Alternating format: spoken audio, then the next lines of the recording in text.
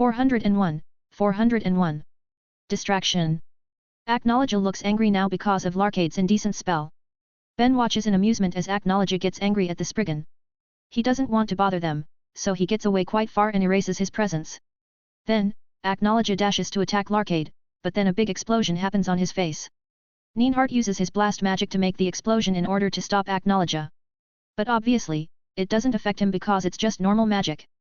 Acknowledge arrives in front of Larkade and sends a claw attack. But his attack is stopped by Irene's hand and Demaria's sword. Irene's hand has a lot of scales now because she releases some of her Dragon Slayer power. It makes Acknowledge interested, but he is still targeting Larkade. The blonde man doesn't just stay silent though. He makes a bright white spear using his white arts and shoots it toward Acknowledge's face. The spear hits Acknowledge's face, or so they thought. He is actually catching it using his teeth and crushing it like a cracker while grinning. Then Acknowledge opens his mouth and a bright blue light appears there. Careful! It's his, shouts Irene, but Acknowledge already shoots his dragon roar before she finishes. His dragon roar isn't as big as when he was in his dragon form. But it is still very powerful because after Larkade evades it narrowly, the beam hits Vistarion's wall and creates a massive explosion. It is very big that it decimates a very wide area and erases it forever. Ben keeps observing Acknowledge to know more about his power. Now that they are on a more equal level, Ben can judge Acknowledge's power better than before. But he still hasn't seen much of Acknowledge's power, so he needs to observe it more. His observation time gets disturbed by another annoyance though. Ben suddenly catches a black orb full of death aura that flew at him. He catches it with a hand that has been covered by his Sun Dragon Slayer magic because he doesn't want his hand to erode. What do you want, Zeref? Asks Ben annoyedly while crushing the black orb. I have a proposal, Ben. What if we work together for a while to defeat Acknowledge? With our combined power, we can surely bring him down. We can finish our business after that, says Zeref. Ben looks serious for a while and rubs his chin while thinking. Or so it seems because he suddenly laughs quite loudly, but not loud enough to take Acknowledge's attention. He looks at Zeref with an expression of pity. It must be the joke of this century. You want us to work together? Ha, you must be high right now. Why should I work together with you of all people? Do you think I can't defeat Acknowledge on my own? Don't put me at the same level as you who have been stagnant for 400 years, says Ben while grinning widely. Besides, I know you are planning to stab me in the back. So why should I join hands with someone who wants me dead? Be smarter, Zeref, says Ben while looking down at Zeref as they stand very close. Ben is taller than Zeref, so he can literally look down on Zeref. He likes irritating his enemies and Zeref is no exception. Right now, the Emperor is looking at him with a calm face, but it is clear that he is pissed at Ben. If that's what you want, then let's settle this immediately. I've told them what to do so they will be able to hold on against Acknowledge, says Zeref. Zeref was the one planning this scenario to distract Acknowledge from fighting the Spriggans. Larkade's magic affects one's feelings and even if it wasn't perfect, it has affected Acknowledge. Zeref never won against Acknowledge, but he surely knows the Black Dragon more than anyone else, and he knows how to make Acknowledge angry. He planned it to shift Acknowledge's attention from Ben so that he can focus on fighting Ben. Right now, Ben is a bigger threat than Acknowledge for Zeref because other than massive raw power, Ben has a big brain to be used.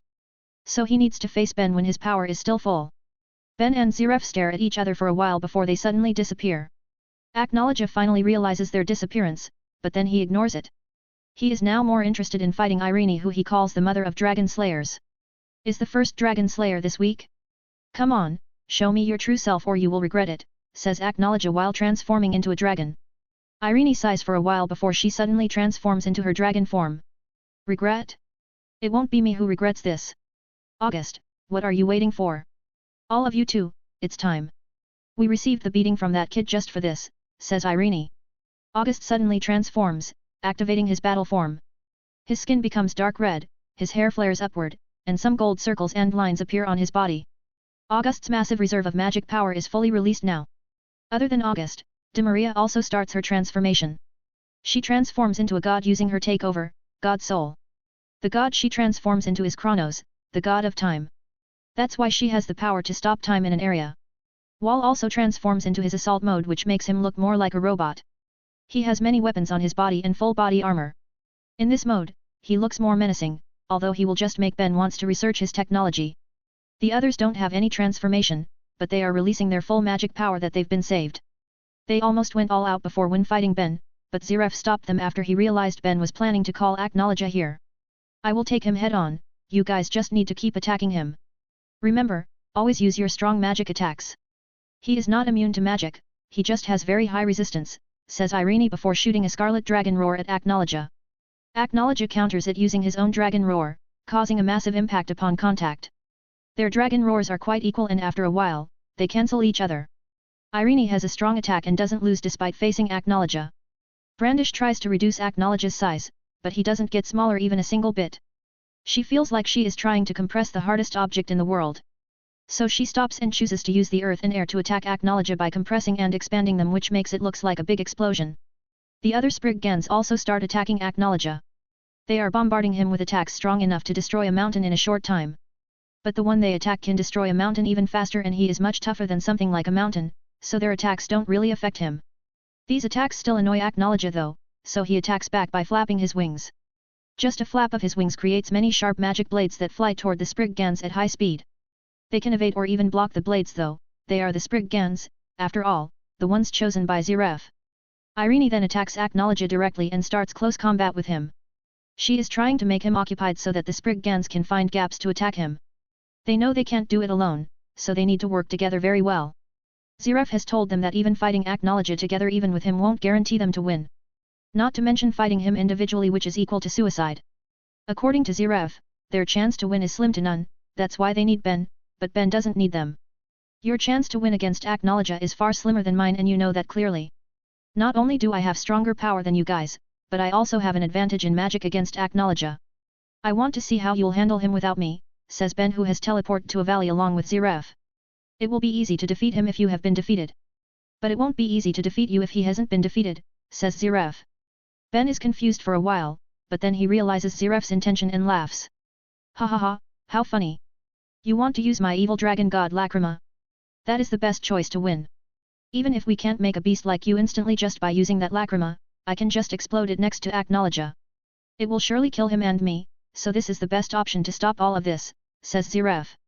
Ben smirks and says, what a madness. Sorry though, I don't plan to die until my kids grow up and make their own families. You are free to die, but don't count me in. Ben knows Zeref must have a secret card to be used against him or Zeref won't be this confident. Zeref won't confront him without preparing anything.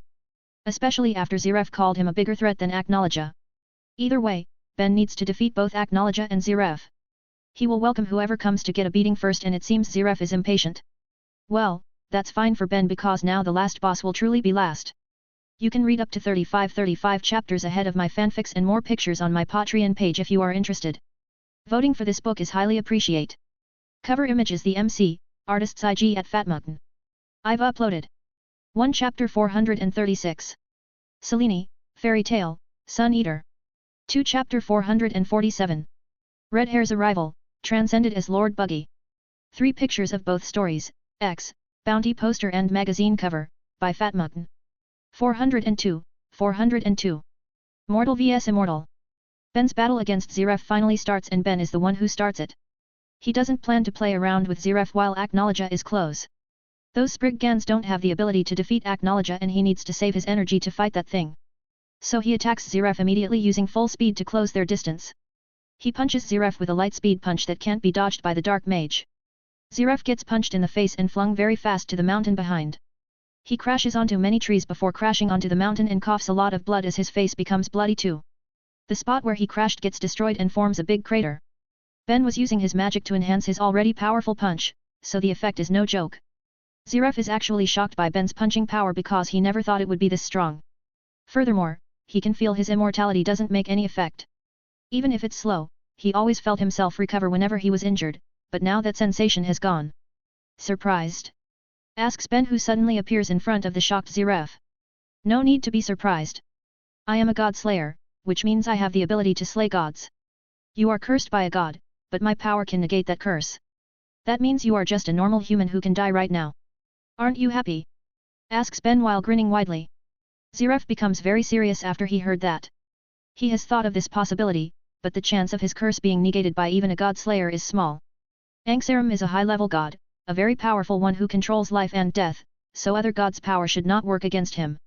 Unless that god has a higher level than Angsarum, who is feared even by other gods. But there aren't many gods who are known by humans. Even Zeref didn't know there was a sun god until Ben learned sun god slayer magic. Though he is wrong about something here. Ben found out that there was no need for a god's existence for someone to create a god slayer magic. Sun God might not exist and Ben would still be able to create his Sun God Slayer magic because he knew the concept of that magic. Besides, gods in this world are just magical beings with high-level magic and are worshipped by people. They are also living being here, just like humans, but they are way more powerful. There are some weak gods though, making them more similar to people. It is possible for humans to learn non-exist gods' magic. They just need to know gods' magic concepts and characteristics. Even if there is no such god, humans still can make a god slayer magic using their knowledge. But Ben knows the possibility of a sun god's existence is high because there were a sun demon and a sun dragon. Just because there was no known record about the sun god doesn't mean it doesn't exist. Although Ben doesn't care about that because he just needs to be powerful enough. That's also one fact that Zeref doesn't know. No matter how high a god's level is, a god slayer can still counter god's magic with god slayer magic. It's just the damage that will be different, just like how it is with dragon slayers. I never thought your god slayer magic will affect an already casted curse. It feels like you are hacking the system, says Zeref. Well, I am. That curse is still a god's power and it resides in your body. So you are partially a god in this sense. That's why your body will be damaged by god slayer magic, says Ben while cracking his fingers and grinning. Seems like I can't prolong this, says Zeref very seriously before teleporting to an unknown place. Ben stays calm and scans the whole area to find Zeref's magic power. He finds it very fast, but then he is surprised when he senses Zeref's magic power increases at an incredible rate. Still, Ben is grinning because this means things will be more interesting. He teleports to where he sensed Zeref's magic power and sees Zeref there. But Zeref's appearance has changed drastically in that short amount of time. His hair becomes white, he has glowing wings, and even his clothes become sparkling white. I thought you were a dark mage, but you are actually a bright mage, says Ben before he shivers at how cringe he just sounded. Anyway, Zeref has transformed and he is more powerful now. Was this the power you were aiming for? Was this the reason for targeting Fairy Heart? Asks Ben. That's right, I would be more powerful than this if I got Fairy Heart. Too bad you were always close to it, so my chance was very low. That's why I searched for alternatives and I finally found this method, says Zeref. Fairy Heart is said to have infinite magic power. If Zeref absorbs it, then his power will be unrivaled, that was what he thought. But Ben knows there is no such thing as infinite magic power because even this world doesn't have an infinite amount of it, so an object or even a person won't have it. Fairy Heart doesn't have an infinite amount of magic power, but it surely has an unbelievable amount of magic power. It also absorbs magic power from its surroundings at a very high rate when its magic power gets depleted, that's why it seems infinite. Zeref planned to absorb that unbelievable amount of magic power. But he couldn't because of Ben, so he used another plan. They have attempted to make something similar to Fairy Heart over the years, but they couldn't make it perfect. It was still very powerful though, so they resumed that project after knowing that it would almost be impossible to get Fairy Heart with Ben guiding it. What Zeref used just now was that project, a big lacrima crystal that has a massive amount of magic power. If it is used as an explosive, then it can decimate the whole Alvarez. That is very impressive, but Ben becomes angry instead. That's because an item with such power should be strong enough to kill Aknologia, but Zeref used it for himself instead.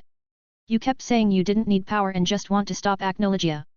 Yet here you are, taking a power that can kill Aknologia to increase your power. I have had enough of your bullshit. It's time to send you to Angsarum, says Ben with a scary face. Ben's magic power suddenly rises and his hands are covered by black solar energy. Gauntlet-like claws appear on his hands. But no change appears on his other body parts, only his hands change, it's just a partial transformation. I just need this much to kill a hypocrite like you. Grit your teeth, this will hurt so much, says Ben while clenching his fists. Zeref doesn't answer and just raises his right hand toward Ben. Time suddenly freezes and Zeref becomes the only one who can move there. His time magic is more powerful than Dimaria's magic, so Ben also freezes in his time, or so he thought. Ben suddenly disappears from his spot and Zeref suddenly gets punched in the face once more. The time resumes again because Zeref can't maintain it anymore. He crashes onto some trees again, slides on a lake, crashes onto some trees again, and then crashes onto a cliff. This punch is more powerful than before because Ben is really angry now. If he has the item that Zeref used, then he would have used it to kill Aknologia. But Zeref, who always said about killing Aknologia, didn't use it for that and used it for himself instead. Using it on Aknologia once won't guarantee his death. Instead, using it to increase my power will increase the chance too, says Zeref while getting up slowly. He doesn't get injured as much as before because of his increase in power. Bullshit, you just need to make it unavoidable, and even if he doesn't die, he would get injured badly, so you could kill him easier. You are just hungry for that power, says Ben as he flashes and chokes Zeref. Then what about you? Aren't you hungry for power too? Asks Zeref calmly. I am, but I take every chance I have, and I never hurt innocents for myself. We may have the same goal, but our ways surely are different. Our principles are different, so don't put me in the same category as you, says Ben before clenching his hand. But Zeref teleports right in time to avoid his neck being crushed by Ben. His reaction time has gotten much better after boosting his power. Ben can still react to it though and finds Zeref right away after teleporting. Without saying another word, Ben flashes towards Zeref and starts attacking him. Ben moves very fast and sends a flurry of attacks at Zeref. But Zeref now can react to his attacks. Zeref evades and attacks back, but he doesn't block Ben's attacks because he knows he isn't strong enough to do that. Ben realizes Zeref is using time magic to increase his perception. He boosts his brain's thinking speed using time magic to hasten his brain's activity. Normal people would die from this, but he is immortal, so his body can handle this. Still, even by hastening himself, Zeref still can only match Ben's current speed. But Ben hasn't used his full speed now. So when Ben starts getting faster, Zeref starts to get overwhelmed, and the balance breaks. You lack real fighting experience, says Ben before punching Zeref's chest at an even faster speed. Zeref can hold it now and only gets pushed 100 meters. He is quite satisfied that he can handle Ben's punch. But then he coughs a lot of blood and almost falls to his knees. Ben clenches his fist and says, "You never had a chance." You can read up to 35 chapters ahead of my fanfics and more pictures on my Patreon page if you are interested. Voting for this book is highly appreciate. Cover image is the MC, artist's IG at Fatmutton. I've uploaded 1 chapter 437. Alta Face, Fairy Tale, Sun Eater. 2 chapter 448.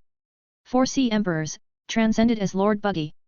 3 pictures of both stories, X, Bounty poster and magazine cover, by Fatmutton. 403, 403. Not so immortal. One-sided, that's how Ben's battle against Zeref turns out. An overwhelming power added with an advantage in magic makes Ben can dominate the battle. He is much faster, stronger, has more experience, and skills. Ben doesn't give Zeref any chances to even fight back and keeps beating the crap out of this empire's emperor. Zeref can't hit Ben at all because Ben's attacks always hit him first. Ben is too fast for even Zeref who can control time now. The current Ben who doesn't hold back can send tens of punches in a second. Each of his punches is powerful enough to crack Zeref's bone. Even after getting a lot of power, Zeref still can't match Ben's power. Zeref's immortal body is useless against Ben's Sun God Slayer magic. Ank'Saram's curse is breaking with each punch from Ben and Zeref can't recover. That 400 years old curse is fading because of Ben's attacks. Ben attacks Zeref mercilessly and he keeps increasing his attack power. He doesn't give Zeref any break even though Zeref's body is full of blood now. But Ben knows that Zeref is still conscious because there's no way someone like him would succumb to some punches. Then while keep punching Zeref, Ben asks, "How does it feel, Zeref? Is it hurt? Is it painful?" Those children who lost their parents, parents who lost their children, people who lost their loved ones and future because of you and your demons felt more pain than this. They suffered while you were thinking you did the right thing with your twisted sense of justice. So even if it's just a little, I will make you feel their suffering. Besides, your death is important because we'll make all those Aetherius demons disappear, except for Natsu. But I won't give you an easy death because it won't satisfy those poor souls, says Ben with an intimidating face while still punching Zeref. Ben hits every part of Zeref's body from head to toe including those balls. He doesn't give this guy any mercy and destroys everything. Those who know Ben well won't be surprised by this, but those who don't know him that well will be terrified seeing his ruthlessness. Zeref's power mode disappears after a while and he returns to normal. He is very incredible already for holding on and staying in that mode for a while despite the beating. Even S-class mages would have died many times after getting such beatings, but he holds on.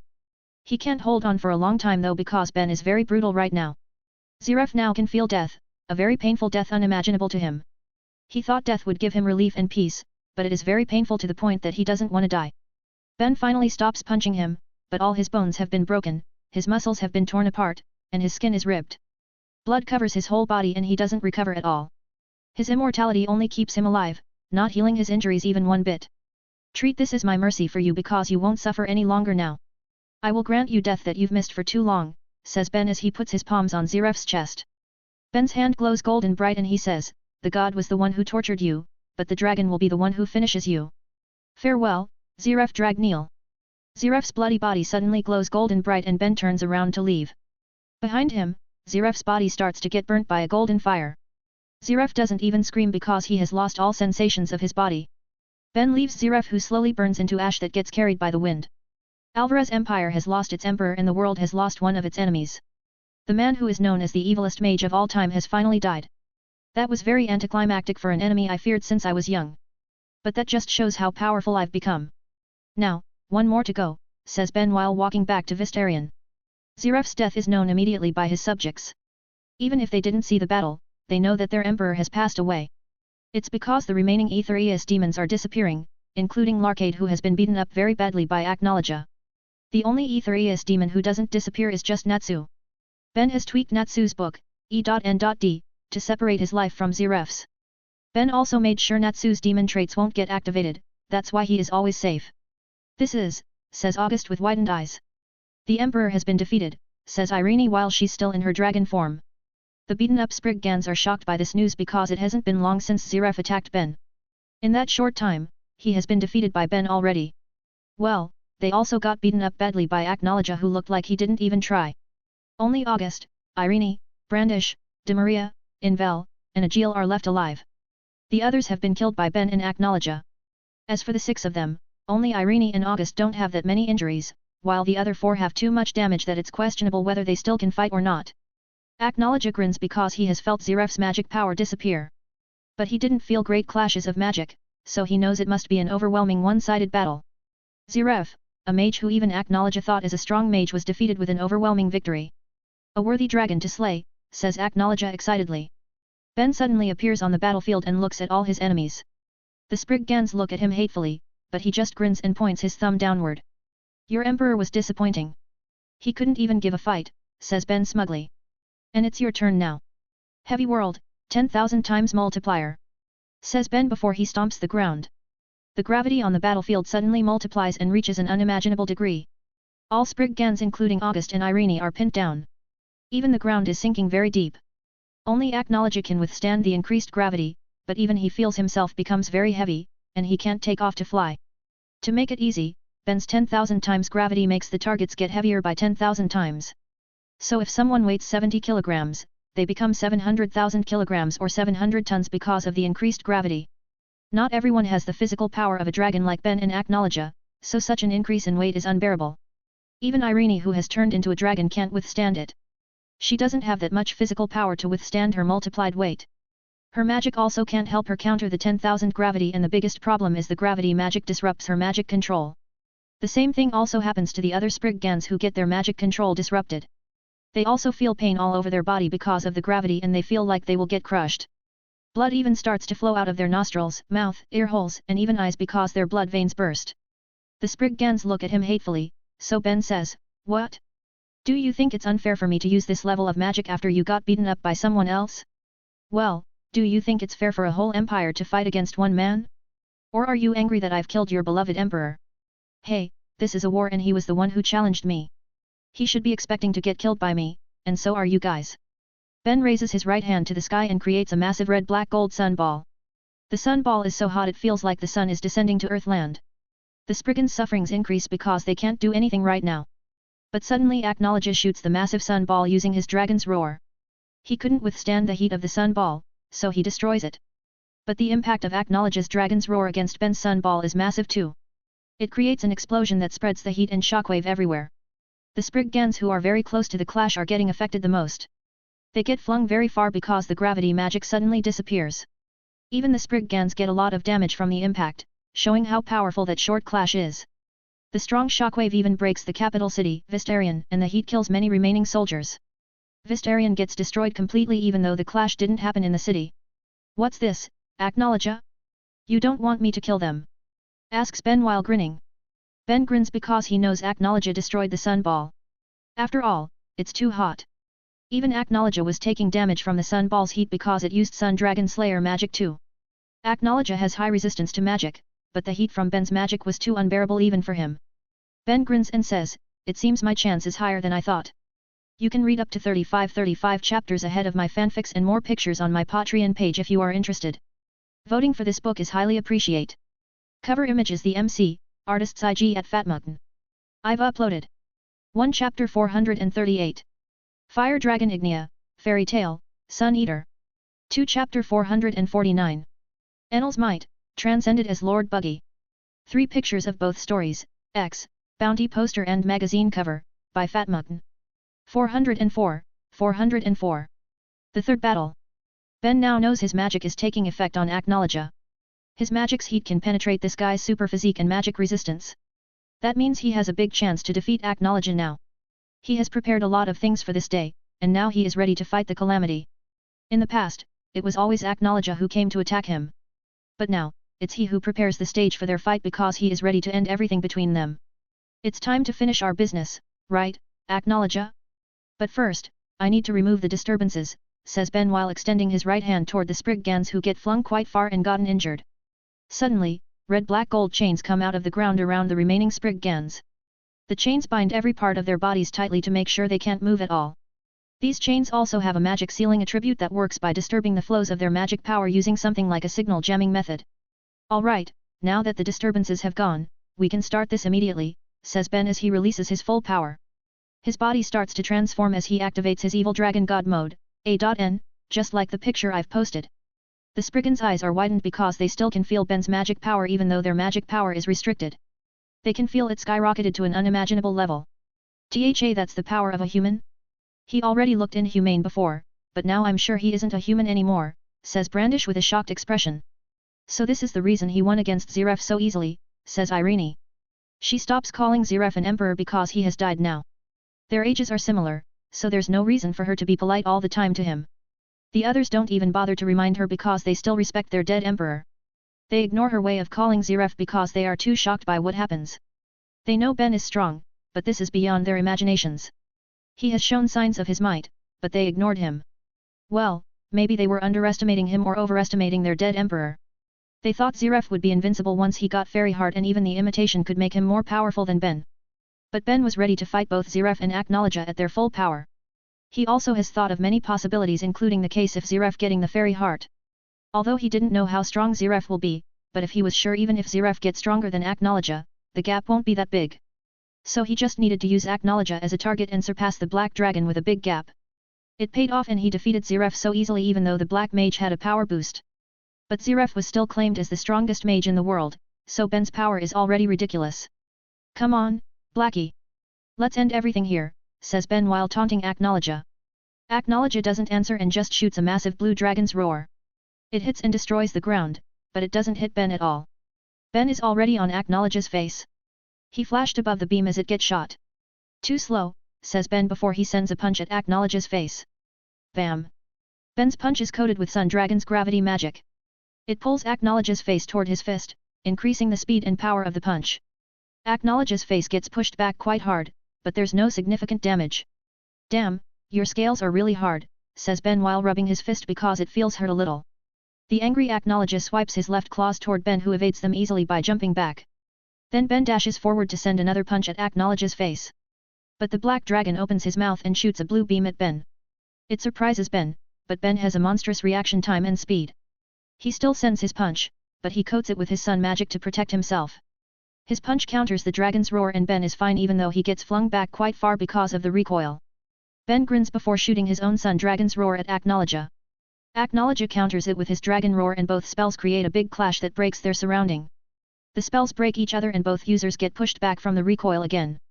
Seems like my calculations were a little off. You are stronger than I thought even though I thought I was overestimating you already. But well, your skills and techniques are still too sloppy despite having great power. Also, I've made sure to surpass your power by a big margin, says Ben while grinning. Ben suddenly flashes as a flash of light and reaches Acknowledge's tail. He grabs Acknowledge's tail and firms his grasp before he pulls the tail. Acknowledge's body gets pulled and then his body leaves the ground. Then, he gets slammed on the back by Ben. Their size difference makes it looks like an ant is throwing an elephant. It looks very satisfying, but the result isn't satisfying for Ben. Acknowledge is fine even though the impact is big.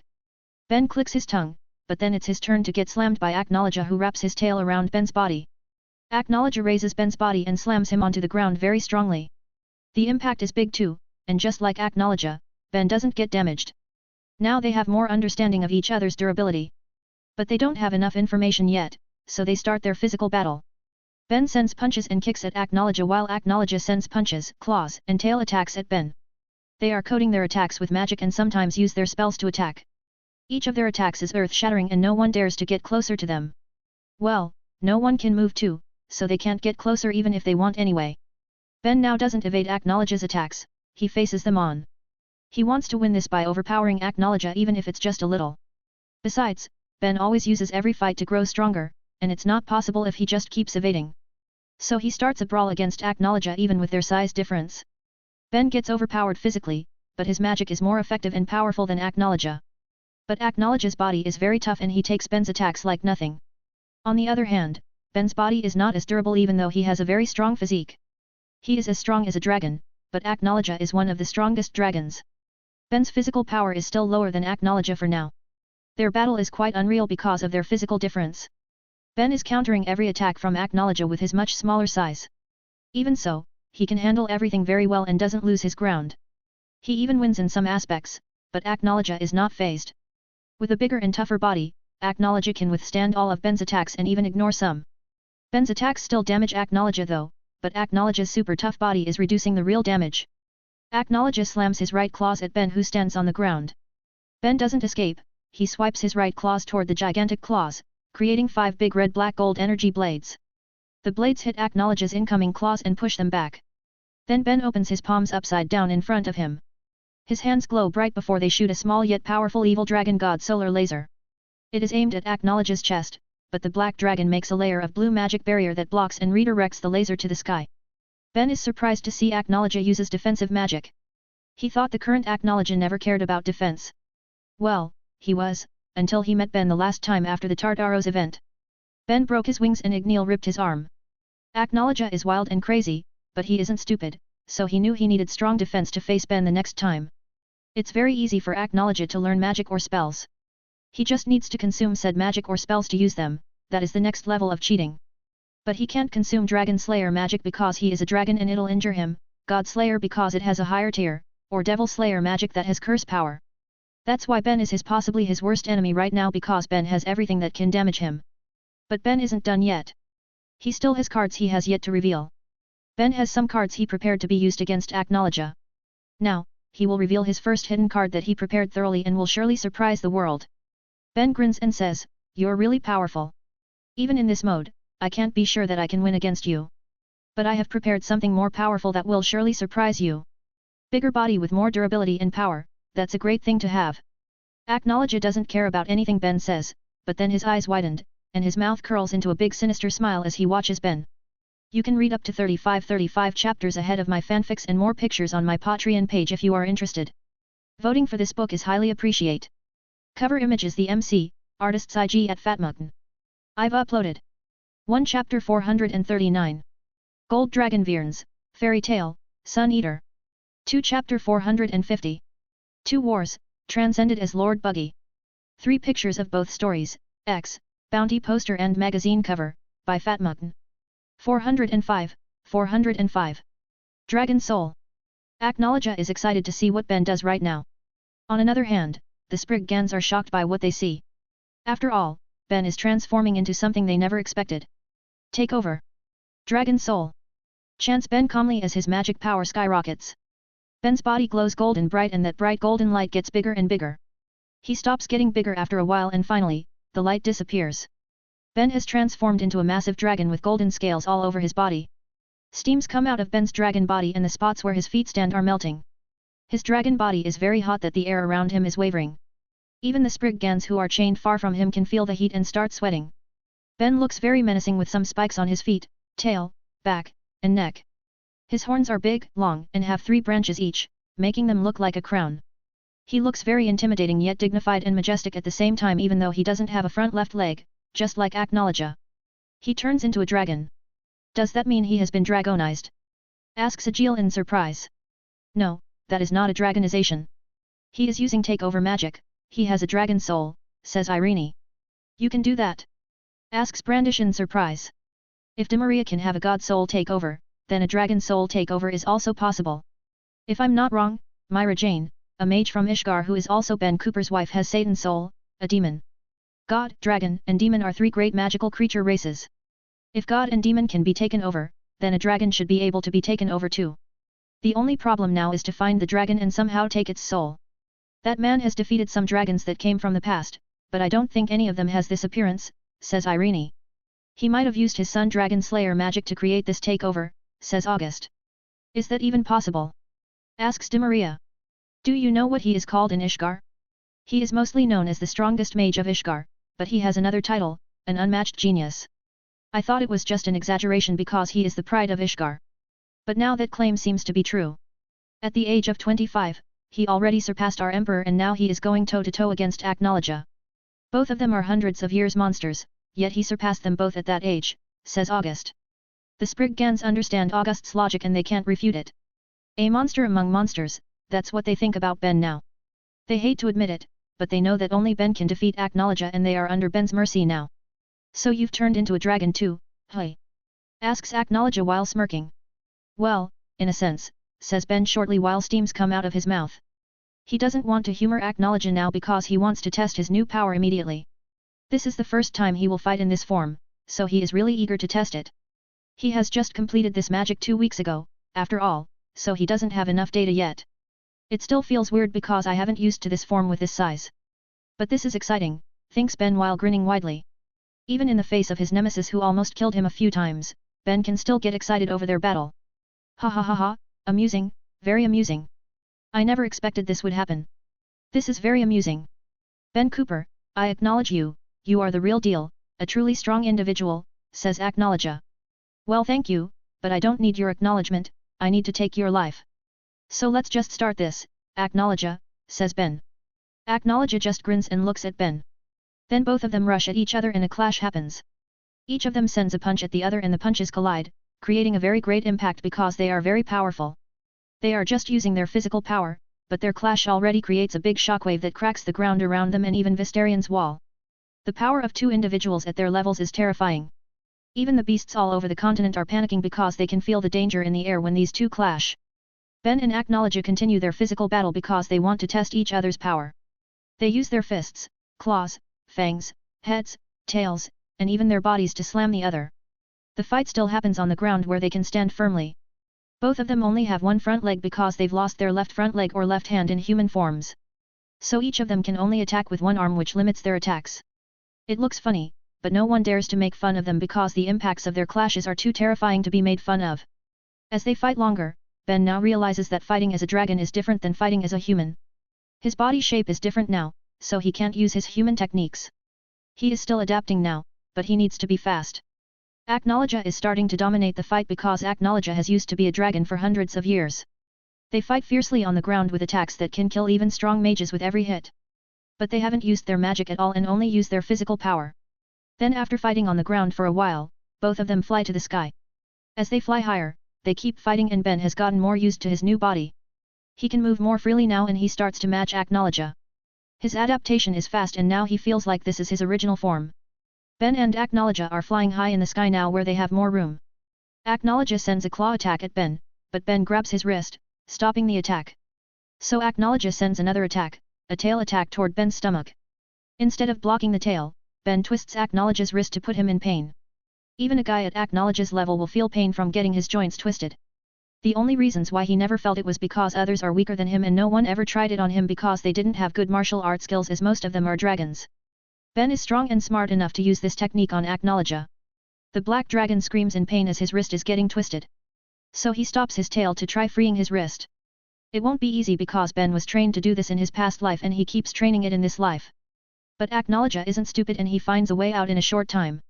He flips his body to free the twist on the wrist although his wrist hasn't been freed from Ben's grasp. Then Aknologia connects his spin with a tail attack again toward Ben's hand, front foot. Ben grins, but he doesn't release Aknologia's wrist.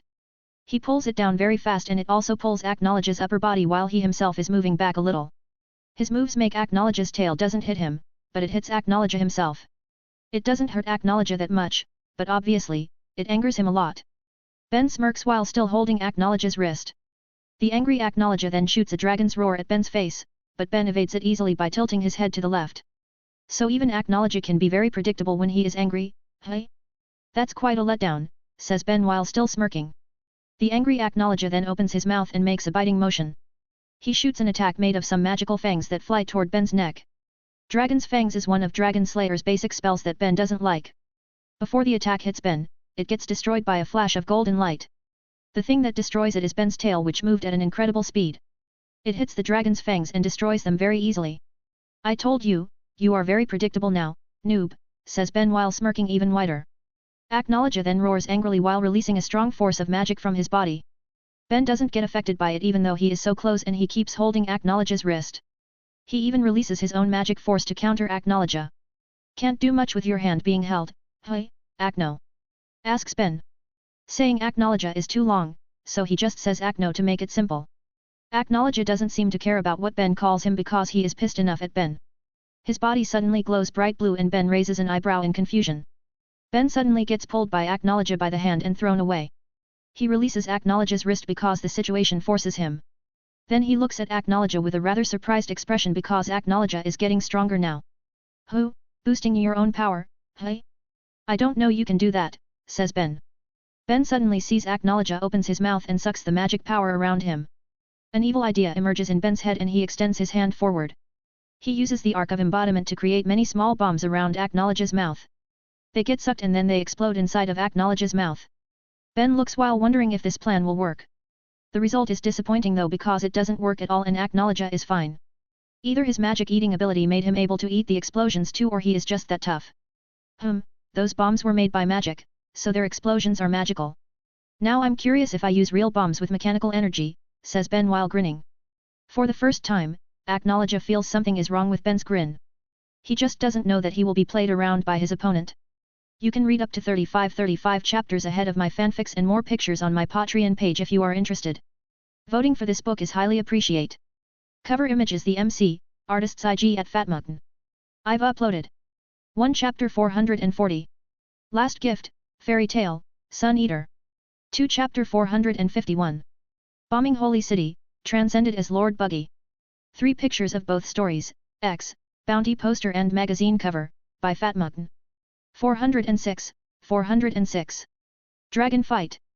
The grin on Ben's dragon face seems ominous in Acknowledge's eyes. But he ignores it because they are in a fight and he shouldn't get bothered by something like this. Besides, it will be shameful if he gets nervous just because of his opponent's grin. They continue their fight and now Ben attacks more playfully. He is used to his new body form now, so he chooses to play around first to know his limit. Besides, he wants to anger Acknowledge and he always shows his best ability when he is playing around in a fight. Acknowledge swipes his claws at Ben, but Ben drops himself to avoid it. His tail, however, is holding Acknowledge's left foot, so his drop pulls Acknowledge down too. Ben laughs as he swings his body around using his tail while Acknowledge tries to keep flying. The angry Acknowledge shoots his dragon's roar at Ben who clings below him. Ben only says, "Husice," while swinging to Acknowledge's back. But Ben's tail is still tied to Acknowledge's left foot, and now he is holding Acknowledge's tail. Whoa, such a big black tail, I'm sure Irene would like this. Or have you used it on a female dragon before? Asks Ben mockingly. Acknowledge roars angrily and sends a back kick at Ben using his free right leg. Ben only raises an eyebrow as he pulls Acknowledge's tail and puts it in the path of the kick. It makes Acknowledge's kick hits his own tail which makes him roar in pain. You did it yourself, pal, I'm not guilty, says Ben while raising his only hand and releasing Acknowledge's tail. Acknowledge then swipes his tail at Ben again, but now it is coated with magic, so Ben can't just grab it. He, however, pulls Acknowledge's left leg to the left very fast. Acknowledge's tail attack misses Ben and he is sent flying to the left by Ben's throw. After balancing himself for a bit, Acknowledge stops flying and looks back at Ben. His expression says that he will surely kill Ben, but Ben just whistles playfully. Ben is really enjoying this little game of his that angers Acknowledge while he is having fun. Acknowledge then roars angrily as he creates many blue magic circles around him. Ben remembers this spell which makes him grin excitedly. He was overwhelmed by this spell the last time he fought against Acknowledge, after all, so he will get his chance to redeem himself. The blue magic circles shoot many blue beams that target Ben. They move very fast, but Ben just looks at them while grinning. Ben coats his hands with golden solar energy before he extends his arms forward. A 5-meter sun ball appears on Ben's hands and he chants, "Sun Dragon Solar Flares." Whips made out of golden solar energy come out of the sun ball. The whips slap around hitting the blue beams and sending them away. These whips aren't as strong as Acknowledge's attack, but they have enough power to just redirect the blue beams. The blue beams fly around and fall onto the ground. Some of them fall on the city, destroying buildings and even the castle. Many soldiers who hide in the city fall victim to these powerful attacks, and even the Spriggans get damaged as two beams fall near them, damaging them while sending them to fly. Acknowledge gets even angrier because none of his attacks hit Ben. The city is almost destroyed, but it wasn't his target, so he isn't satisfied. Ben is still unscathed because he only got minor injuries that already healed by his strong vitality. Is that all you got, big boy? Asks Ben mockingly. Again, Acknowledger roars as he creates a massive blue magic circle in front of him. Ben gets serious instantly because he can feel this attack is far more powerful than any attack Acknowledger has ever used against him. He can even feel the magic power of this attack keeps increasing. Damn, does he plan to destroy this continent? Ponders Ben seriously. The magic power accumulated in Acknowledge's attack is powerful enough to destroy this whole continent. Ben has angered Acknowledge too much that the Black Dragon decides to eradicate him along with this whole continent. All Spriggans below are thinking the same thing as Ben now. This attack is simply the most powerful magic they've ever seen in their whole lives. Even Irene and August, who boasted to have the greatest power among the Spriggans, are trembling in fear now. Both Irene and August have the power to destroy a continent. But they will need a lot of attacks to do that and maybe need to use all their magic power. The most Irene can do with a spell is reform the continent after some preparations, not destroy it. The sheer pressure of Acknowledge's magic is making them tremble strongly. If even the Spriggans have those reactions, the soldiers are having it worse. They faint immediately and the weak ones who have been injured are dying. Among all those present there, only Ben is fully fine.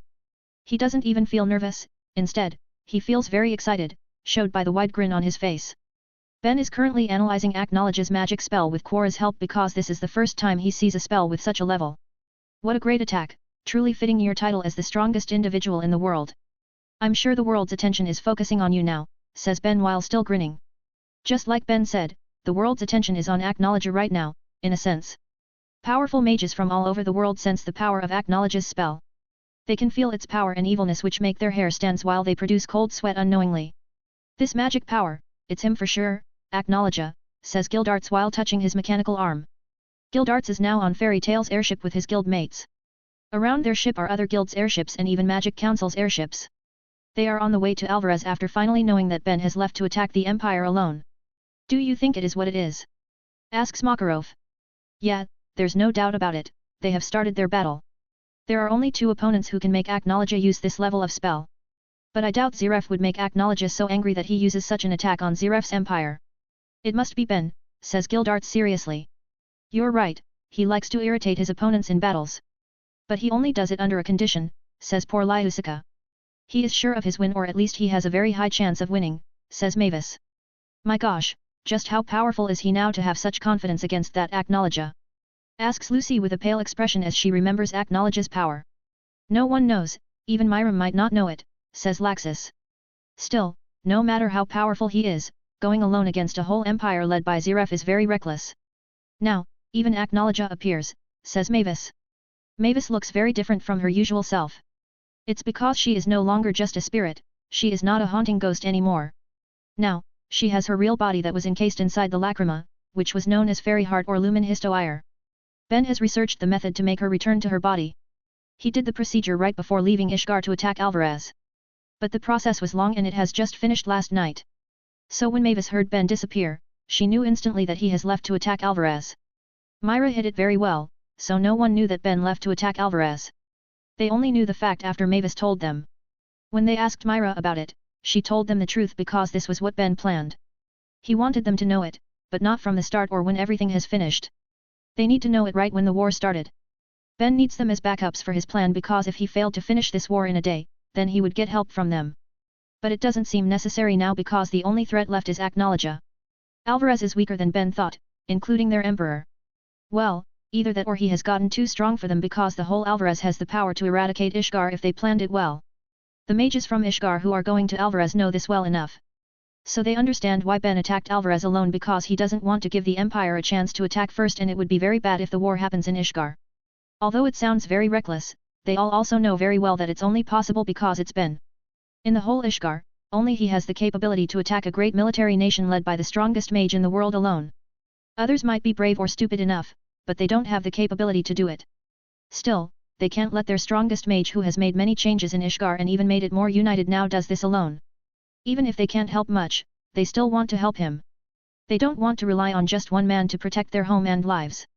That's why they go to Alvarez without hesitation after receiving the news from Makarov. Even Makarov didn't expect these many people would go to Alvarez with Fairy Tail. Almost every guild sent people, all wizard saints come, Magic Council sent troops, nations also sent their people to Alvarez. Ben never realized it, but he is loved by many after doing many things.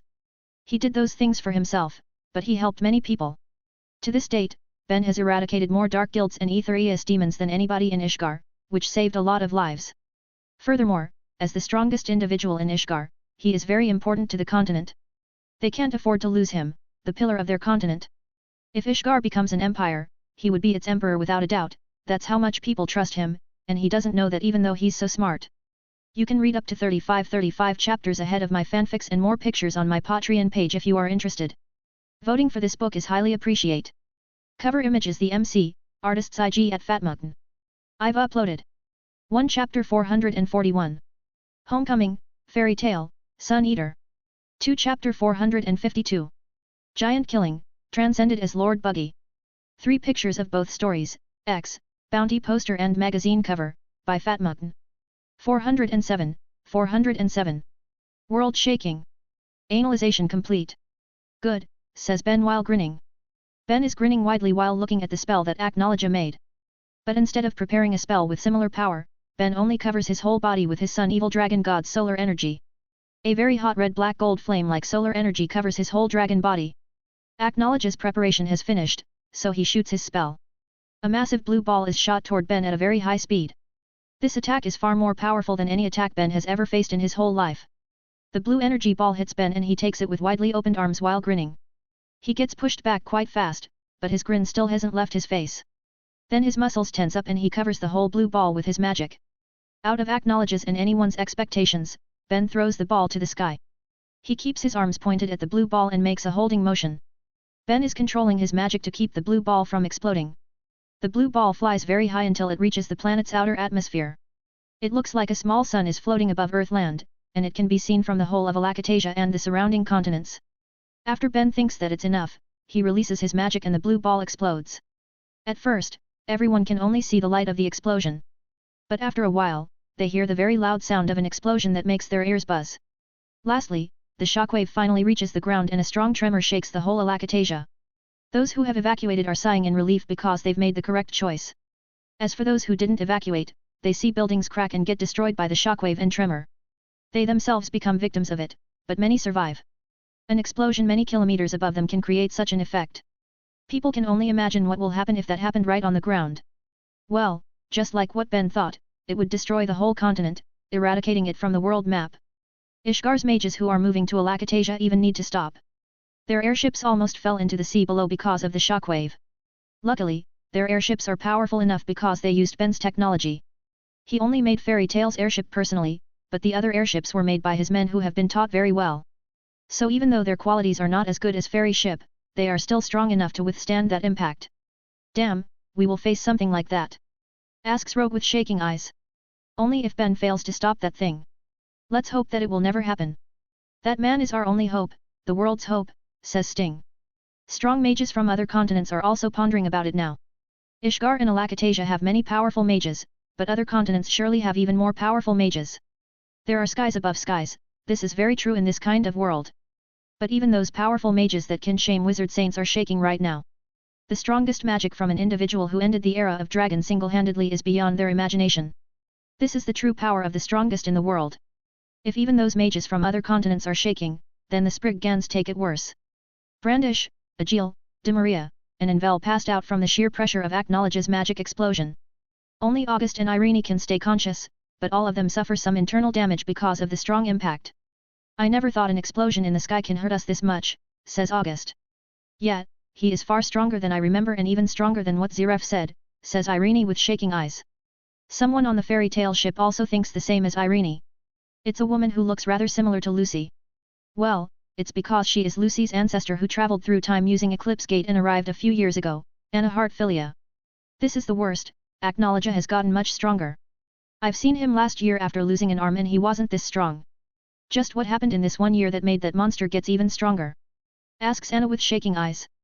The others get silenced by that statement because they also feel it, but Anna has confirmed it. Mavis who has thought about it then speaks, maybe it's because of what happened last year. I don't mean it's because he lost an arm, but because of Ben.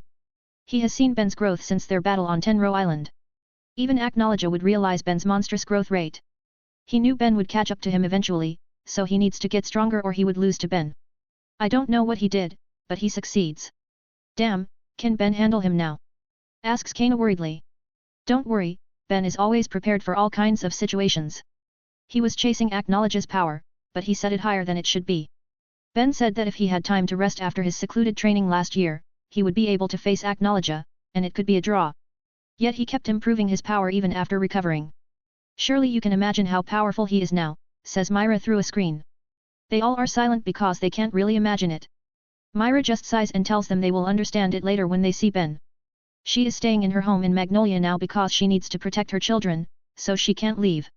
Myra has full trust in Ben and she knows he will win, so she stays in Magnolia. Also, without Ben or the other strong mages, Ishgar is quite vulnerable now.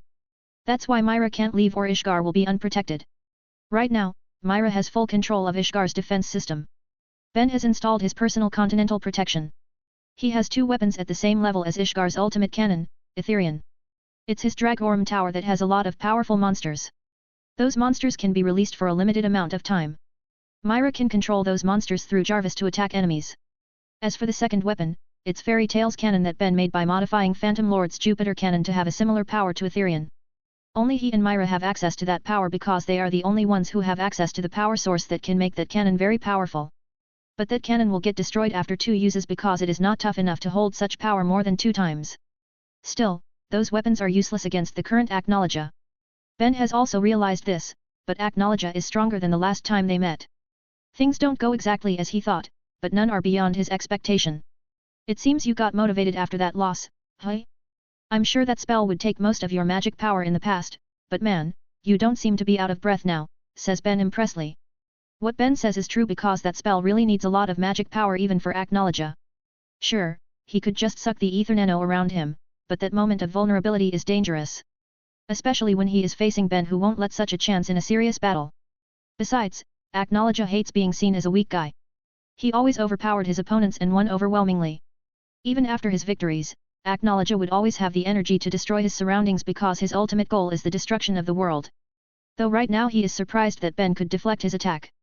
Even deflecting that attack requires a lot of power and the most important thing is control. If Ben doesn't have a good control, Acknowledge's attack would explode upon contact. Well, enough small talk, it's my turn now, says Ben while covering his limbs and tail with his Sun Dragon Slayer magic. Ben suddenly flashes toward Acknowledge and arrives instantly. He grins and starts attacking Acknowledge with his close combat skills. His attacks are powerful and most importantly, they are fast. His speed looks unreal because of his current body size. Acknowledge gets hit every time Ben attacks and he can't retaliate well because of Ben's speed. But Ben realizes that his attacks don't give much damage to Acknowledge now. The Black Dragon actually toughens his scales using his magic to defend himself from Ben's barrage of attacks. Ben grins and says, "You are not as stupid as I thought." "But you are more stupid than I thought," says Acknowledge calmly before he suddenly hugs Ben's body. Out of Ben's expectation, Acknowledge suddenly bites his right shoulder. Acknowledge's sharp teeth pierce Ben's golden scales, making Ben flinches. He curses in his head because he knows Acknowledge is trying to rip his right arm. You can read up to 35 chapters ahead of my fanfics and more pictures on my Patreon page if you are interested. Voting for this book is highly appreciate. Cover image is the MC, artist's IG at Fatmugton. I've uploaded 1 Chapter 442. Family Trip, Fairy Tale, Sun Eater. 2 Chapter 453. End of Marineford War, transcended as Lord Buggy. 3 pictures of both stories, X, Bounty poster and magazine cover, by Fatmugton. 408, 408. Intense. Acknowledge bites Ben's shoulder and tries to rip Ben's arm. But then, he gets choked by Ben's tail and his arm gets held by Ben's hand. Even Acknowledge needs to breathe, so he releases his bite and sends his tail to attack Ben's head. So Ben releases his grip and gets away because he can't block the tail. But he immediately makes a dragon's roar while retreating. It hits Acknowledge and sends the black dragon flying and crashing onto a mountain quite far from them.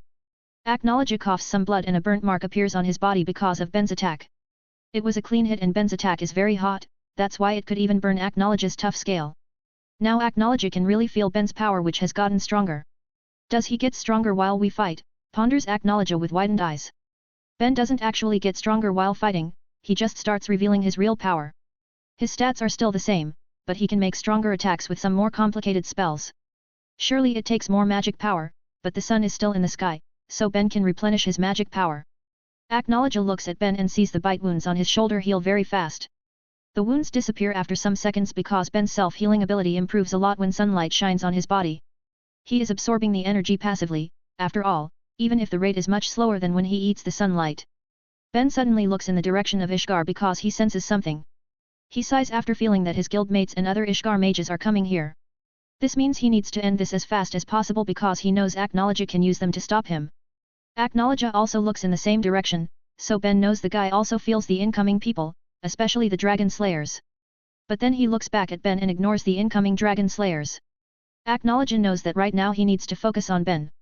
The current biggest threat and best target for Aknologia are Ben. If he can defeat Ben, then anyone else won't matter anymore. He won't just remove his strongest opponent, but also get strengthened a lot after killing Ben. But of course, Ben won't let that happen, and he will be the one getting those benefits. This battle will decide the true strongest individual in the world. Well, there are still gods who are said to be stronger than dragons, but they don't directly involve themselves in the world's affairs, so it doesn't really count. Anyway, Ben sends a strong claw attack at Aknologia who's still lying on the ground. Aknologia jumps away to avoid the claw attack that melts the ground. Ben's attacks that have gotten stronger can break his defense quite easily, so he is very careful now. Then Aknologia covers his body with magic and flies very fast toward Ben. He starts attacking Ben using magic-coded physical attacks. He wants to know whether Ben's physical attacks also get stronger or not. Well, it doesn't take long for Aknologia to find out because Ben overwhelms him very fast. Not only Ben uses more power in his attacks, but he also has better close combat skills. So his attacks are much deadlier and more effective than Aknologia's attacks. Is this all you've got? You were slaying dragons with this level of power?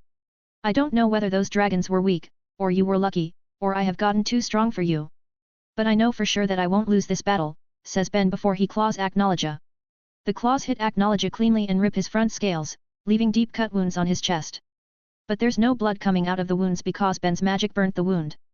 That's why the wounds are still painful with a burning sensation. Come on, the real battle has just started, says Ben while taunting Aknologia. Aknologia then attacks Ben again with his magic-coated body. He sends a lot of attacks, but Ben keeps evading those attacks. His magic flies everywhere, creating massive impacts and explosions all over the battlefield. Ben moves freely in the air and evades all Aknologia's attacks. He tries to tire Aknologia who has gotten too reckless after getting injured by Ben's attacks. Aknologia will get tired while he will save and even increase his energy by absorbing solar energy. It doesn't seem possible though because Aknologia can eat the pure ether nano around him. Ben sighs before he rushes to attack Aknologia again. The black dragon still looks strong even with all the wounds on his body. He is a very tough guy, after all, and those wounds are mere scratches for him. Both of them start fighting again using their magic-coated attacks. Ben sends a claw attack, and Aknologia counters it by shooting a small beam from his mouth at Ben's body. So Ben cancels his attack and uses his claw attack to hit the beam. The beam flies toward a mountain and destroys a big part of the mountain. But the two dragons don't even look at it and focus on their battle. Ben turns around and sends a strong tail attack at Aknologia. His tail hits Aknologia's face, but it doesn't send the black dragon flying. Aknologia is biting Ben's tail strongly to prevent Ben from getting away. Then Aknologia points his right hand at Ben while accumulating his magic on his palm. A big and strong blue beam gets shot from Aknologia's palm. It hits Ben directly because he doesn't have a chance to escape. A massive explosion happens in the sky and the shockwave shakes the land. Aknologia then flies down fast while still biting Ben's tail. He pulls Ben out of the explosion smoke and then slams Ben onto the ground. The slam creates a massive crater because of how powerful Aknologia's throw is. Ben coughs some blood and his body also has some injuries. Aknologia's strong beam attack has injured him quite severely. Then the slam made his injuries worse because of how powerful it was. Aknologia is still very powerful even after using a lot of magic power and has some big injuries. He doesn't end the age of dragons and dominate the world after that for no reason. Even the current Ben won't be able to take Aknologia down that easily without a miracle. After slamming Ben, Aknologia tries to attack him again by jumping onto him. But then Ben sends his legs to kick Aknologia while still lying on the ground. He sends Aknologia away and then gets up as his injuries get healed. Ben and Aknologia look at each other for a while before they rush to fight again.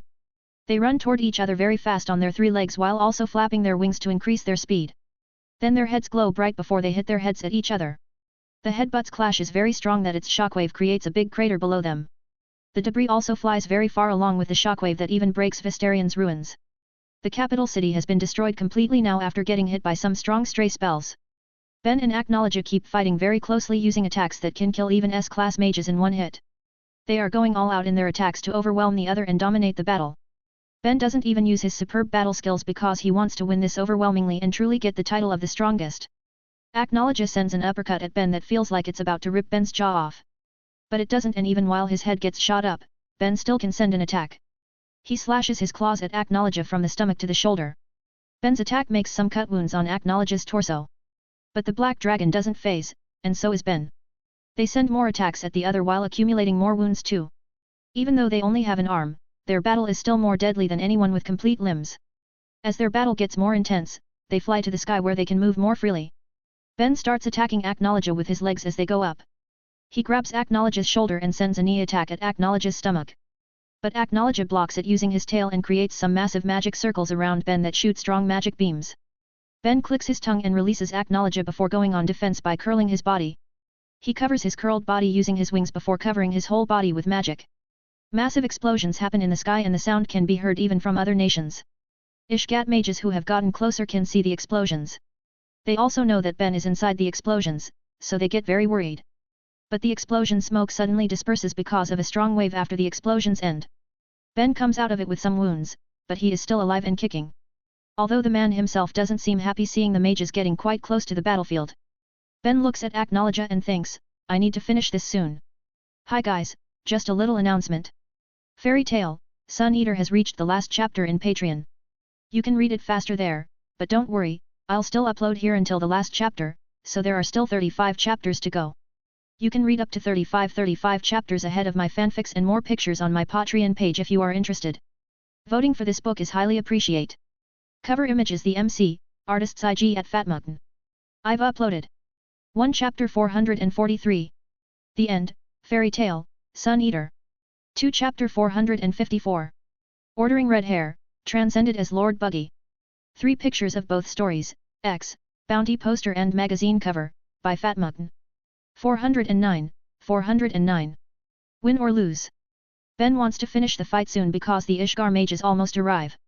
He planned to make them come here around this time, but the war didn't go as he expected. Defeating Alvarez was easy, but defeating Acknowledge is very difficult. If he hasn't defeated Alvarez, then the mages can fight Alvarez's soldiers while he fights Acknowledge.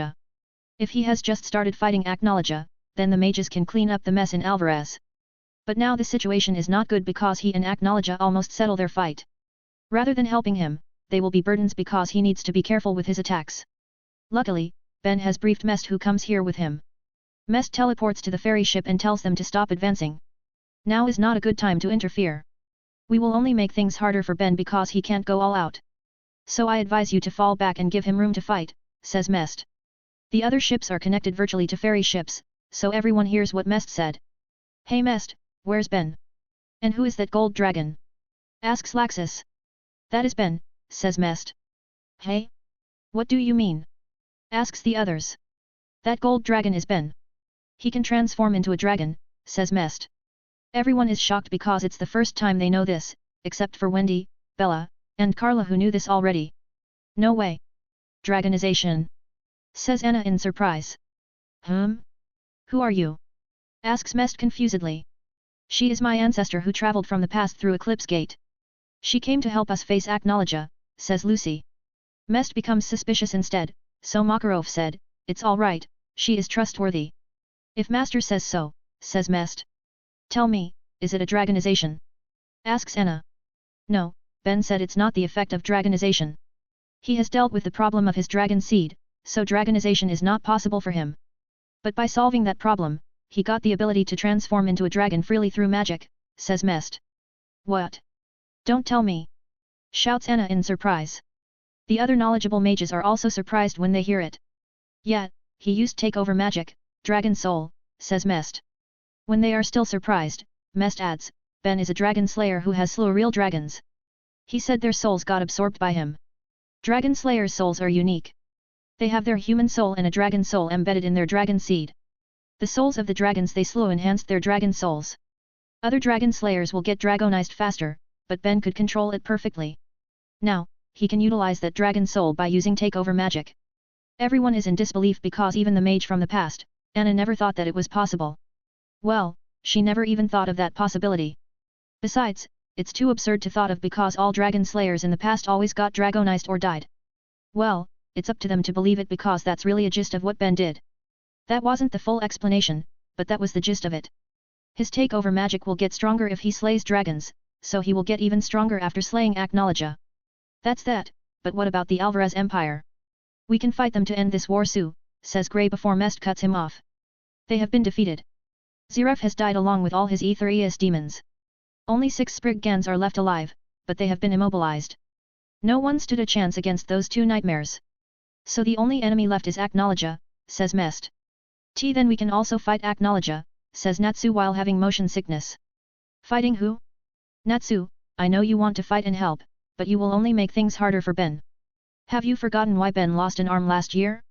It was because he needed to protect you fools while fighting, says Mest coldly. Natsu, Grey, Gajeel, Sting, and Rogue who hear it clench their fist in frustration. But we've gotten stronger now, says Sting. And so is Aknologia. I'm sure some people realize this, but Aknologia is different now. He is stronger and seems to have more sense. In the past, he just looked like a beast, but now he looks like a real intelligent being. The current him is too dangerous for any of us here, says Mest. Grey still protests, but either you listen to me, or I will send you all back to Ishgar with this, says Mest while taking a small marble out of his pocket. Ben made this device to teleport everything in a 1 kilometer radius back to Ishgar. So do as I say or you'll leave this place instantly, says Mest. They finally do as Mest said and fall back quite far. But they still choose a spot where they can watch the battle. They still want to make sure that everything will go nicely and end with Ben's victory. The mages watch as Ben fights against Aknologia and now they know why they shouldn't get closer. Not only they would be burdens, but the impact of the clashes and the stray attacks can also kill them anytime. They see a whole mountain gets destroyed by Aknologia's attack that gets evaded by Ben and vice versa. The battle between these 2 dragons is very destructive and deadlier than any battles they've ever seen.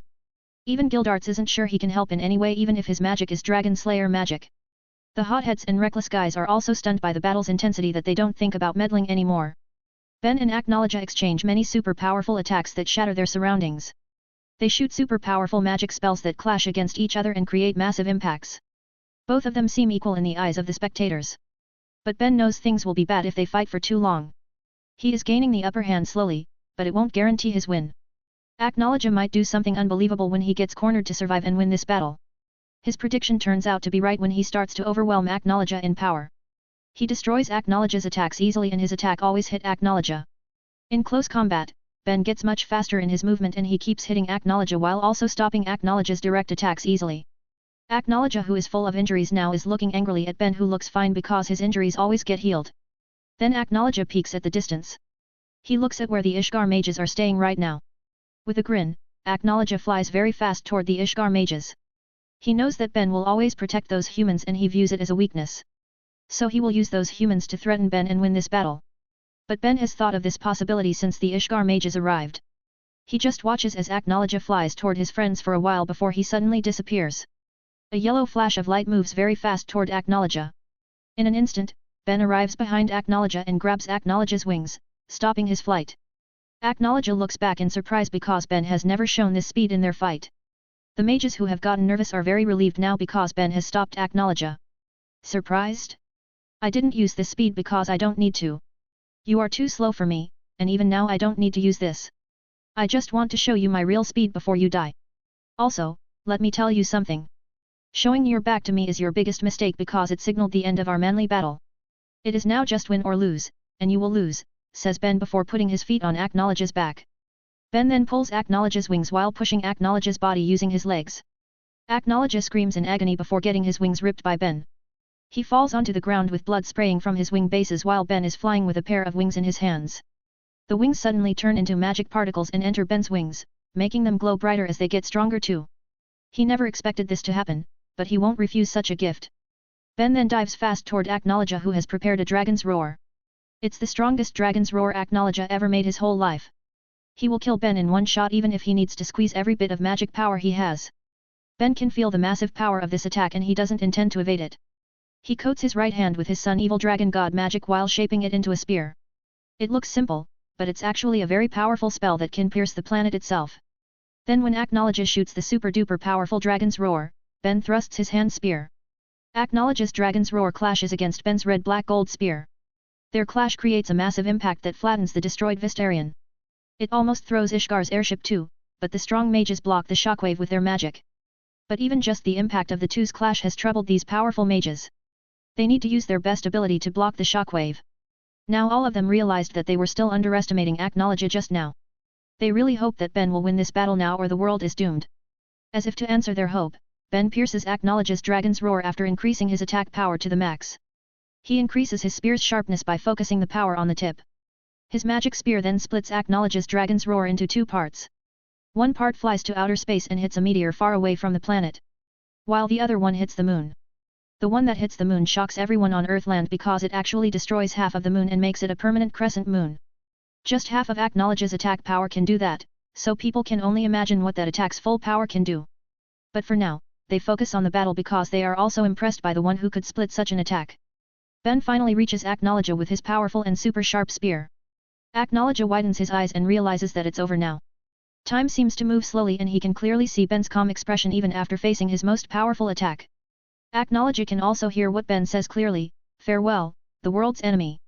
After saying that, Ben's spear hits Acknowledge's head. There's no resistance whatsoever, his spear pierces Acknowledge's head easily, and it cuts Acknowledge's body into two as Ben moves down. Ben lands on the ground and Acknowledge's body falls in two parts. The world-shaking battle is over. Hi guys, just a little announcement. Fairy Tail, Sun Eater has reached the last chapter in Patreon. You can read it faster there, but don't worry, I'll still upload here until the last chapter. You can read up to 35 chapters ahead of my fanfics and more pictures on my Patreon page if you are interested. Voting for this book is highly appreciate. Cover image is the MC, artist's IG at Fatmountain. I've uploaded 1 chapter 443. The End, Fairy Tail, Sun Eater. 2 chapter 455. Yuna's plan, transcended as Lord Buggy. 3 pictures of both stories, X, bounty poster and magazine cover, by Fatmountain. 410, 410. End of war. The battle between Ben and Acknowledge has finally ended. It damaged the battlefield greatly, but it's not that bad considering the level of their battle. Vistarion is gone now, some mountains disappeared, big craters and cracks are everywhere, and the ether nano in this area is fluctuating as a result of their magic clashes. People will wonder what kind of battle happened here, but that is good because that means people are still alive. If Ben couldn't stop Acknowledge's powerful attacks or his powerful attacks didn't hit Acknowledge, then maybe this whole continent would disappear and everyone here would die. Also, the world might get destroyed if he lost against Acknowledge, who will get even stronger after defeating him. Acknowledge has gotten stronger in this 1 year, so if he gets stronger after defeating Ben, then he would be unstoppable unless a miracle happens or someone with the greatest plot armor of fate appears. Ben has returned to his human form and now stands in front of Acknowledge's corpse, which has turned into a human too. He doesn't just look at the mutilated corpse, Ben is storing every part of Acknowledge's body in his magic storage. The corpse of a powerful being like Acknowledge can create something unimaginable in this area. Also, Ben doesn't want it to be used by the wrong person. One of the possibilities is someone will use Acknowledge's body to become a dragon slayer with Acknowledge's power. It is utterly dangerous, so Ben needs to remove that possibility and other possibilities that can happen. That's why he stores Acknowledge's body, including the blood that seeps into the ground. He also makes sure to get every bit of Acknowledge's body that might scatter around the battlefield. There is a magic spell for that, so he uses it to hasten his work. Learning many kinds of magic becomes very useful in this kind of situation. If he does it manually, then it will take a very long time to finish. Ben doesn't intend to use Acknowledge's body for now. He already gets strengthened after slaying Acknowledge because of his trait as a dragon slayer. But he doesn't do anything to Acknowledge's body, even though it can give him more strength because there are still some unknown effects. When he was absorbing the power of the dragons he slew, Ben got attacked by the remaining of their souls that were left in their bodies. He could defeat them easily, but it will surely be different with Acknowledge. He won't win easily, so he needs to prepare for it if he wants to fully absorb Acknowledge's power. I can't give this to anyone too because they might get affected by Acknowledge's soul and mind, which will be very dangerous. The safest way is by turning him into a dragon lacrima first and removing his soul and mind completely from it, says Ben. After he finished, Ben suddenly falls forward and pants very hard. His injuries might have been healed, but the damage he got didn't just disappear. He is very tired and the accumulated damage comes out at once. His body looks fine, but he feels pain all over his body now even though there's no injury whatsoever. The damage caused by the battle is still there even though there's no injury left. Also, his transformation into a dragon is actually taking a toll on his body. He didn't feel it when he was still a dragon and the adrenaline from the fight removed the pain. But now when he returns to his human form, he feels the pain emerging.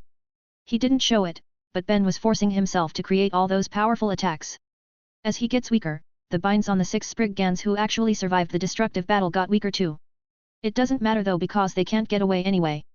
They got a lot of injuries from the impact of the great battle and some stray spells actually hit them. Their survival is the best proof of how tough they actually are. They almost died, but they held on and survived till this second. Although the 6 of them are unconscious, they are still alive, so now Ishgar can capture them. Ishgar mages really do that under Draculos's order as the Magic Council's chairman and the second rank of Wizard Saints. He and the Wizard Saints capture the 6 Spriggans personally because the normal mages are too afraid and it will be too dangerous for them anyway. As for the guild mages, they approach Ben to check on him. Wendy and poor Lyusica check his condition immediately while Bella and Carla are staying by his side. Ben has lost consciousness now after he felt relieved the Wizard Saints have captured the remaining Spriggans. The 6 Spriggans are the only enemies left and they are very dangerous. So he couldn't relax when they were still there because they can continue the war if they are fine. Luckily, they have been defeated too, so he can relax and it made him lose consciousness because he feels relieved already. The others can't be relieved yet though because they are very worried of Ben. They wait patiently until Wendy and poor Lyusica finish diagnosing Ben. All of them know that even Ben won't go unscathed from a battle at that level. His physical damage will heal fast because of his high vitality and strong metabolism. He just needs to rest to heal his body. The problem is his magic circuits. Some parts are damaged, probably because he forced himself, says poor Lyusica. His transformation into a dragon also might have affected his magic circuits. Big Brother told me that his takeover, Dragon Soul is not perfect yet and still has some flaws. I don't know what the flaws are, but those flaws might be the cause for the damage in his magic circuit, says Wendy. Did he tell you what to do if this happens? Asks Makarov. No, he just told me that I can handle everything that might happen, says Wendy. The others nod and let Wendy handles it because only she can do it. So Wendy starts using his healing magic on Ben. She is still trying to find a way because she hasn't known the method to cure this kind of damage. While the others are focusing on Ben's condition, someone is still in disbelief that Acnologia has been defeated by one person. Anna Hartfilia, who has traveled through time from the past, still can't process the fact that Acnologia has died. Well, Acnologia was feared since her era and no one could match him. But now someone actually defeated Acnologia alone while she needed to work together with Zverev, someone she despised even to this day. We sent the Dragon Slayers to this era to defeat Acnologia, but they couldn't even do anything. Now that I think about it, he wasn't among the Dragon Slayers that we sent. He is a first-generation Dragon Slayer, so I should know about him if he also came from the past.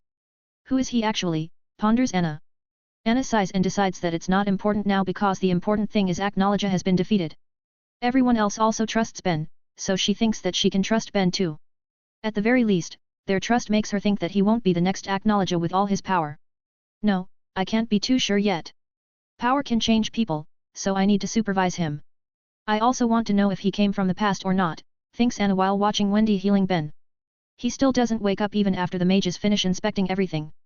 So they decide to return to Ishgar with the 6 captured Spriggans. The 6 of them get their magic sealed using magic sealing cuffs and chains with the highest qualities that are tied all over their bodies to make sure they can't use magic. The Spriggans are detained in the most secure prison in Ishgar. They might be released if Alvarez can offer some terms, especially to not attack Ishgar and surely give some money. Well, it's all politics, things that true mages aren't interested in. Ben is still unconscious even after 7 days and now Myra is taking care of him in their house. His treatment room is like a screen house because it's fully made of glasses. It was designed so that Ben could get a lot of sunlight that can fill his energy. On the 8th day, Ben finally wakes up. Hi guys, just a little announcement. Fairy Tale, Sun Eater has reached the last chapter in Patreon. You can read it faster there, but don't worry, I'll still upload here until the last chapter, so there are still 35 chapters to go. You can read up to 35 chapters ahead of my fanfics and more pictures on my Patreon page if you are interested. Voting for this book is highly appreciate. Cover image is the MC, artist's IG at Fatmountain. I've uploaded 1 chapter 443. The End, Fairy Tale, Sun Eater. 2 chapter 456. Ordering Red Hairs, transcended as Lord Buggy. 3 pictures of both stories, X, Bounty poster and magazine cover, by Fatmountain. 411. Judgment. Hey guys, I'm trying a new format for the dialogues. Hope you like it. After Ben wakes up, his priority is to make sure everything is fine now. Myra tells him that no one on their side died in the war and Alvarez has lost, just like Acnologia. He sighs in relief before checking on himself. How long have I slept? 8 days. It must have been an intense battle. Yeah, surely the most difficult battle I've ever done. What happened in these 8 days? Myra explains to Ben what happened in the last 8 days as a result of the war. Ishgar imprisoned the remaining 6 Spriggans in a very secure prison guarded by wizard saints. They plan to guard it until Ben wakes up because they want to leave the decision to him. Alvarez has sent a messenger to talk about the future. The messenger is one of the Spriggans' grandfather, Agil's grandfather, Yagil. Even after the war finished, Alvarez and Ishgar still need to talk about their future. The Magic Council decided to leave this matter to Ben, who won the war single-handedly. Many people, especially the national leaders, were opposing this idea, but the wizard saints and big guilds shut them up. For these mages, only Ben has the right to decide because he was the only one who fought in the real war. Tell Draculos I will go to the prison tomorrow. I want to fill my energy for today. Ben then goes to meet his children, family members, and guild mates. He eats together with them to fill his stomach, which hasn't been filled for 8 days. Ben spends time with his family members who have been worried for days. The next day, Ben goes to the prison as he said, and meets the 6 Spriggans. They look very scared when they see Ben, even though he hasn't done anything. His battle against Aknologia is still vivid in their mind as if they've just seen it. Your emperor has died, Aknologia has died, and your empire is in a mess right now. I will ask you, what are you planning to do from now on? No one answers because they think that there's no chance for the losers, only destruction and death are waiting for them. But August then thinks otherwise when he remembers what kind of man Ben is from his research, so he takes his chance. If possible, can you let Alvarez continue to be an empire, a free nation? His Highness has built that empire for a very long time. I don't want it to be erased from this world. I know I'm asking too much, but that's what I'm hoping for. You can make some terms and conditions for Alvarez, but please don't destroy it. Ben and the others are surprised by what August said. Though Ben knows August doesn't love the empire as a nation, he loves it because it was made by Zeref. Why do you love Zeref this much? August doesn't answer Ben's question for a while. Is it strange for a child to love their father? Except for Irene, the others including the 4 Spriggans are surprised by his answer. Ben is grinning when he hears that. So that's why you have a similar smell, and that's also the reason you have a massive reserve of magic power. But there is also another familiar smell coming from you. Are you by chance, the child of Zeref and our first master? You are correct. August's answer doesn't just surprise the Spriggans, but also the other spectators. The other gods of Ishgar, Jura, and Makarov are present to see how Ben interrogated the 6 Spriggans. But this isn't the only surprise they'll hear today.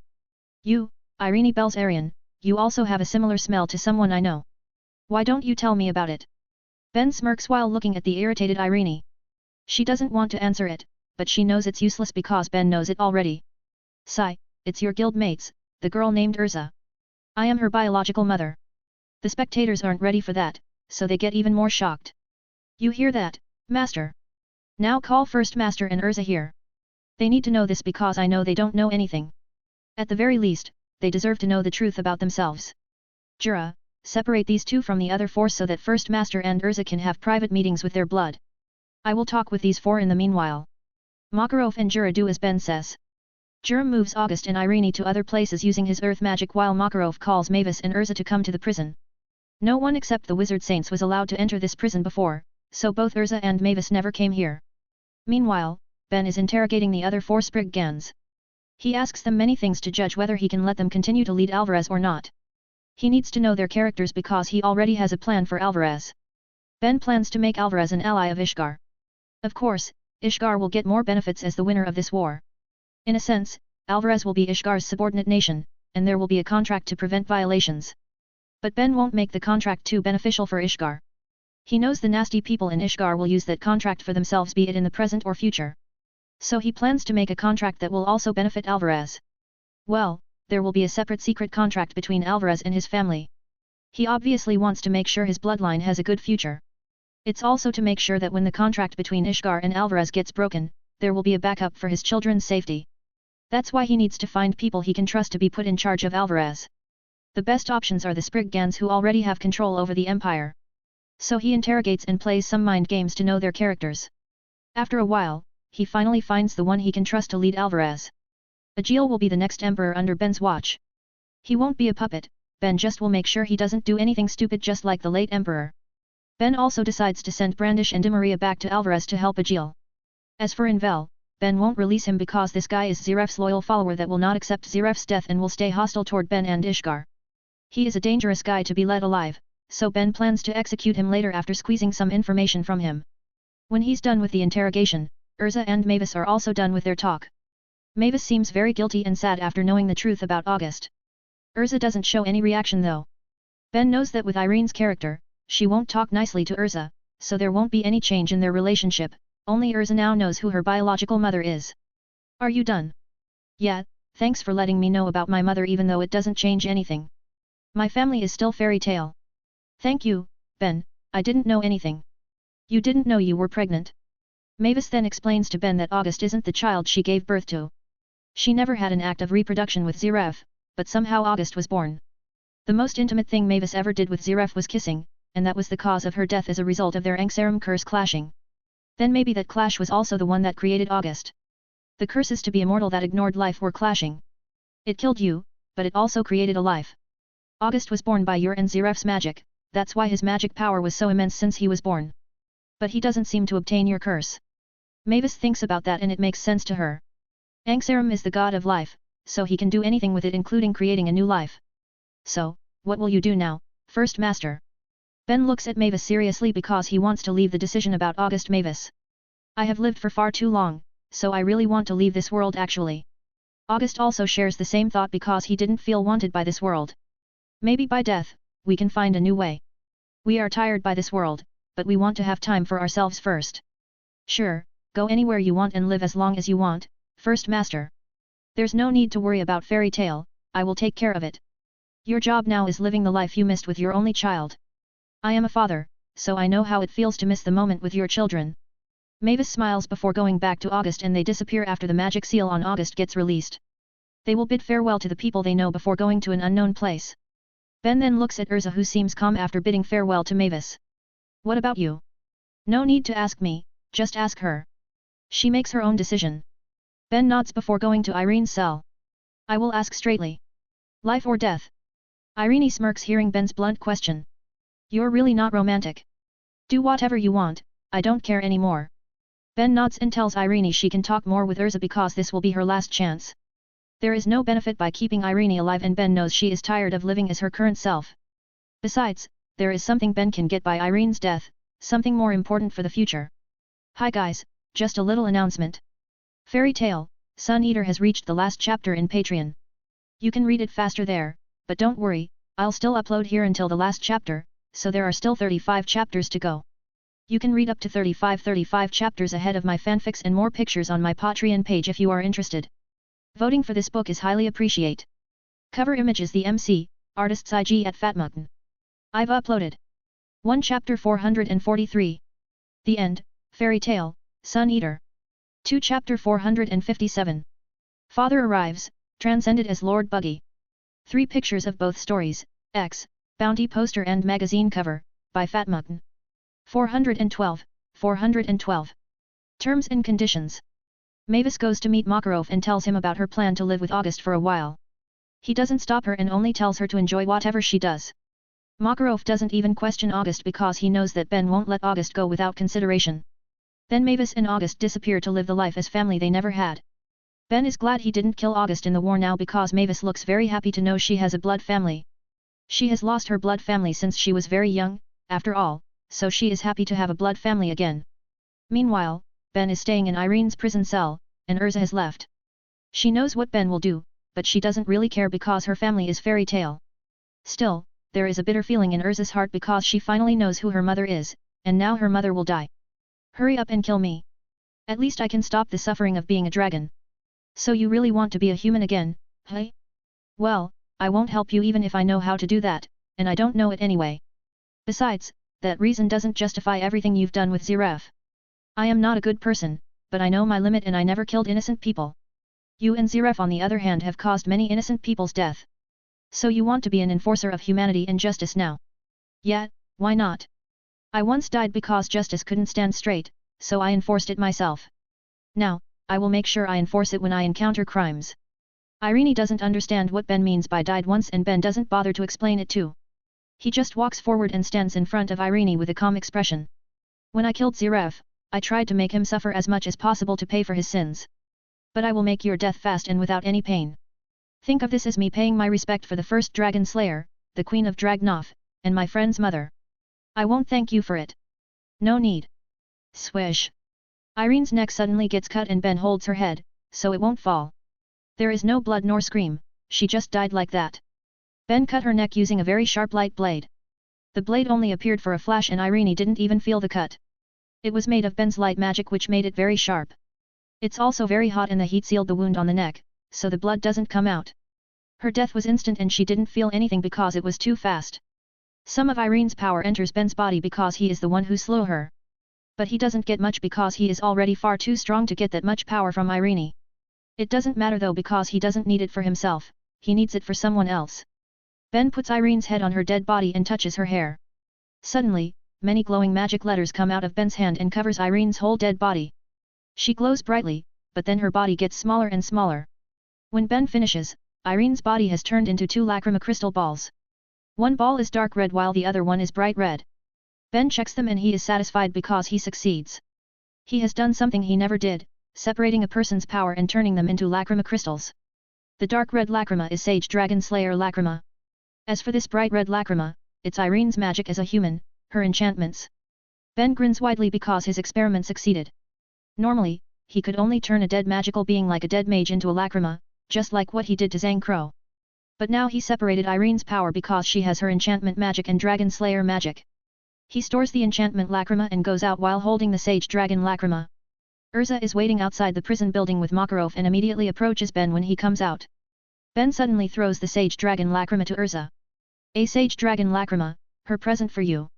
What? Urza and Makarov are very surprised by it. Ben has just given a dragon lacrima to Urza, after all.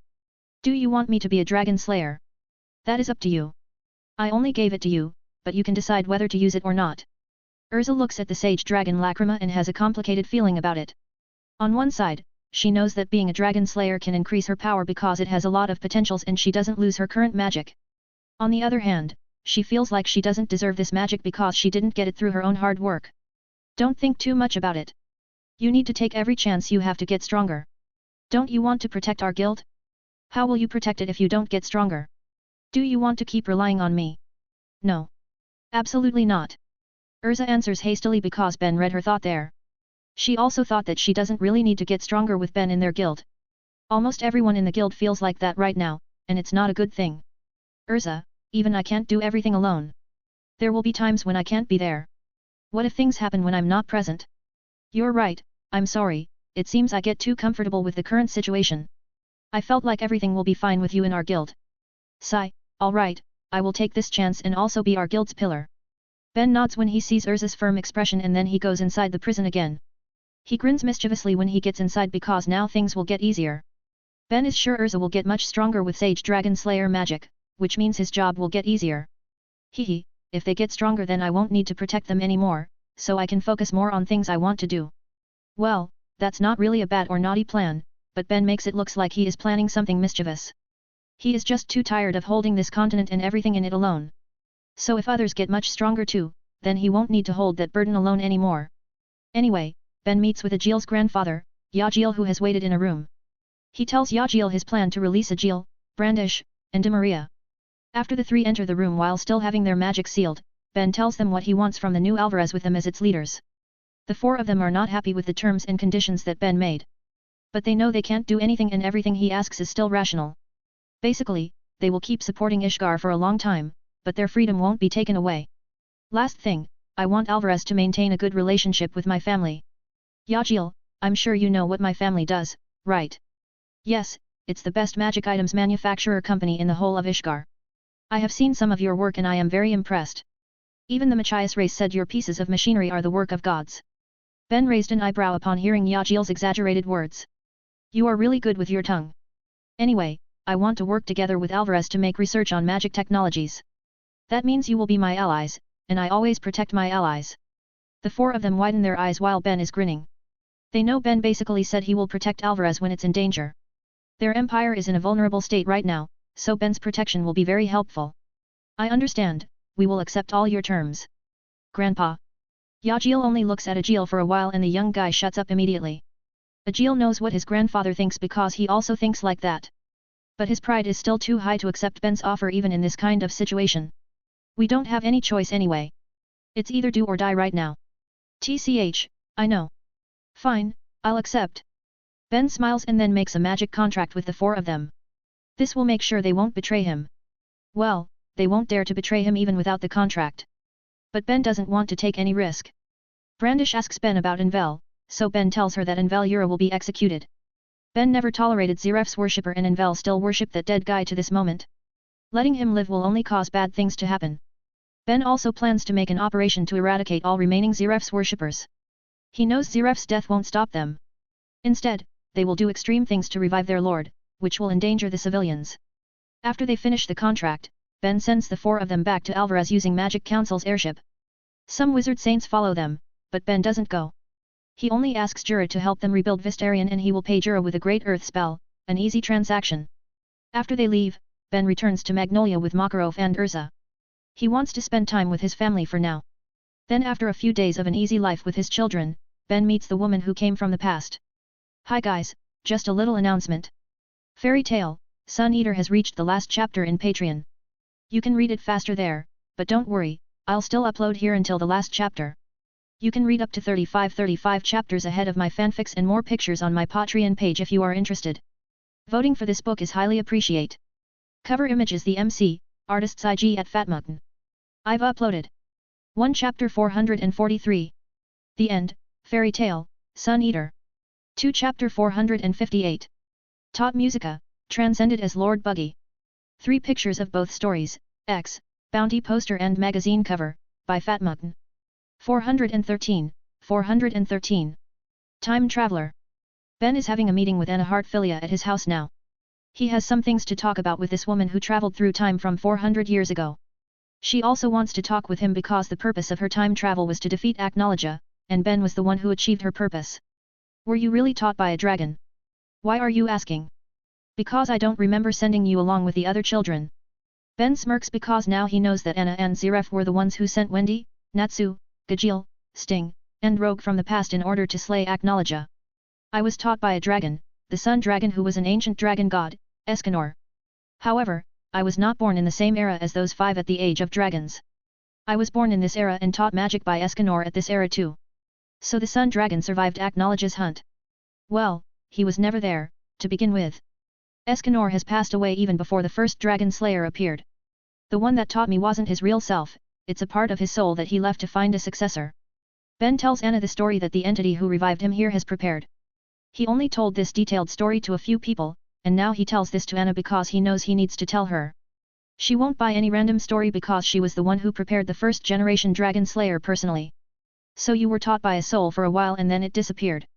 Because his soul disappeared, he couldn't perform Dragon Soul technique to remove the effect of your Dragon Seed, huh? Then how did you remove that effect without Dragon Soul technique? Anna is intrigued, so Ben tells her that he learned Sun Devil and God Slayer magic to suppress the Dragon Seed. It confuses Anna, so Ben needs to tell some details to her. His explanation surprises Anna because she never thought it was possible. Are you sure you are a human? Last time I checked, yet. Anyway, I wanted to meet you to ask something important. You were the one who made the Eclipse Gate with Zeref, right? Anna gets serious instantly and she gets wary of Ben. What about it? I need your help to make one. Are you crazy? Anna shouts while hitting the table, but Ben just sits there calmly.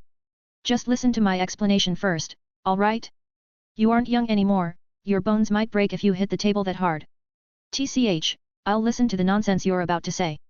Ben smiles thinly and starts telling Anna what he's planning to do. Anna listens half-heartedly, but then she gradually widens her eyes as he listens to Ben's explanation. Ben looks very serious too and it scares Anna even though he doesn't intimidate her. Are you serious? Thousands of dragons, and you want to fight them alone? Why not? I will do anything for my children's lives even if I need to fight the whole world and be something worse than Aknologia. Anna thinks for a rather long time and Ben doesn't say anything. He just waits for her answer patiently because he doesn't want to force her. Then after minutes of thinking, Anna finally agrees to it. Fine, but we will destroy the gate after you used it. I don't want to play with time and space anymore because it's very dangerous. Alright, let's start the project tomorrow. The next day, Ben and Anna go to Ben's lab near Kate Shelter Village. He has built the gate, but it's still incomplete because he still lacks information about the time and space magic that needs to be used to travel time. Anna checks the gate which only has the size of a normal door because Ben made it just enough for one person to enter. Are you sure you need my help? You are almost done with this. And you don't even need to use the gold keys to activate this. It is almost done, if we only compare it to the Eclipse Gate you made. But this thing is different because I need to travel to another timeline, a specific one at that. If I just want to travel to the future like you, then the gate would have been finished by now. Oh, that's right. Then, what do you want me to do? I never made a gate like that, nor do I know how to make it. You don't even use the keys, so I don't even know how you will open the portal on your destination. Well, that's the problem.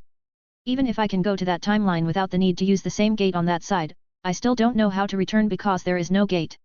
How about using the Eclipse Gate on that side?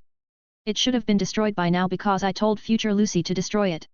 Leaving it intact was very dangerous because more entities can use it to travel through time. What? Then how will you find that timeline? I have given some magic items containing my magic power to future Lucy. They will act as beacons to mark the coordinates that I need to find. Now I just need a way to find them and make a portal that connects this timeline with that timeline. That's difficult. Let's take our time.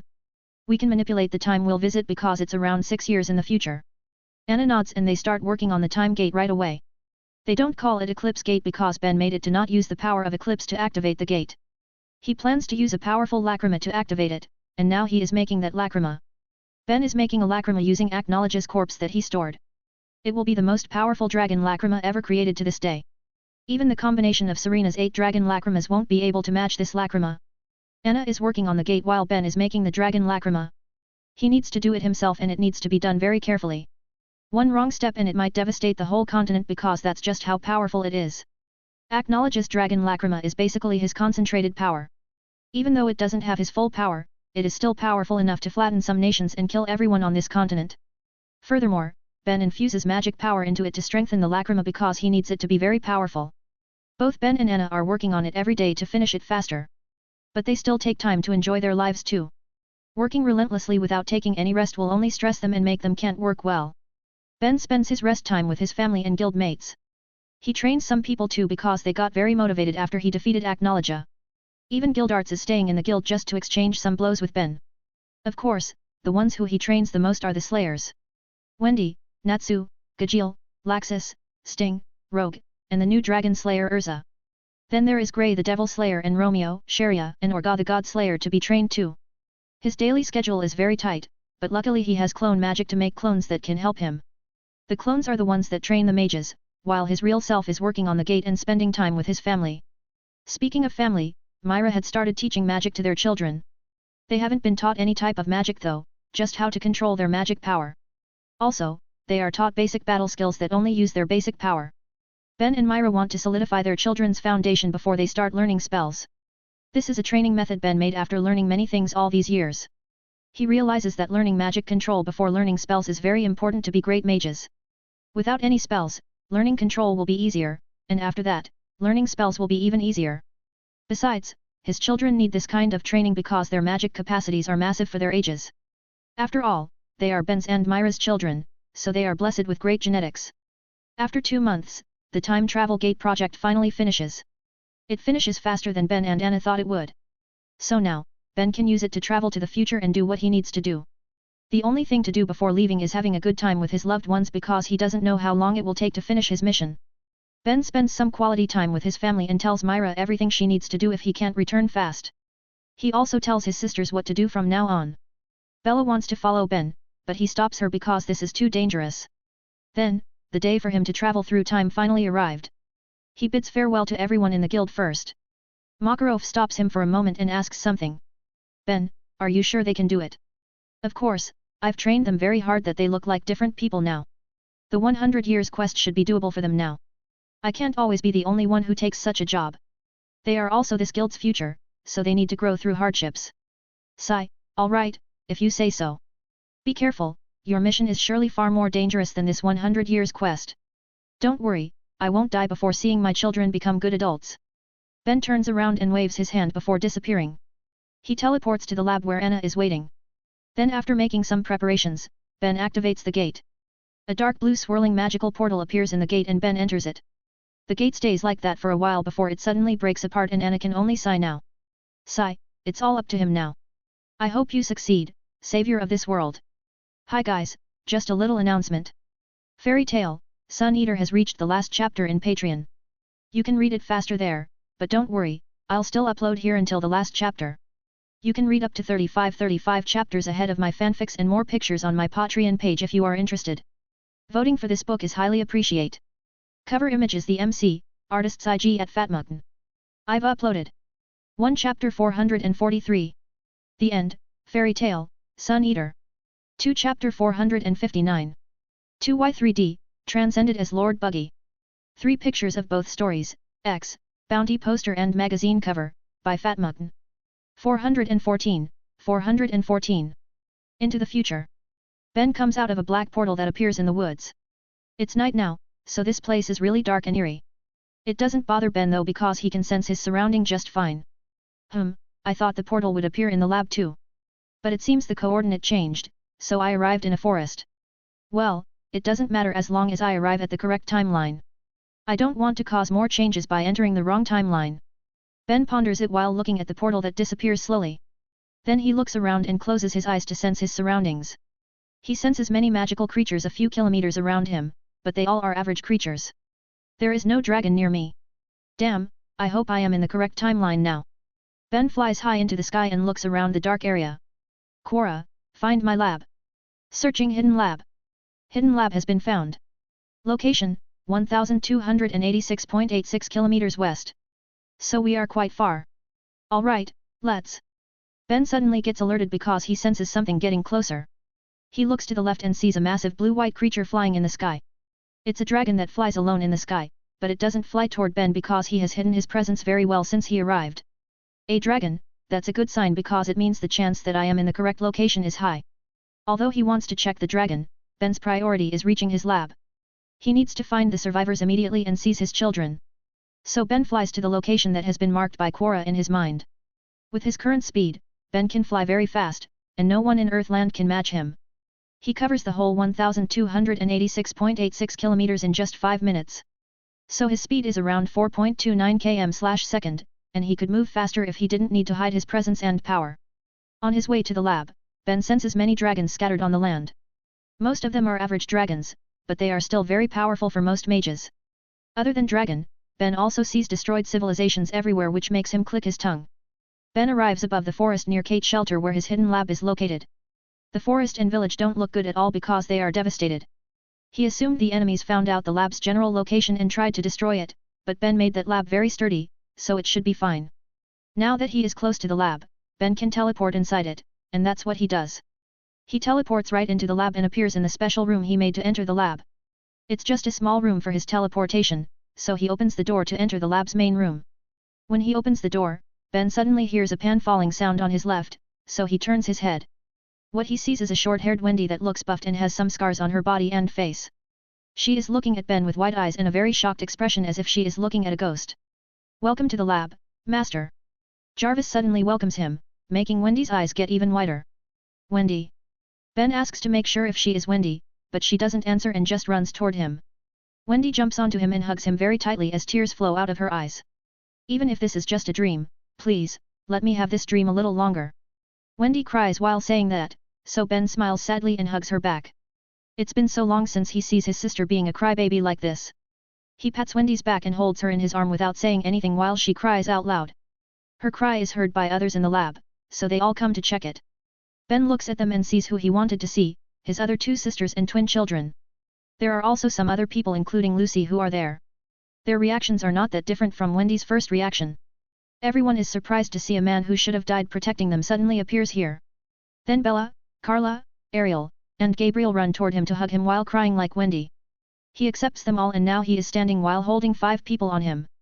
The others surround him and now Ben can take a better look at them. Other than Lucy and Wendy, the others here are very young mages who were still juniors at the time of the Grand Magic Games when the dragons appeared. Ben then looks at Lucy for a while and she nods while showing a magic mark Ben made on the back of her hand. It confirms that Ben is in the correct timeline now because this Lucy was the one who returned to his timeline at the Grand Magic Games. After some time, Wendy suddenly realizes that it has been too long, but Ben hasn't disappeared from her dream. So she gets down and looks at him seriously now. She pinches his face and plays it to check if he is really just an illusion. Her actions make the others who hug Ben confused. Ben just smiles seeing the confusion around him. Do you want to check if I'm real or do you want to rip the skin out of my face? It starts to get hurt, you little crybaby. Now Wendy really gets surprised, and so are the others. Why you are real? Why wouldn't I? Ben smiles, but Wendy cries even louder instead. She hugs him while crying again, so he sighs and hugs her back too. The other four follow suit and they just keep hugging each other for a rather long time. Ben looks at Lucy and she just giggles happily because they haven't been happy for a rather long time. It needs more than an hour to calm Ben's family members. His sisters let him go, but his children are still holding him tightly. Ben just smiles and lets them do what they want. Now he can finally explain who he is after they all calm down and are ready to listen. He tells them that he is Ben from another timeline, the timeline that Lucy visited and gave a few things through her. Surprisingly, Wendy and Co aren't surprised although they are quite disappointed. It's Ben who gets surprised instead. You don't look surprised. Why should we? We know you longer than anyone and know exactly what you would think when you heard about our situation from Lucy-san. Ben Nii-san, we know you would never abandon us despite being in different timelines. You care about your family more than yourself and that was always the reason you seek power so much. Ben smiles when he hears Wendy. She knows him more than anyone else, even Myra because she has lived with him longer than anyone in this world. So Wendy knows what Ben would think after hearing the situation here. Besides, I saw your death with my own eyes, and tried to heal you, so I know for sure that you of our timeline won't come back to us. Ben rubs her hair as she looks down very sadly. You have done well. Surviving this long and even making sure the others are alive too. Both I and this timeline's me are very proud of you, Wendy. What about Bella? Of course, we are proud of Bella and Carla too. We are also proud of every one of you who managed to get through this hard time that took many people's lives. Everyone is happy after getting complimented by someone they always think of as the greatest hero in this tough time. Ben rubs his children who are still very young in this timeline. They should be around 11 years old now, so they are still very young. Alright, let's talk about something more serious now. I'm sure you know why I came here.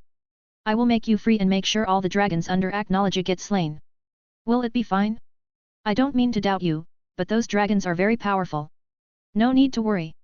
I have prepared myself thoroughly and tested my power by slaying my timeline's Acknowledge. Ben grins, but the others are very shocked when they hear it.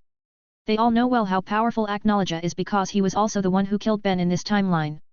So hearing that Ben has slain Acknowledge is very surprising to them. You don't believe me. We believe you. They all answer hastily for an unknown reason. We believe you. But we are still surprised to hear you slay Acknowledge. Well, he surely was strong, and it was the most difficult battle I've ever done in my entire life. But I've done it and will repeat it in this timeline. Now, let's rest first because we will prepare everything we need to take this world back from those dragons starting tomorrow.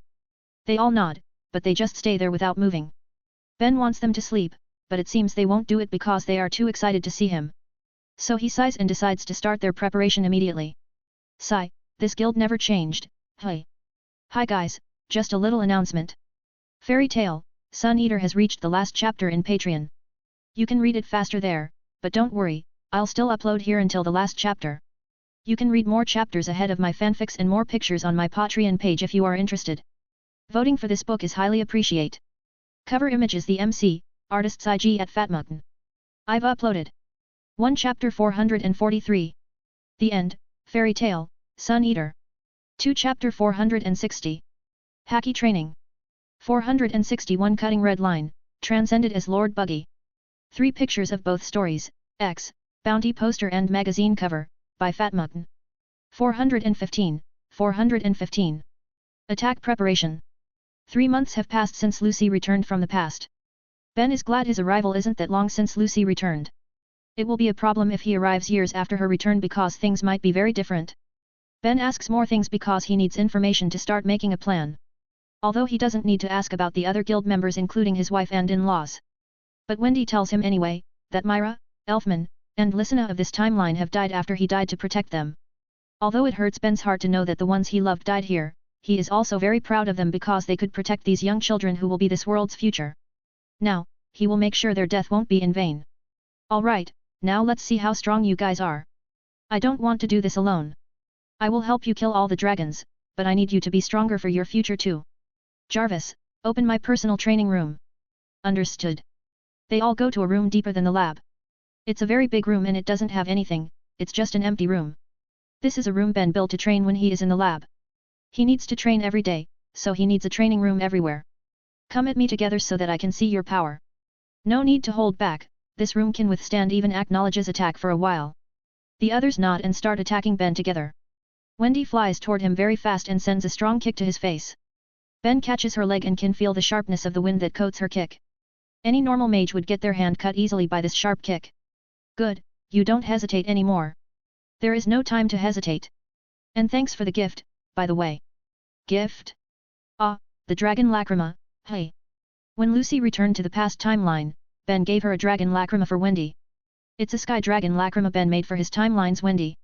But when he heard about this timeline's problem, Ben decided to give it to this Wendy.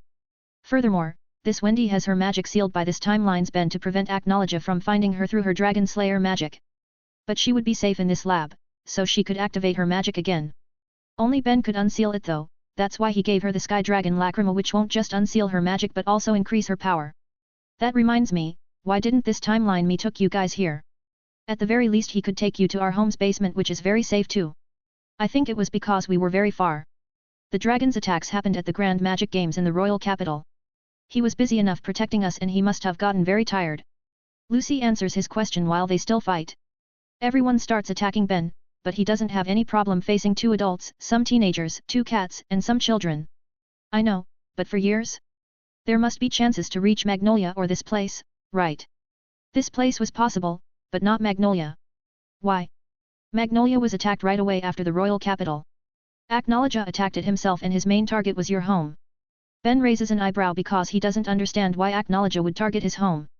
Can I have a say, Master? Go on. At the time of the attack, my connection with the home system got cut off. The home system was the main system, so its destruction disrupted my connection with Master too. My system in this lab was also broken because this location was getting bombarded too. Ben now understands the gist of it. This timeline him didn't use this facility because he couldn't. He must have tried, but even he couldn't enter this place even if he wanted to. If he forced his way in, then this place would get destroyed and it would devastate this whole forest. This timeline him must have been waiting for Jarvis to fix its system.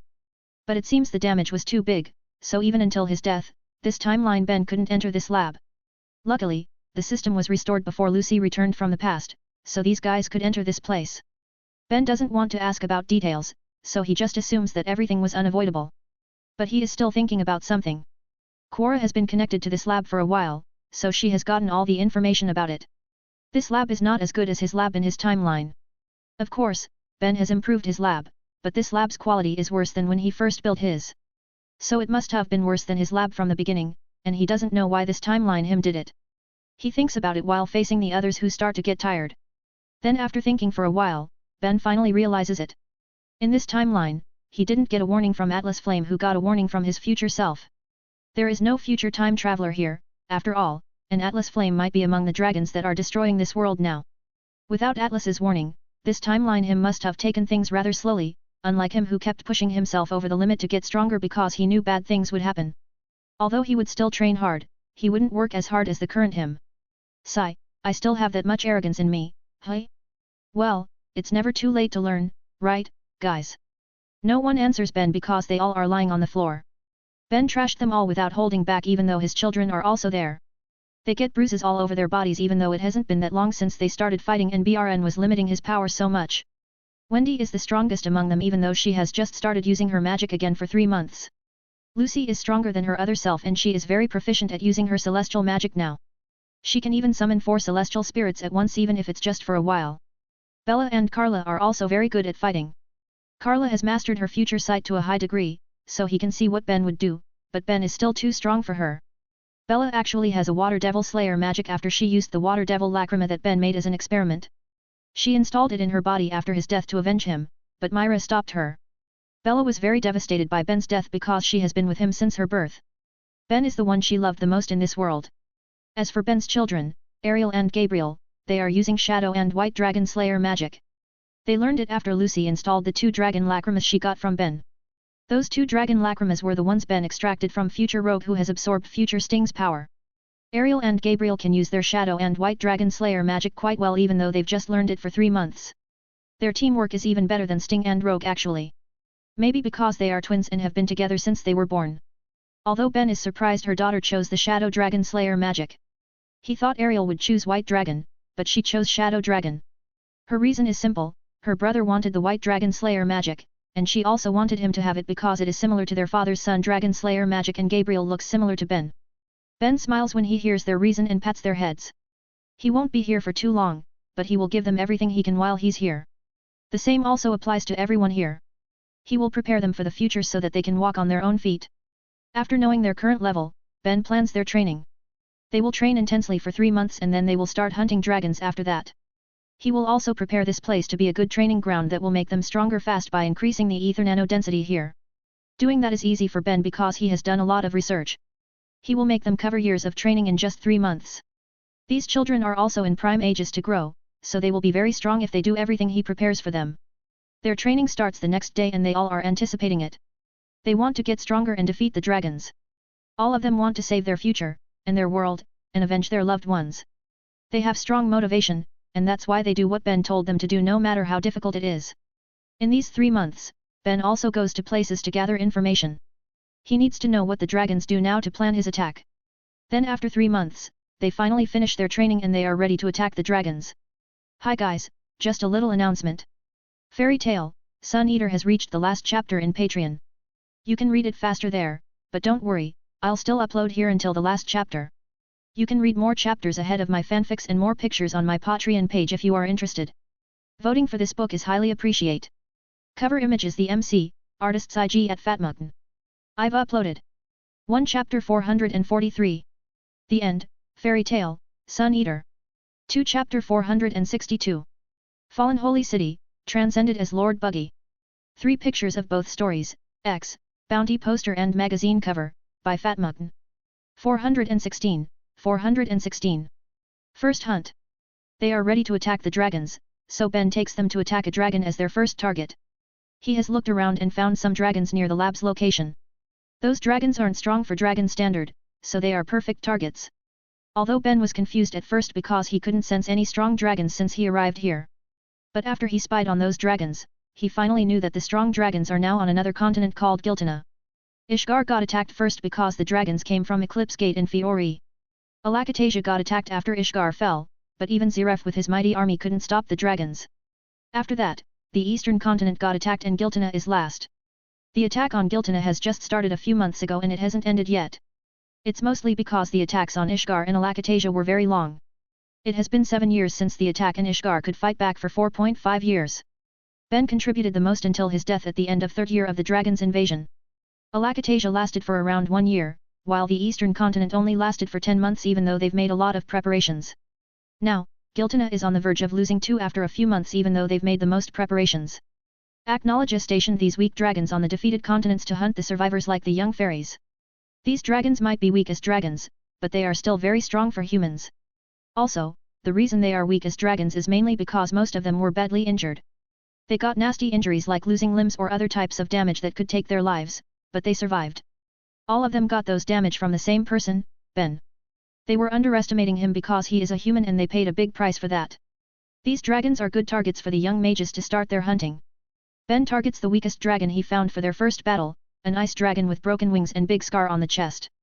The dragon stays on the other side of the forest where the lab is located.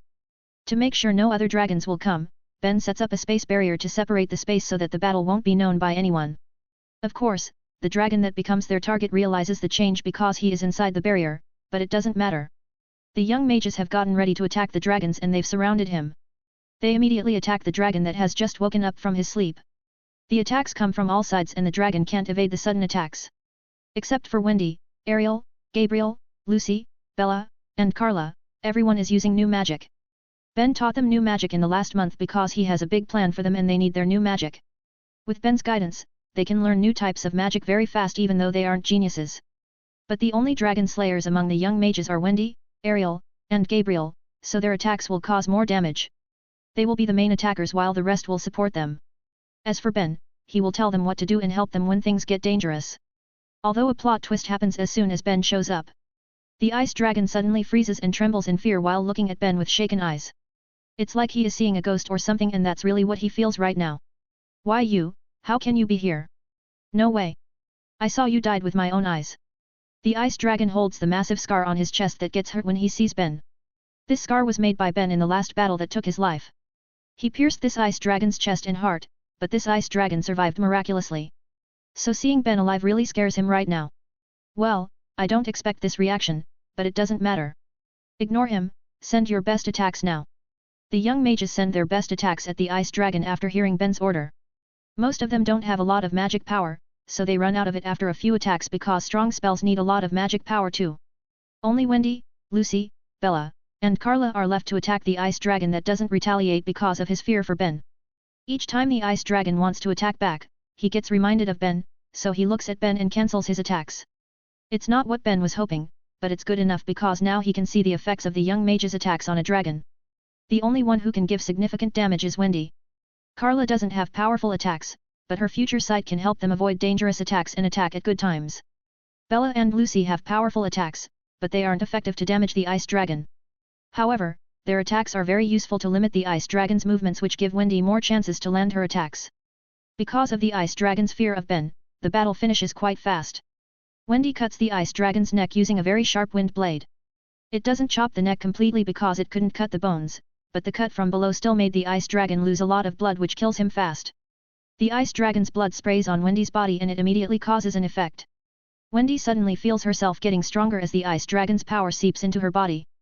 Ben knows that bathing in dragon's blood can increase Dragon Slayer's power a lot, but he never did it even with Acknowledge's blood because he has a more effective method. He lets Wendy does it though because he wants her to feel the reward of her hard work. Ariel and Gabriel, who contributed to slaying this ice dragon, also receives some power, although it's not as high as Wendy's increase of power. The others don't get it though because they aren't dragon slayers. Even so, they are still very happy because they succeed to slay a dragon by themselves. This victory has boosted their confidence a lot, and Ben still has something to boost that confidence even further. After this, he's sure they will be very eager to hunt the dragons. Ben approaches the ice dragon's dead body and puts his hands on it.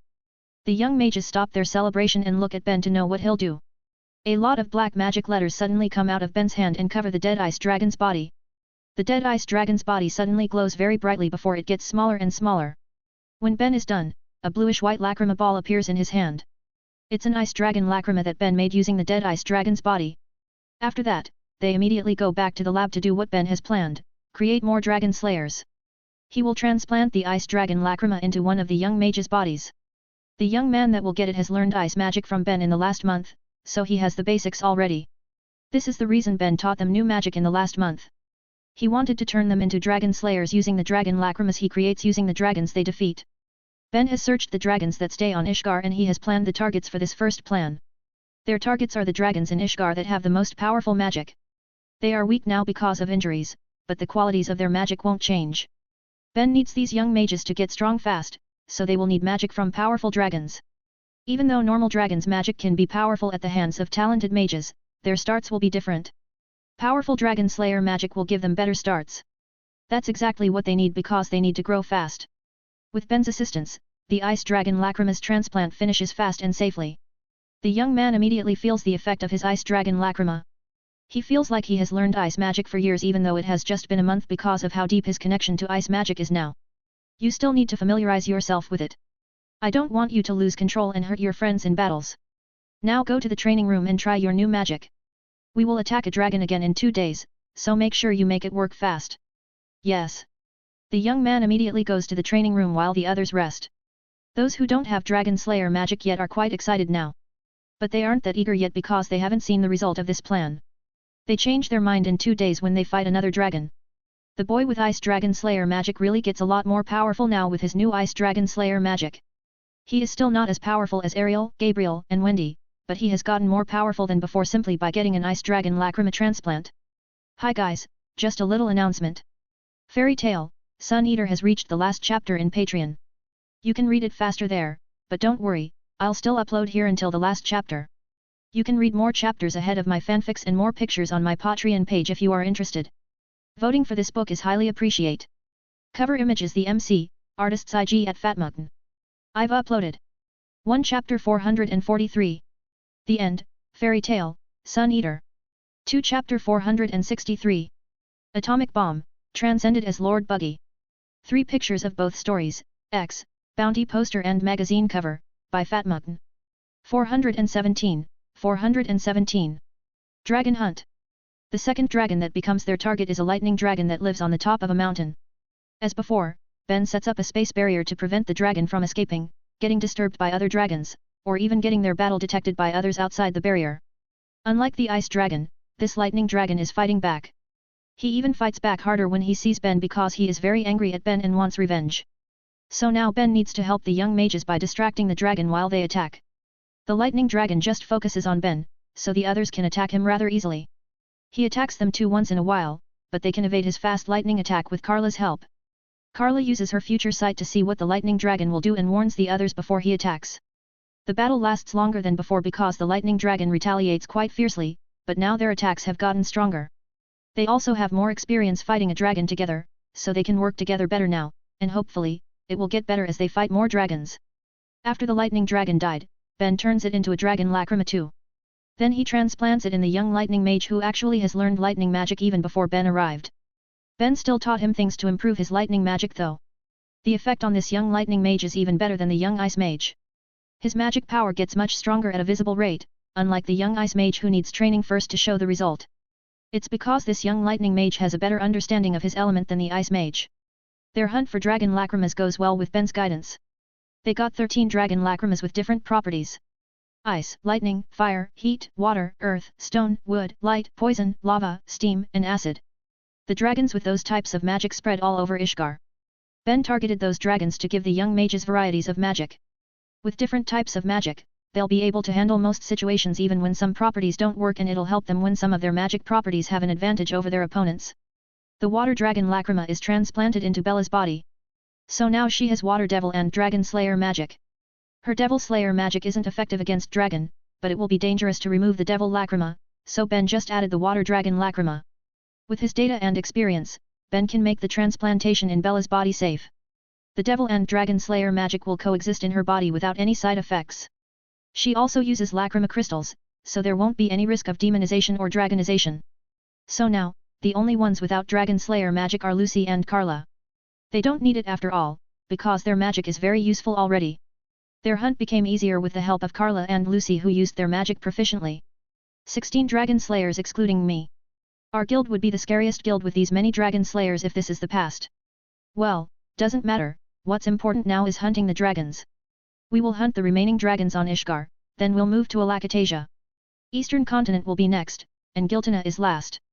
Ben wants them to grow first before facing the dragon's main forces.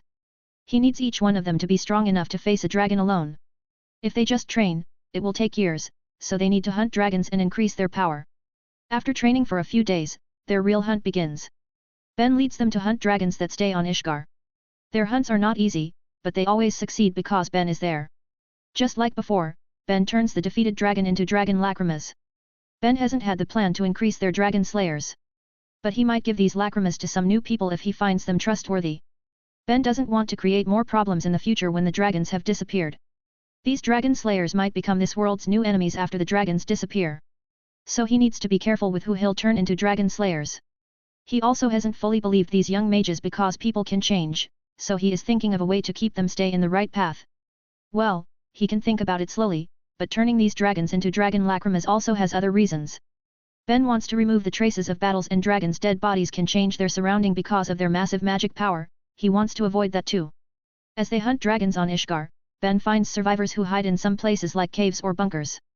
Most groups have mages among them, but he doesn't know anyone. Well, Lucy has said that almost all mages affiliated with them have been killed in the war. While visiting these survivor groups, Ben and the fairies also help them with food and protection. They give the survivors food they gathered from the wild, and Ben also set up protection barriers to protect their hiding places. Ben also removes some problems for them, which are problematic mages. Most survivors groups have mages leading them. But some of these mages are oppressing the non-mages to get more benefits. Ben knows they are prioritizing their survival, but this kind of thing won't solve their problems. These mages don't even want to hunt dragons with the fairies with the risk of death. They just want to stay in their groups and become kings in their small kingdoms. So Ben takes these guys forcefully to join the dragon hunt with his group, but they won't get any dragon Lacrimas. His group is getting bigger as some more mages also join willingly. They are just weak mages, but every help is important in this mission. These mages can always be supports to make the hunt a lot easier. Their group has 43 people including Ben when they leave for Alakatasia. Ben now has equipped the non-dragon slayers with dragon slayer weapons. He made weapons with dragon slayer magic in them to make these mages' attacks effective against dragons. These weapons were made using dragons' body parts, especially bones and scales. Ben made them seriously, so these weapons are very powerful. That's why Ben placed a mechanism that will make these weapons self-destruct after a year to make sure they won't be used wrongfully. The Dragon Slayers also have dragon weapons to make their attacks even more powerful. Only Ben doesn't use a weapon because no weapon can withstand his magic's true power. He has tried using Acknowledge's scale, but his max power could melt that scale easily, so he decided to not make any weapons for himself anymore. Ishgar Dragon Hunter Team, that's the name of their group. They are now hunting dragons on Alakatasia. The dragons here are also weakened by injuries, but not as bad as the ones on Ishgar. The only dragon slayer on Alakatasia was Irene, after all. This continent had many strong mages, especially in Alvarez. The Spriggans were powerful forces who could face the dragons better than the 10 wizard saints. But they couldn't defend against the dragons' attacks longer than Ishgar even though they have Zeref, August, Irene, and the other Spriggans. The biggest factor that made Ishgar survive the attack was obviously Ben. He could defend against the dragons' attacks and led the mages to face the dragons very well. Even after his death, the mages still could fight for quite a long time because his teaching was still stuck in their minds. On the other hand, Alakatasia depends too much on the Spriggans and Zeref. They couldn't do much against the dragons that have gotten better with their attacks after facing Ben's great and powerful strategies many times. How will we hunt here? We will still use our usual strategy for now to check the level of the dragons here. Then we'll raise our game slowly. Wendy, you need to learn how to lead the group from now on. When we attack their main force, you will be the attack leader. I will be busy facing Acknowledge and maybe other dragon leaders, so I won't be able to help you. Learn well and we will try attacking under your lead after attacking a few times here. Wendy nods and they start their attack on the first dragon they target in Alakatasia. Ben could sense this dragon, so they found it quite easily. It's a bone dragon, a dragon that has bones as an exoskeleton to replace its scales, so it's not just a moving skeleton. The bone dragon is quite difficult to defeat because its exoskeleton is much tougher than normal scales. Ben doesn't join the battle and just directs the mages to fight to test their abilities. It eventually gets defeated with some effort though. Ben turns the bone dragon into a dragon lacrima, but he doesn't take its tough exoskeleton. It's a good material, but other dragons' bones are just as good. There are dragons with harder body parts, and he is waiting for them. The big group hunts the dragons on Alakatasia at a faster pace than when they hunt on Ishgar because they have a lot of experience now. They still hunt the dragons one by one while moving stealthily though to make it more effective. But after 2 weeks of hunting, Ben gets a little surprised when they move near the ruins of Vistarion. Although he is surprised, he is also quite excited. Who would think something like this could happen? Well, isn't this interesting? Hi guys, just a little announcement. Fairy Tail, Sun Eater has reached the last chapter in Patreon. You can read it faster there, but don't worry, I'll still upload here until the last chapter. You can read more chapters ahead of my fanfics and more pictures on my Patreon page if you are interested. Voting for this book is highly appreciate. Cover image is the MC, artist's IG at Fatmugn. I've uploaded 1 chapter 443. The End, Fairy Tail, Sun Eater. 2 chapter 464. King of Gods, transcended as Lord Buggy.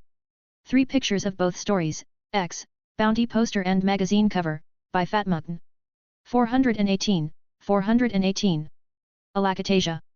What Ben finds in the ruins of Vistarion is an underground room below the destroyed castle of Alvarez. He never explored Vistarion after the war, so he doesn't know about this place. But this finding makes him quite excited because there might be some good things here. Ben enters the place alone while the others wait outside. He doesn't know what kind of traps got planted here, so he doesn't want to take any risk. His decision is correct because he already got attacked by a strong black arts attack right after he entered. He brushes it off like nothing because his magic resistance is very strong. Some more traps get triggered, but Ben passes them all easily. He triggered those traps on purpose actually, to see what Zeref and the Spriggans prepared to keep this place safe. Well, not bad. Anyone other than me would have been killed already by now. They made such powerful defense, so I hope they stored good things here. Ben reached the underground room after walking through the path for a while. The room is quite wide and it's filled with shelves. There are books, weapons, and other items that are still in good condition. Ben can sense magic all over the place that is used to maintain this room's condition. It looks like a secret treasury in those old movies. Let's see what kind of treasures they are keeping here. His finding there isn't disappointing at all. The books here are research journals and magic books that Zeref, Irene, and August made in the past. This is a true treasure room even for Ben who has gotten very powerful with his magic. He stores everything here including the weapons and magic items that are made of rare materials. These magic weapons and items aren't effective against dragons, but they can be used well after this war ended. They are made by great wizards, after all, so they are surely powerful. Ben is thinking of taking the treasures of Alvarez in his timeline. But he dismissed the idea because he needs Alvarez to be powerful now that it is affiliated with his family. Besides, having these things is enough because he can get all the information here already. His finding here is interesting, but not so beneficial for this hunting mission. Although Ben now knows something. The dragons weren't thorough in their attacks because there are places that weren't destroyed properly and many people still survive. Alvarez must have had many survivors too. We need to keep increasing our power by gathering more people to fight the dragons. Tens of people won't be enough to defeat thousands of dragons. We need a lot of people and it will be better if they are very powerful. Ben's little wish gets granted very soon because his group finds a survivor group near Vistarion. This group is led by someone unexpected. It's led by Brandish, one of the Spriggans who still survives to this day, and they have some strong mages among them. Why you? I thought you were dead. Brandish gets very wary when she sees Ben because their nations were enemies. Ben's name has spread very far when the dragon's invasion happened.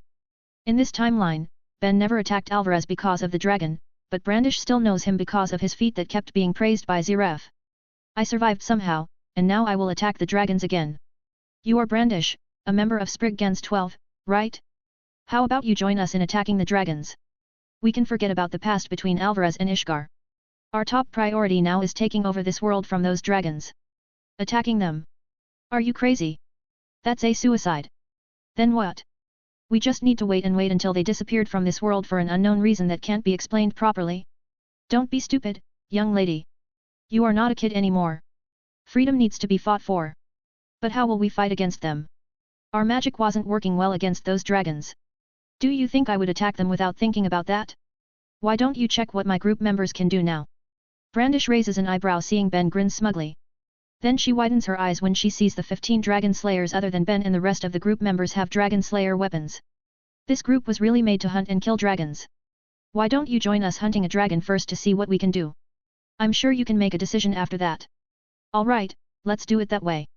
Brandish follows the dragon hunters to hunt a dragon. They go to a quite far mountain where a dragon lives now. The strategy is still the same. Ben sets up a space barrier and then they start attacking the dragon under Wendy's lead. Their target is a blade dragon, a dragon that can make magic blades. It is very good at attacking, but its defense is quite weak because its scales aren't that tough. The battle looks easy, so it's enough to shock Brandish because she is seeing young mages damaging a dragon without Ben's help. They can hunt a dragon without my help already.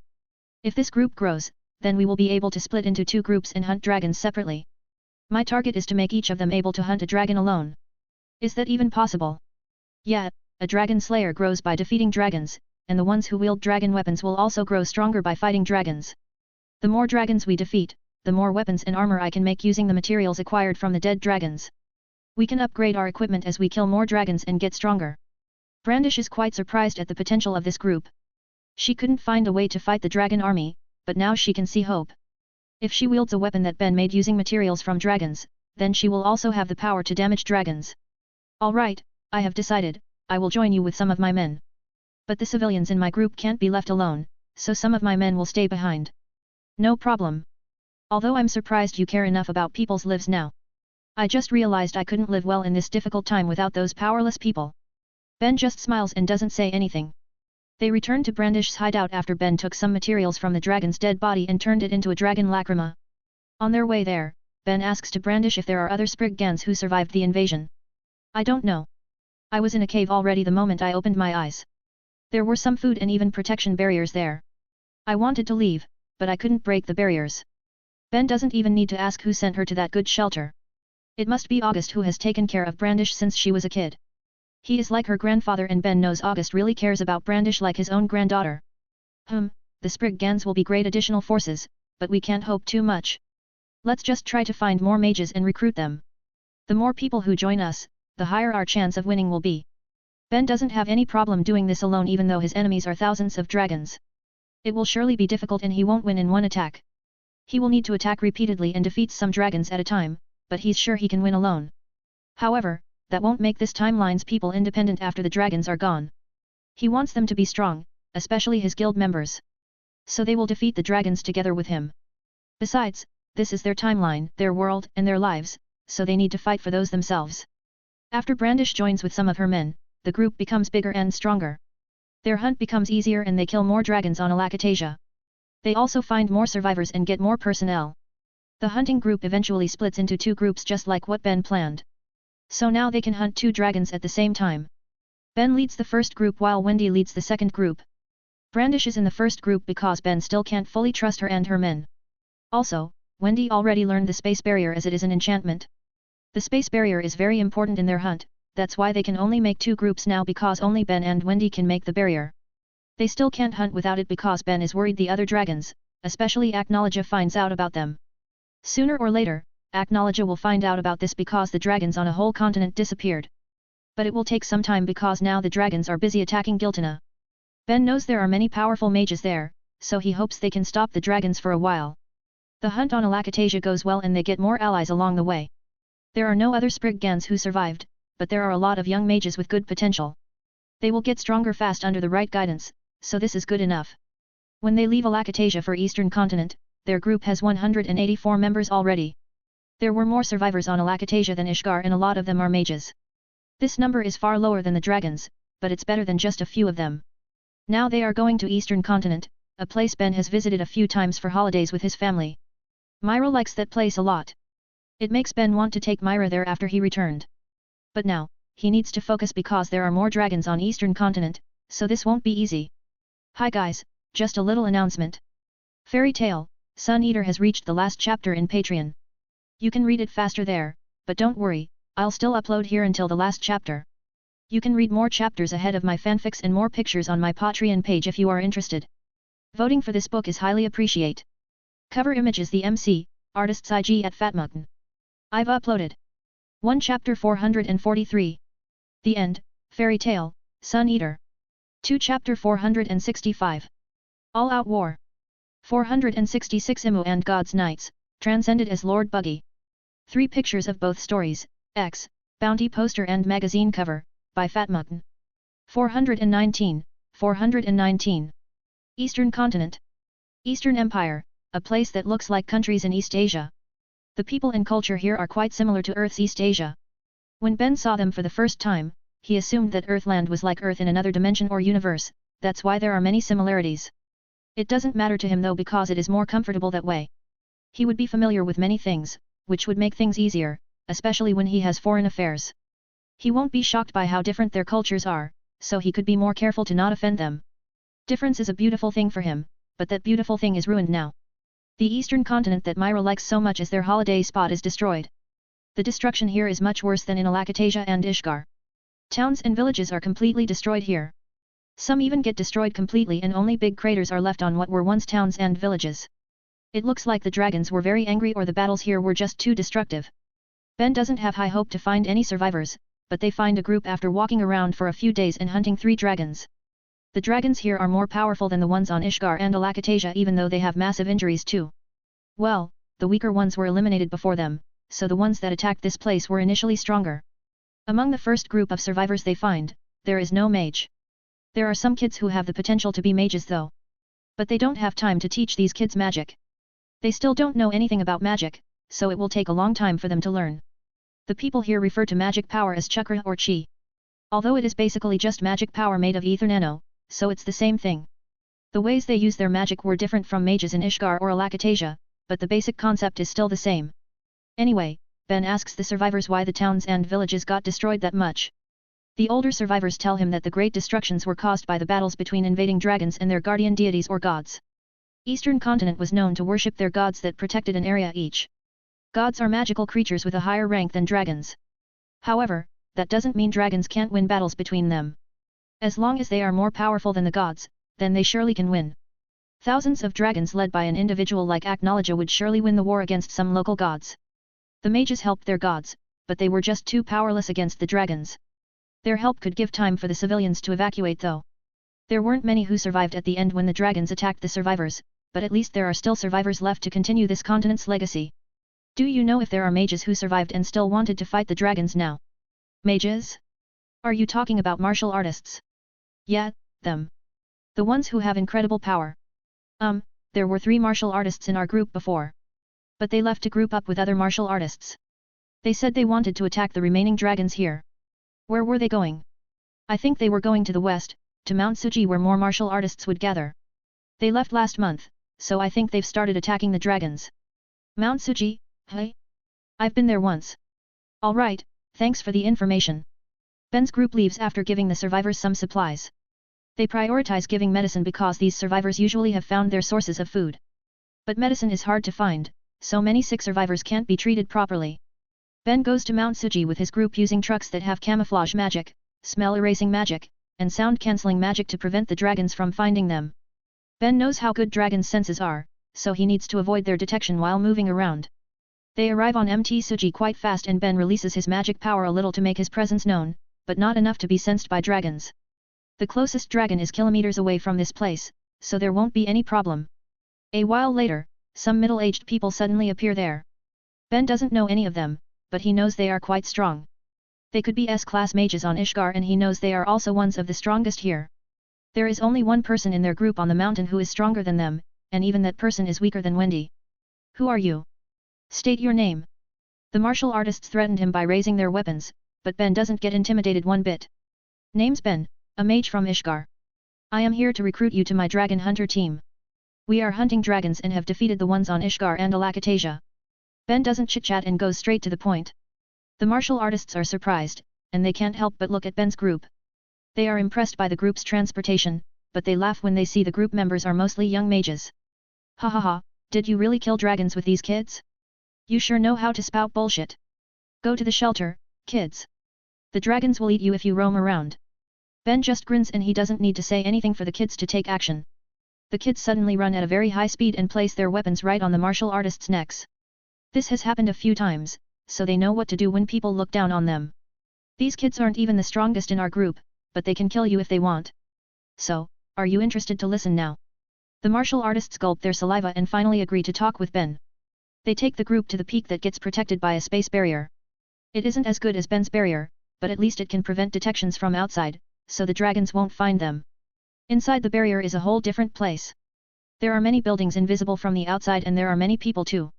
There must be hundreds of people here and they all are mages or martial artists at different levels. The middle-aged people take Ben to the biggest building at the peak while the rest of the group stays in the main plaza to rest. Ben follows them to meet the strongest martial artist here. He is quite surprised to see the person that leads them is a young woman, well, looks like a young woman. You want us to join you hunting dragons? Yeah, it seems you've heard it already. I need more people to join my dragon hunter team. We only have 184 people while there are thousands of dragons. So we need more people, and I heard you are also planning to hunt the dragons. Isn't it better to group up and attack the dragons together? The woman smirks hearing that proposal. Why should we join forces with you? Easy, because you need us. We have dragon slayers who have effective magic against the dragons, dragon weapons that can injure the dragons more effectively, and the most important thing is you need us because you are weaker than us. Ben releases his magic power after saying that and it overwhelms the whole mountain, even everyone in his group. The strongest martial artist can't even hold her ground and falls on her knee even though she was sitting before. Other martial artists take it worse, they are lying flat on the ground and a lot are passing out. Even with this power, I am not sure I can defeat the dragons alone. I am a dragon slayer, and my magic is effective against dragons, but I don't have that confidence. Do you think you can do it without us? Ben needs to do this because he realized that these people are very prideful or can be said to be arrogant. If he doesn't show how strong he is, then they won't join him. He needs more people to fight the dragons and they have many people, so he really wants them to join him even if it's out of fear. I don't want to end this alone. I'm only here for my kids, sisters, and friends. If they have the power to fight, then they need to fight. This is their world, their lives, their freedom. They need to fight for themselves. No one can even stand under the pressure of Ben's magic power. It isn't even his full power, but it's enough to make them submit. Then as he wishes, the martial artists finally join them even though it's just out of fear. But Ben treats them equally by giving them good dragon weapons. Well, the stronger they are, the better their weapons are because they can wield stronger weapons and their attacks will be stronger. Ben also has made armor made of dragon scales for everyone to protect them. After the martial artists joined, the group has 523 people in total. Ben takes them to hunt a dragon so that the martial artists will know how they hunt. Only 20 people attack the dragon that becomes their target and no one is a dragon slayer, but they can win already, so it shocks the martial artists. Ben smirks seeing their shocked faces. Do you regret joining us now? You can read more chapters ahead of my fanfics and more pictures on my Patreon page if you are interested. Voting for this book is highly appreciate. Cover image is the MC, artist's IG at Fatmutton.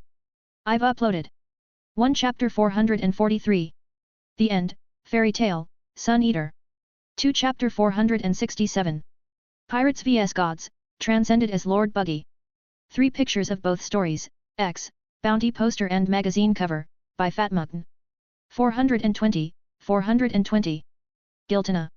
The Dragon Hunter group grows stronger by the day as they hunt more dragons. They can form 20 teams to hunt dragons at the same time at the end of their hunt on the eastern continent. Although Ben needs to make clones for the other 18 teams to create a space barrier, as the ones who can make it are just him and Wendy. Right now, they are going to the last continent that will be their main battlefield. They have slain a total of 153 dragons on Ishgar, Alakatasia, and eastern continent. There are still thousands of dragons remaining, but they aren't afraid because they know they won't have any future if they don't defeat the dragons. The dragon hunters move to Giltana using a massive airship. It is an airship Ben made using his Ark of Embodiment that surely has gotten much stronger. They all are preparing themselves for the main war, including Ben. Ben is preparing the dragon slayers who are still young. They have gone through a lot of things, but they are still kids in his eyes. Although they've killed many dragons, those dragons were weakened by injuries and they prepared the situations to their advantage. However, the main war will be different because they will face multiple dragons at once in unexpected situations. Ben has taught them a lot of things during the hunt to prepare them. But he still needs to prepare them before the main war because he knows they must be nervous. He has unlocked their second origins before reaching Eastern Continent, so they're already used to it now. They are already stronger than most S-class mages after killing so many dragons. But they aren't ready mentally for a war this big. So Ben gives them trump cards in a form of a seal that will be activated when their lives are in grave danger. This calms them down a lot, and he also teaches them some strategies to defeat dragons alone. They have slain many dragons together, but doing it alone is different. It is not the only help he gives them. Using a secret technique he made using the knowledge in the books he found below Alvarez Castle, Ben is expanding their magic power container. With bigger containers, they will have more magic power too. Of course, it is dangerous because the magic power container has walls. By expanding it like this, Ben will make the walls thinner, which can increase the chance of it being broken. But obviously Ben won't put them in danger because if the walls break, then they can lose their lives as mages. Ben has found the limit of expansion and he also made a safety measure. He will expand their containers to the safe limit while also strengthening the walls. So it will be safe for them while the walls are recovering slowly as magic power fills their expanded containers. Their confidence raises with this and they aren't that nervous anymore. Now they just need to rest so that magic power will fill their expanded containers faster. Ben will make sure these kids survive and they won't lose too many people. The group finally arrives on Giltana and they can feel the dragon's magic power. Ben can sense the thousands of dragons that spread all over the continent. He also senses an individual with more magic power than any creature he ever sensed. I have expected this, but Aknologia has gotten much stronger than I thought. There are also some powerful dragons on Par with the Dragon Kings. Damn, what did they do in the invasion to get this powerful? Ben has covered the whole airship with some magic spells to prevent detections from the dragons, including making it transparent. By using his light magic, Ben can make the whole airship transparent by distorting the light. Brandish, tell everyone to prepare. We'll go to attack immediately. Understood. Ben can see Brandish is quite nervous while she walks away. Even someone at her level is nervous to fight in this war, not to mention the young ones. Brandish has gotten a lot stronger under Ben's guidance that he is sure she can defeat any other Spriggans, even Irene and August right now, but she is still nervous. After everyone prepared themselves, Ben controls the airship to move fast toward the main battlefield. The war between dragons and humans is still going on here. The humans have been pushed back very far and now they are defending the last nation in Giltana. On the way there, Ben can feel that Aknologia isn't taking action. Only some dragons are attacking the humans in the war. Even without seeing it, Ben knows that the dragons aren't taking this war seriously. Aknologia must have treated this as a game for his entertainment. Well, let's see how long you can act like that. A stronger Aknologia, hey? I really anticipated it. Ben grins excitedly because he can find a match again. It hasn't been long since he slew Aknologia in his timeline, and he knew that battles won't be fun anymore after that. No one is strong enough to threaten him like Aknologia, so he won't get another hard battle. The war against thousands of dragons will surely be hard and exciting. But now it will get even more exciting with a stronger Aknologia in the factor. He doesn't know what this timeline's Aknologia did to get that much stronger, so he will find it out while having a good battle against the Black Dragon. Ben's group finally arrives near the battlefield, but they don't join immediately. Ben wants to see how the people here defend against the dragon's attacks. There are only 5 dragons that attack anyway, so he knows this attack isn't serious at all. Aknologia must have used his brain because he is leading the dragons now. Probably he is just terrorizing the people here, he is just messing around with them.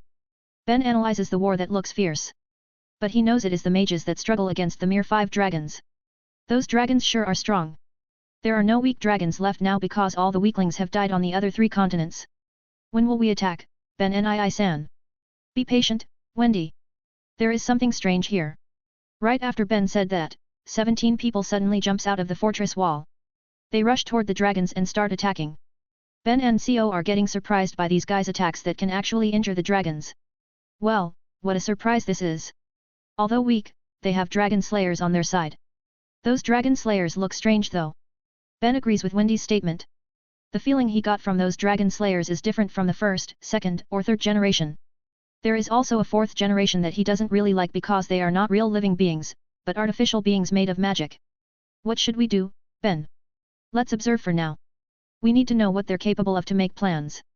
They continue observing, and the dragon slayers of this continent are quite capable. However, the dragons are not ordinary either. These dragons have survived the war on 3 continents, and surely Aknologia won't send them here to just lose. Damn, this is the worst. Those dragons are strengthened. Ben's words surprise everyone there, but his expression contrasts with his words. He is very excited right now instead of being worried.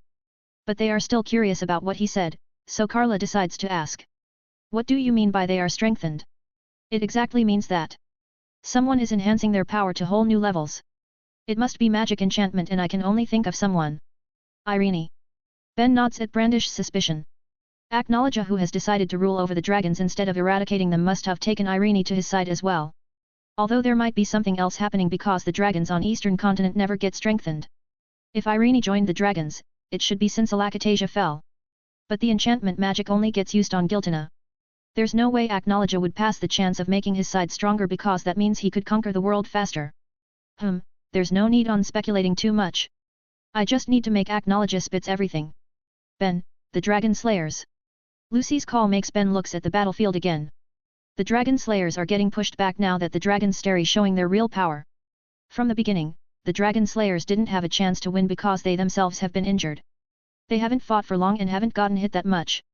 But they are in bad condition already. That means they have been injured badly before this and haven't recovered.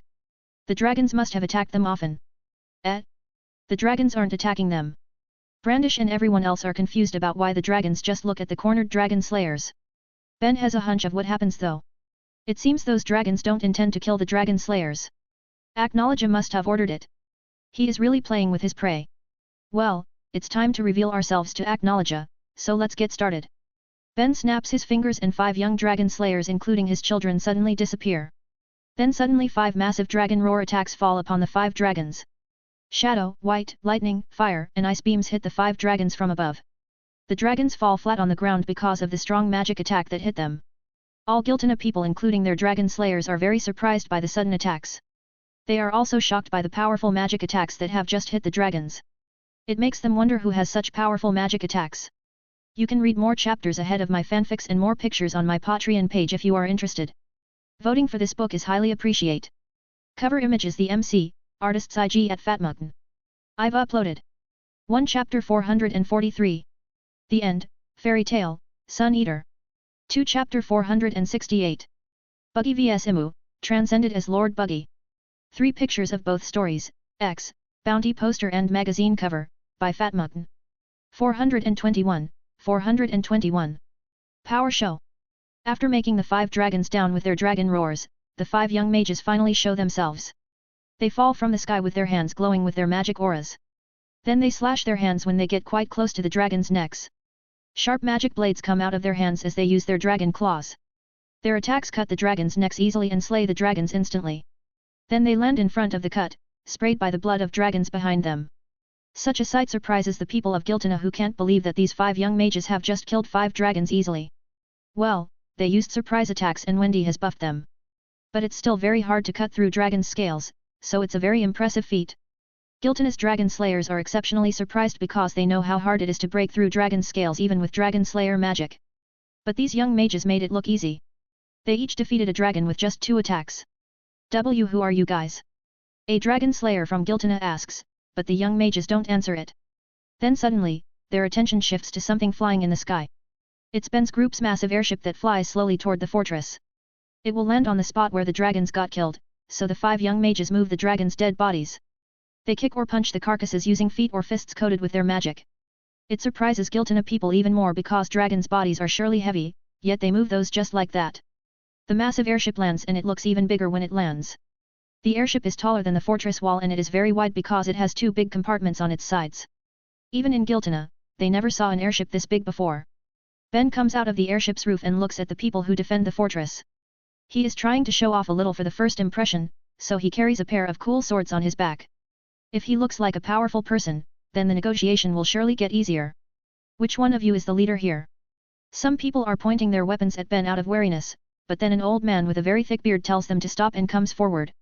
I am the current leader here. My name is Eleftheria. HOH, a dragon slayer, a dragonized one at that. And your dragon slayer magic is quite interesting if I must say. Eleftheria is very surprised that Ben knows he is a dragon slayer.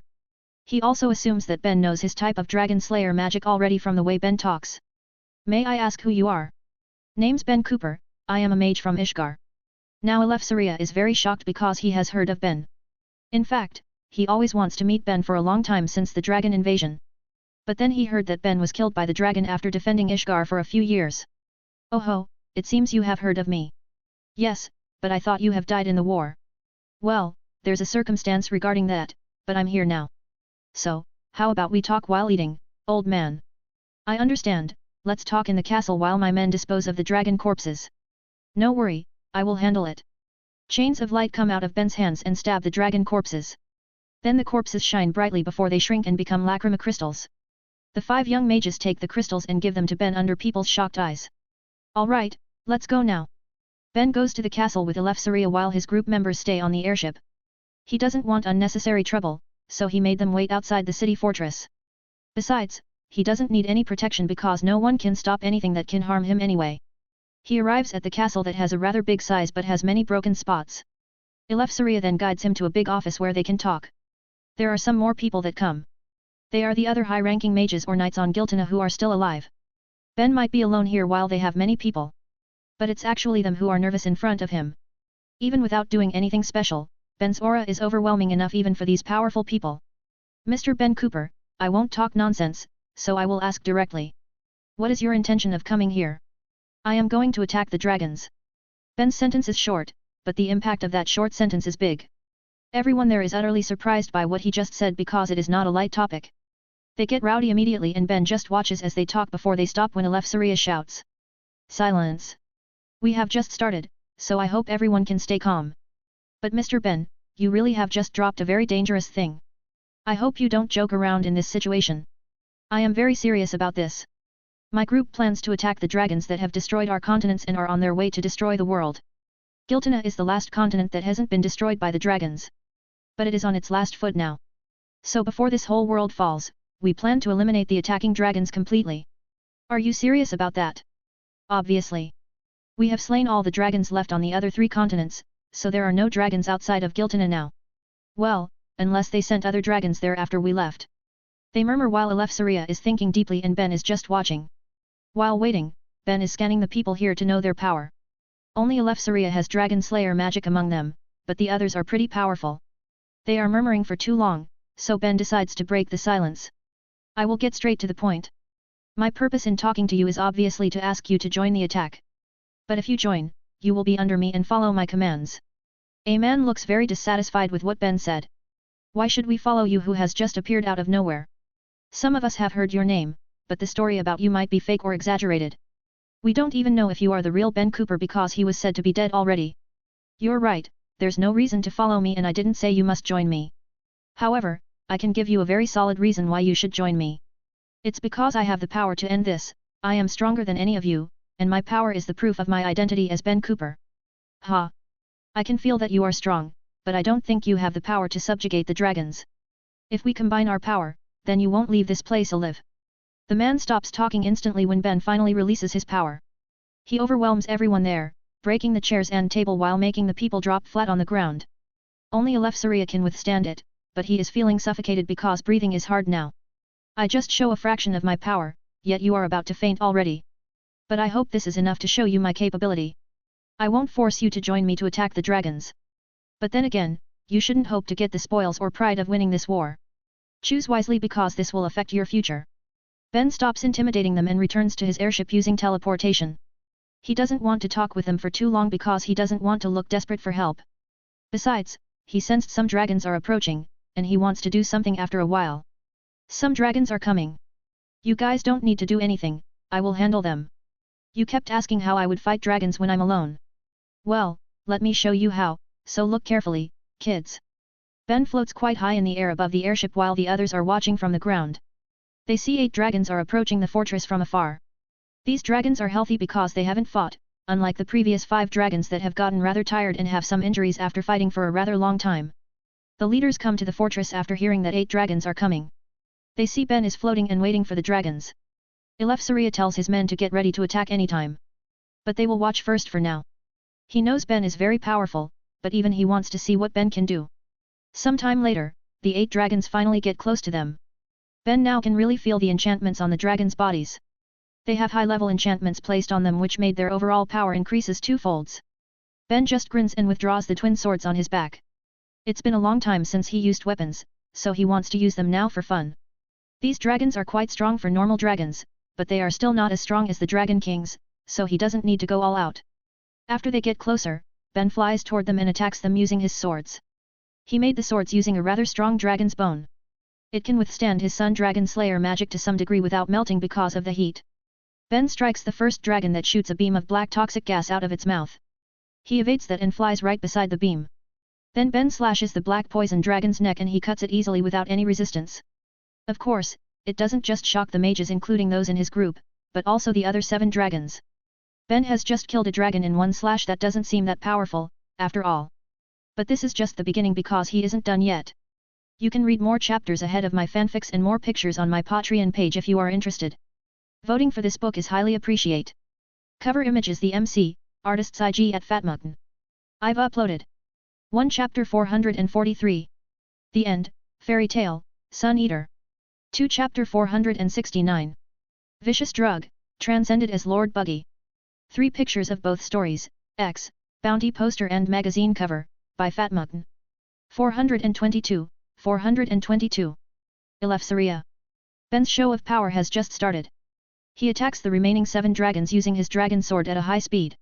He cuts the second dragon's right wing before piercing its heart with a thrust that releases a strong and sharp Sun Dragon Slayer magic straight blade. Then he attacks the third dragon that shoots a magma pillar at him.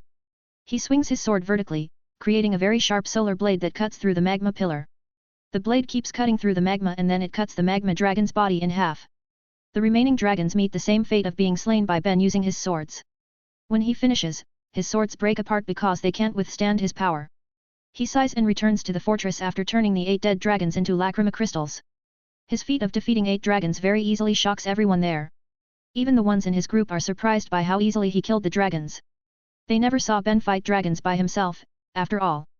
So they never know how powerful he truly is in battle. They never thought that he would be so powerful that he manages to slay 8 dragons very easily. But he hasn't even shown his real power, so they will see more surprises in the future. Ben didn't need to show his real power yet because those dragons were just normal dragons that have their power enhanced, but they are still too weak for the current him. So, people of Giltana, I hope that was enough to show my capabilities. We will set out to attack the dragons in a week, so make your decision before that. Ben wants to leave immediately because his group needs to gather supplies first. But it seems Eleftheria has made his decision, so he jumps and approaches Ben hastily. Sir Ben, I have made my decision, which will also be Giltana's decision. We will cooperate with you and follow your lead to attack the dragons. Are you sure? Your people are still quite reluctant, you know. Then, if no one else wants to join you, then I myself will join you.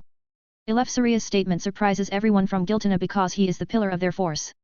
He was chosen to lead them because he knows dragons the best and he is the best person who can nurture the dragon slayers. If he's gone, then their defense will surely collapse. Before anyone can show their worry, the 17 dragon slayers in Giltana's squad announce their intention to follow Eleftheria's decision. These guys know very well what it takes to defeat a dragon.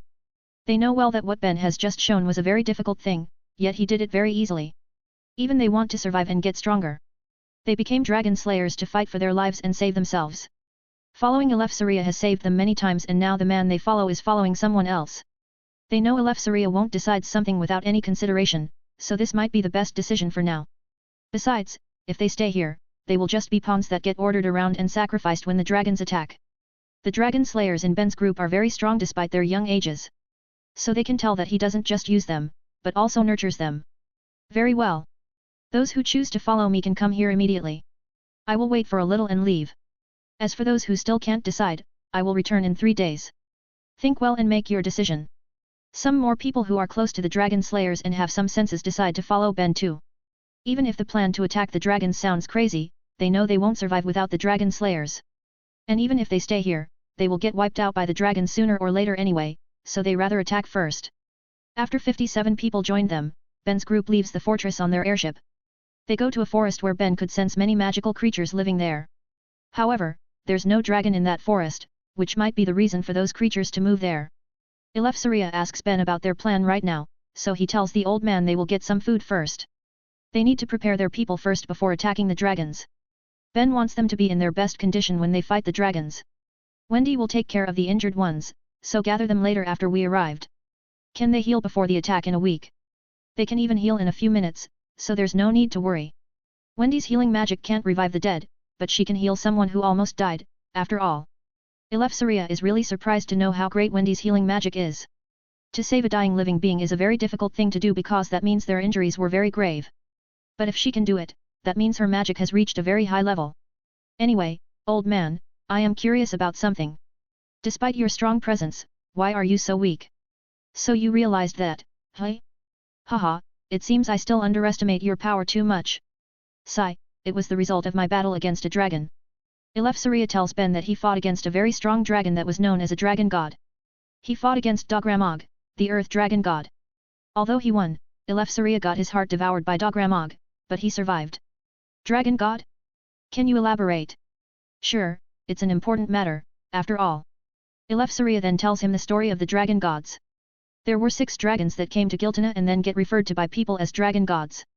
They came here in order to escape from Aknologia when he hunted the dragons all over the world. Because of Giltana's high concentration of magic power, the 6 dragons grew very powerful by the time that they get the power rivaling Aknologia himself. They never really fought Aknologia, but they were claimed to have such power. Pfft, ha ha ha. They never fought against Aknologia yet they claim to be his equal? How laughable. Those cowards who hid in fear of a dragon slayer were claiming themselves to be as powerful as him but never dared to even fight him? Ha ha ha, I would like to see them myself and laugh in front of their faces. It might look that way to you, but it wasn't for the people here. They were the terror of this continent and I taught myself dragon slayer magic to slay them. However, I could only defeat the weakest of them and was left with a very serious injury.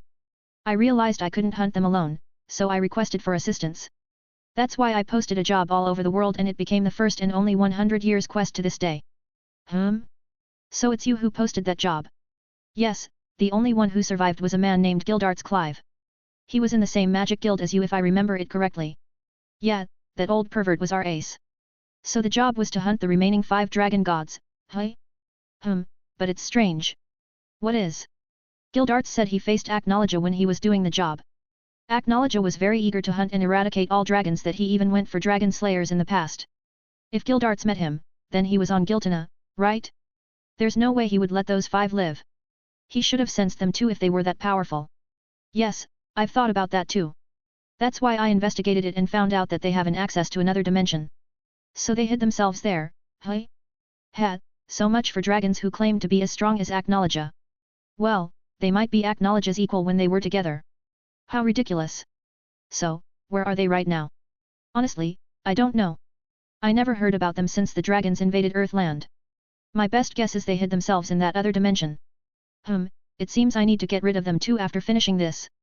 Those cowardly yet arrogant pieces of trash will surely return here to claim dominance after the dragons perished.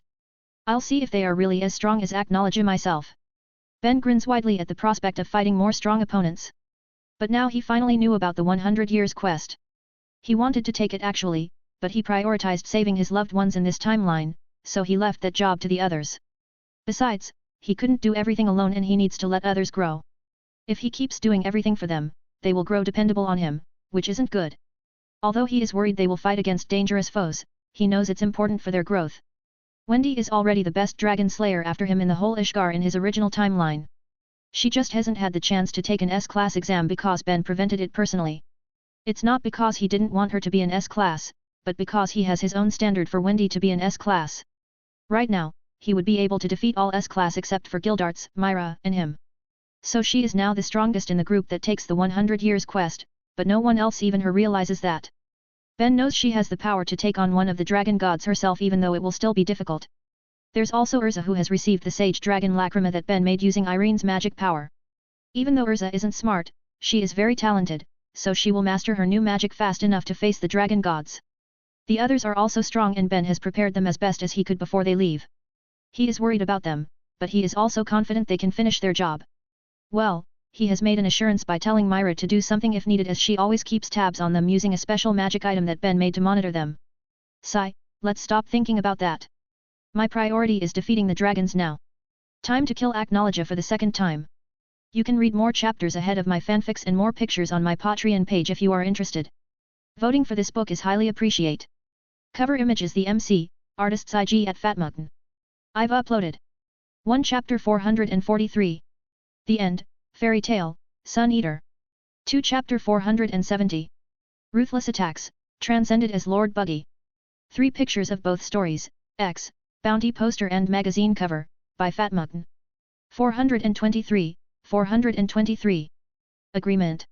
In the forest, Ben's group is making their preparations for the war. The area where they camp has been protected by a space barrier, but there are still some creatures that remained inside the barrier. So some people hunt the magic beasts while some more go to get food. Meanwhile, Wendy is healing the injured people who followed Eleftheria. They have various injuries that they received after facing the dragons that attacked their fortress. The dragon slayers have worse injuries than the others because they are the main forces. But Wendy can heal any of their injuries without any problem. They are very surprised by her healing ability which can be seen as a miracle. She can't grow lost limbs though, but they are still happy they don't feel pain anymore. Eleftheria, can I have a moment? Ben and Eleftheria talk in private because he wants to ask something important. What is it, Sir Ben? Those dragon slayers, how did they get their dragon slayer magic?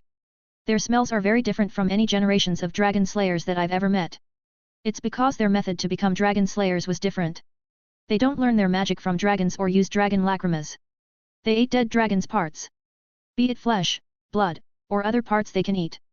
Consuming dragons' parts can grant them dragon slayer magic.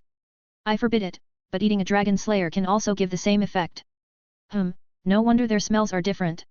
But from what I see, that method has its pros and cons. They don't seem to have motion sickness even though Wendy didn't cast a helping spell on them when they were in the airship. She only cast it on you because I needed to talk with you.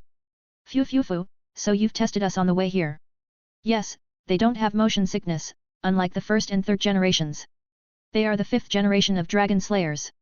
This generation got stronger very fast after they become dragon slayers. Is that so? But from what I see, their potentials are not as good as the others' generations. Eating dragons or dragon slayers must have had some kind of effect on them. At the very least, it would affect their minds, souls, and bodies. They have more draconic traits in their bodies than other generations even though they don't activate dragon forces. Also, when they fought, I can see tendencies to be violent like beasts. They are more affected by dragons than other generations. I feel like they have become half dragons already. You are not wrong. Their chance of turning into dragons is actually high, especially if they use dragon forces. I even killed some of them in the past because they are transforming into dragons. Their dragon forces are also very different from other generations. They also have tendencies to lose their mind in that state. Although maybe it was affected by their inexperience because they haven't learned their magic properly before attempting to use dragon forces. So that's how it is. Creating dragon slayers using that method is surely easy because you can just eat the dragons you defeated or the fallen dragon slayers. But it isn't a good method if I must say. Eleftheria agrees with that because even though the 5th generation can become strong very fast, they have low potential and some annoying drawbacks. Well, every generation is like that, so Ben doesn't have a problem with it. The problem is they won't be able to use their full power in the war because Dragon Slayer's true power appears when they use dragon forces. But if they activate dragon forces, they might turn into dragons, which means they are helping enemies instead of helping the mages. We don't have enough time to take care of that problem. That's why I will tell you this now. I will kill anyone who turns into a dragon and lose their mind. If they can keep their sanity, then it isn't a problem, but you said it yourself that they tend to lose their mind after being dragonized. You have been dragonized yourself, but I won't kill you because you are still sane. I understand. None of them will object to it because we have talked about it in the past. They chose to become dragon slayers with that in mind. Ben is satisfied, so he talks about something else with Eleftheria. It's regarding Eleftheria's heart. The old man doesn't have a heart, but he can stay alive by using magic. However, he needs to keep maintaining that magic, so he can't use his real power. You are utterly weak for a dragonized person. We need every help in this war, so your loss of power is truly a shame because it's like losing a dragon's help on our side. I will sacrifice myself if needed, so you don't need to worry. Sigh, just sacrifice alone won't help us win, old man. What if even after your sacrifice the dragons are still very powerful? Besides, I'm not a fan of sacrificing oneself for others. I also prefer having all my comrades alive at the end of the war even though it's almost impossible. That's why I will give you a hand. You can help me with this condition. Yeah, but I can't give it for free. Can I listen to the condition first? Sure. My condition is I want you to protect my children after we won this war. My sisters are powerful enough to protect themselves and they are adults already. But my children are still young and might be the targets of those who hate me. After this war ended, we will be the heroes, and I will be the central figure. Ah, there might be people who want to use your children for various reasons. Yeah, that's why I want you to be their guardians in the future. You talk as if you won't be here anymore after the war ended. Didn't you say you hate sacrificing oneself for others? Ben smiles and explains his origin to Eleftheria, about how he travels through the timeline and all. Of course, it surprises the old man who finally can understand the strange feeling he has had for a while. He heard that Ben has died, but Ben suddenly appeared in front of him, so he thought the news was wrong, after all. Eleftheria is very amazed by how Ben traveled through time and space. He never thought that there would be other timelines as well. But now it all makes sense of how the dragons can come from the past without changing the history. If those dragons really come from the past of this timeline, then Acnologia shouldn't become this powerful because there won't be dragons to be hunted. Dragon slayers might not exist too because there won't be war between dragons and humans as all dragons went to the future. Time is a very difficult concept to understand. Certainly. So what about my condition? I will accept it. That doesn't sound unreasonable. Good, I will take care of the 5 dragon gods if they are still alive. You just need to protect my kids and rebuild this world. Are you sure you want to go that far? Of course. Just winning this war is not enough. I need to make sure my kids will be fine in the future too. They need to rebuild this world, so I will eliminate the threats that can endanger them before they mature. My family is the only reason I do all of this, after all. Eleftheria smiles because now he knows the reason Ben can become this strong.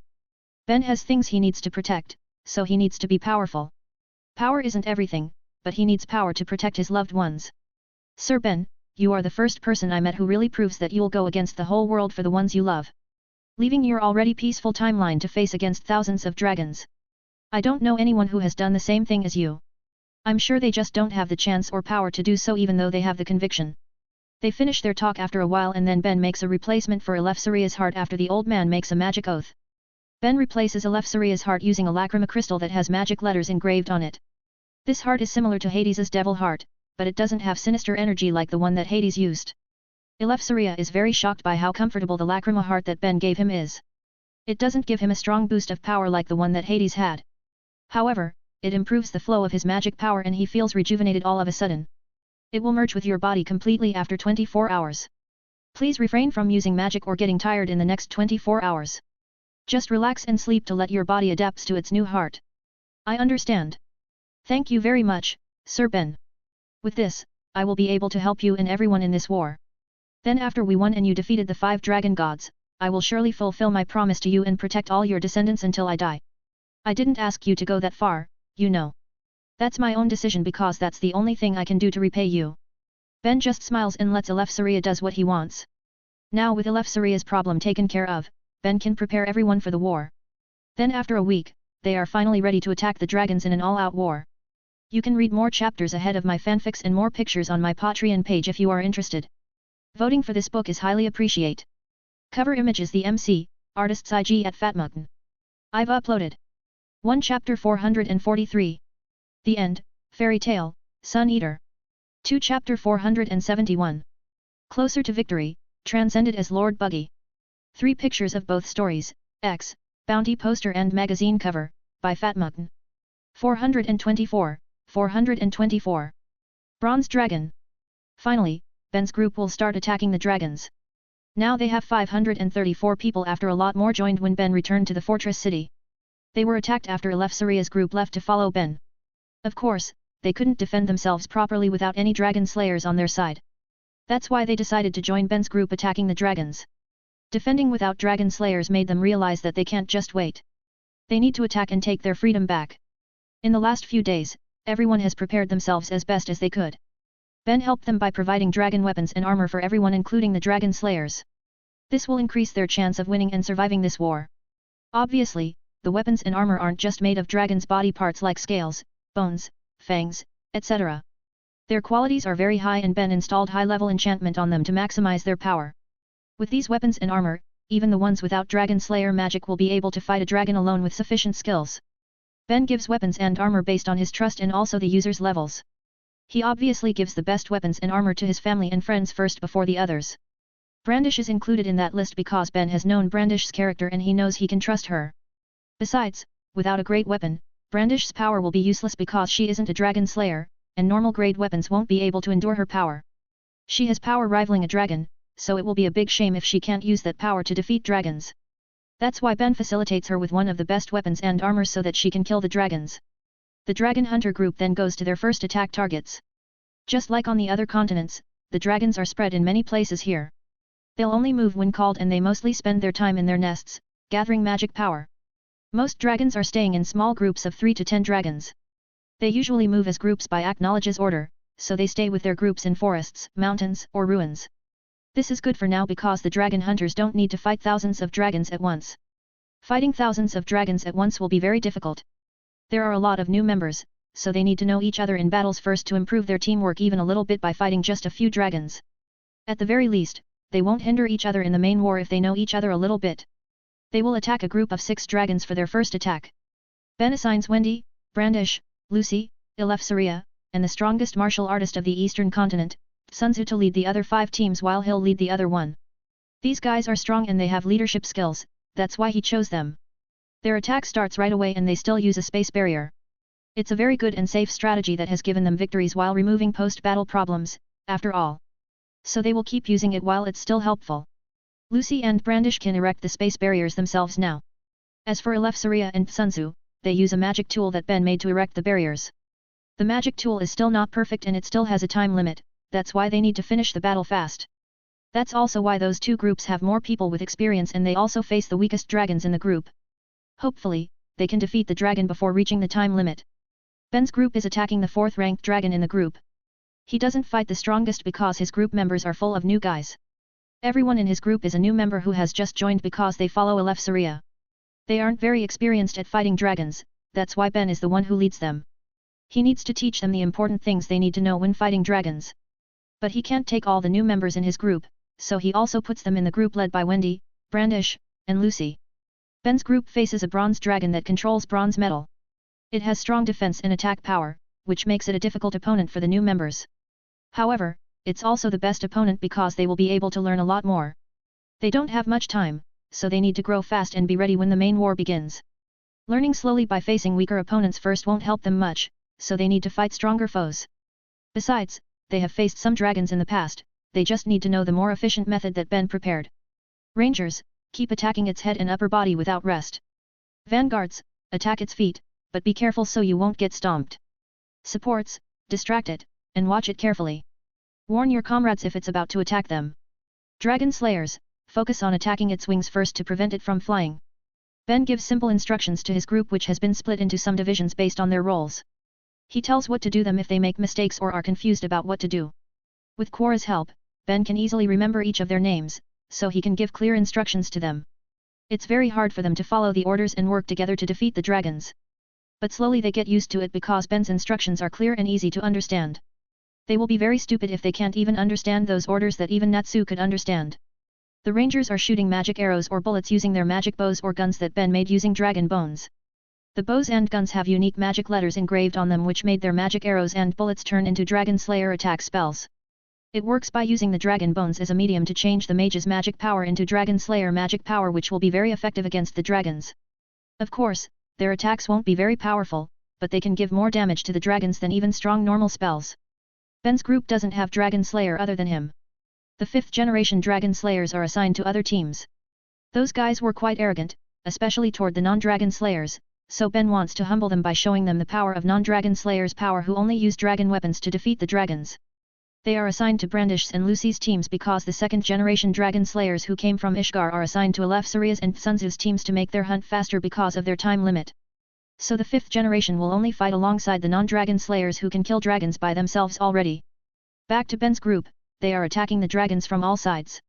Their attacks can only give little damage to the dragons, but they are still inflicting damage. Such a result already makes them very happy because as non-dragon slayers, they never dealt damage when they attack dragons. It makes them very motivated and they start getting better. Their movements are not stiff anymore and they are not hesitating to move forward. They start following Ben's orders even better because they know their attacks are successful because of him. Although sometimes, they got too excited that they don't listen because they are distracted or they think they can do better by doing something else. The ones who do that pay the price though and get hit by the dragons. Ben only saves those who will die if they get hit and let the others to give them a lesson. They attack the bronze dragon with hit and run tactic. Ben orders them to attack from all sides, then tells them to move when the bronze dragon will attack. These guys are obviously not tough enough to handle the bronze dragon's attacks. Even its dragon roars will shred them to pieces if they take it head on. Similar to Iron Dragon, Bronze Dragon can reshape its body parts to create attacks. However, its attacks are not as powerful as Metallicana's attacks. The Bronze Dragon also can't shape its body parts as freely as Metallicana, which makes it an easier opponent. Ben's group bombards the Bronze Dragon with attacks from all sides. They also try to disrupt the dragon's movements using their normal magic. It's not difficult to disrupt a dragon's movements. They can control the ground where the dragon stands or just annoys it. The biggest problem for them is when the dragons fly. Their attacks can't reach the dragons most of the time. The only solutions now are by attacking from afar or they need to fly too. Not everyone can fly, so only some will go up and chase the dragons. That's why all groups will focus on attacking the dragon's wings at the beginning to prevent the dragons from flying.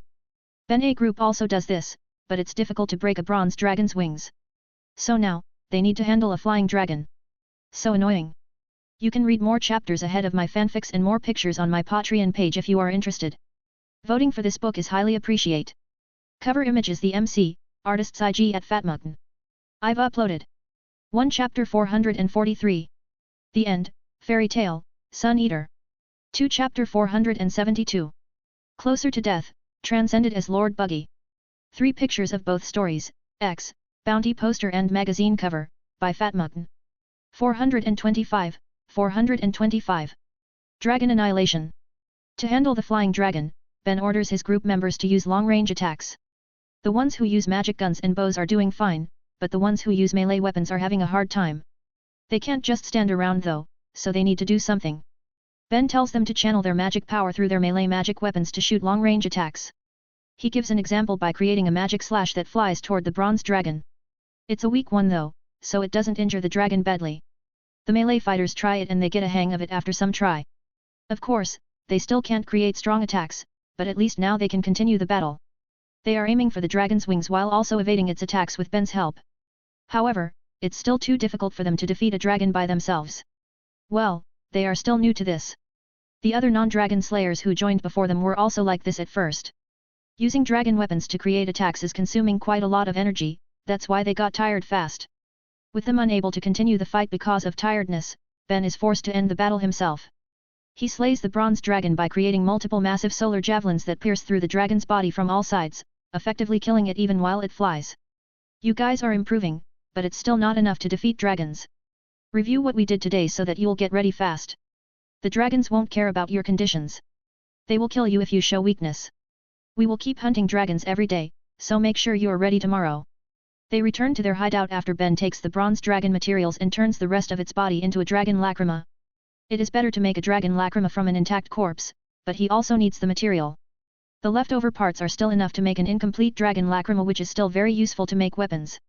Ben is upgrading their weapons using dragon lacrimas. But he'll only upgrade the weapons of the earlier members who have more experience.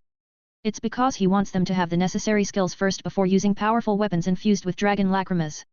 One dragon lacrima can be used to make around 10 powerful dragon weapons. But for the S-class level mages, they are given weapons that have one whole dragon lacrima in them. They can handle those weapons' drawbacks like high magic power consumption that can deplete normal mages' magic power after a few active usages. Weapons aren't the only things that need their magic power, after all. Their armor and even their movements need magic power because they are facing dragons.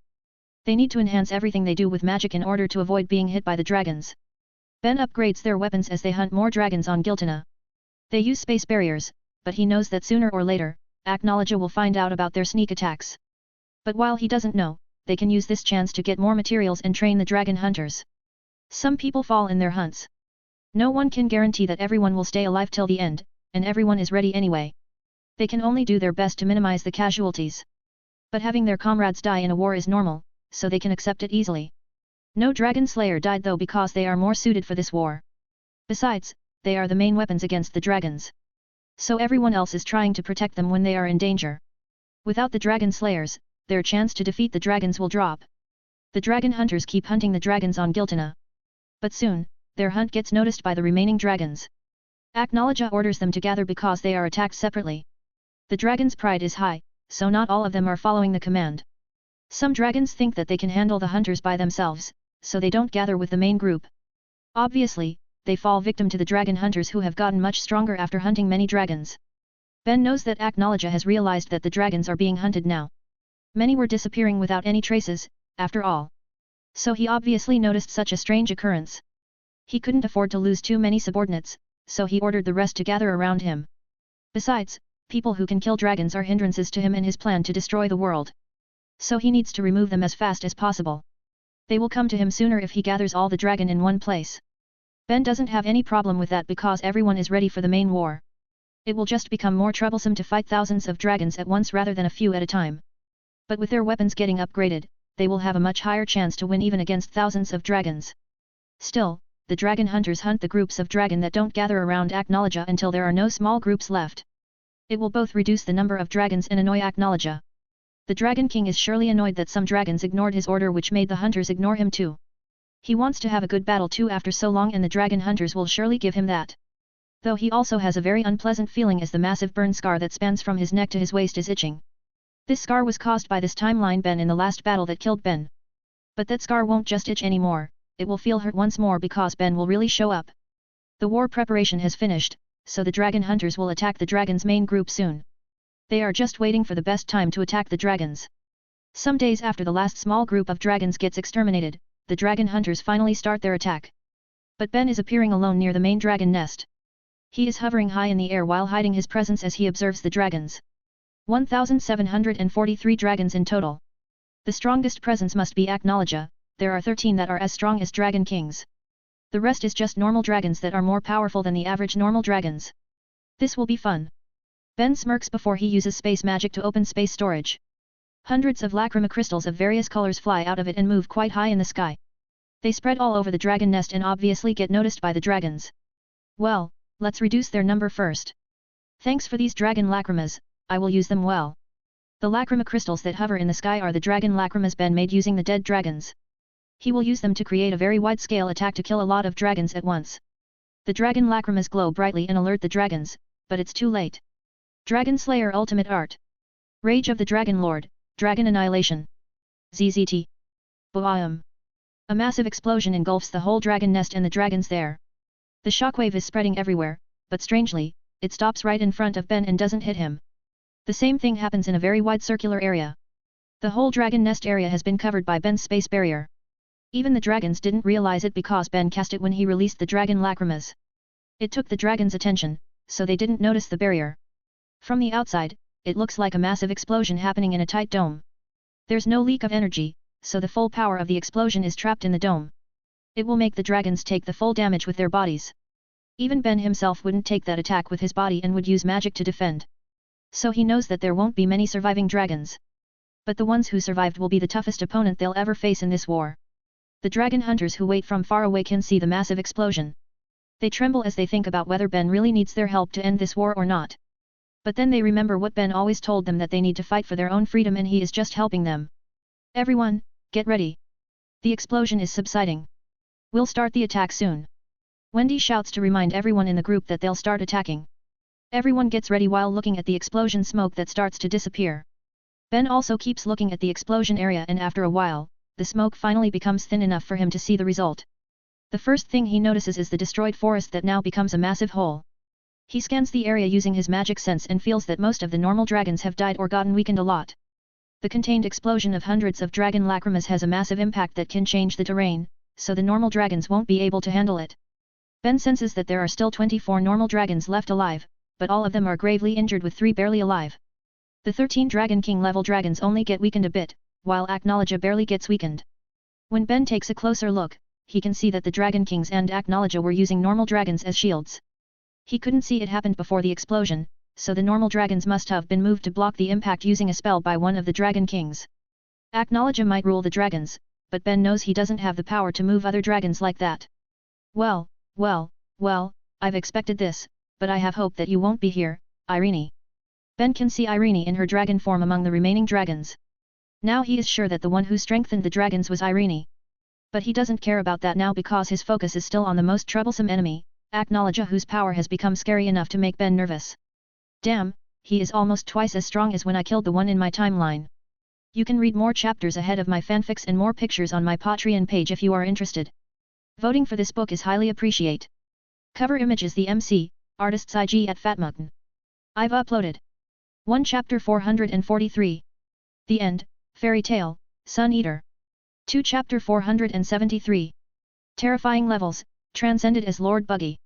3 pictures of both stories, X, Bounty poster and magazine cover, by Fatmutton. 426, 426. Surprising appearance. The Acknowledge here is way stronger than the one he fought before. But it only makes him more excited because it means even he hasn't reached his limit yet. If Acknowledge could grow this much, then he should be able to grow even further. Ben removes the space barrier and gets closer to the dragons. Now, they can finally see who has just attacked them, and it obviously surprises them, especially Acknowledge. He still remembers Ben's face very clearly, after all. You are alive. Ah, it seems you missed me, Acknowledge-chan. I'm sorry I didn't come sooner. Ben grins while teasing Acknowledge, who looks shocked. He looks at the Dragon Kings and realizes that he doesn't recognize any of them. All of them are unfamiliar dragons, but he can clearly feel their massive amount of magic power. What did you do? I remember clearly that I've greatly injured you. There was no way you could survive those injuries. And you actually have your limbs intact. Maybe you should really check if I was dead for sure. As for limbs, I can always make them anytime. Ben creates 2 more arms on each side using his Arc of Embodiment. In this timeline, Ben has lost both his arms and half of his stomach in the last battle against Acknowledge that took his life. But he managed to escape in the last second even though he died because of his injuries in the end. This timeline Ben knows he couldn't die in front of Acknowledge. If Acknowledge got his dead body, then the Black Dragon could grow much more powerful by eating it. That's why he has prepared an escape spell that would be triggered when he was on the verge of dying. Even so, Acknowledge managed to grow this much even without consuming this timeline Ben's body that already got destroyed by his own spell to avoid it being misused. Although it's quite regrettable that the body has been destroyed. When Wendy told it to Ben sometime after crossing timelines, he feels that it was quite regrettable. He knows it's a good decision though because it reduced the risk for his surviving family members and friends. His body has been turned into pure ether nano by a spell. If only we still have his body, then I could turn it into 3 lacrimas.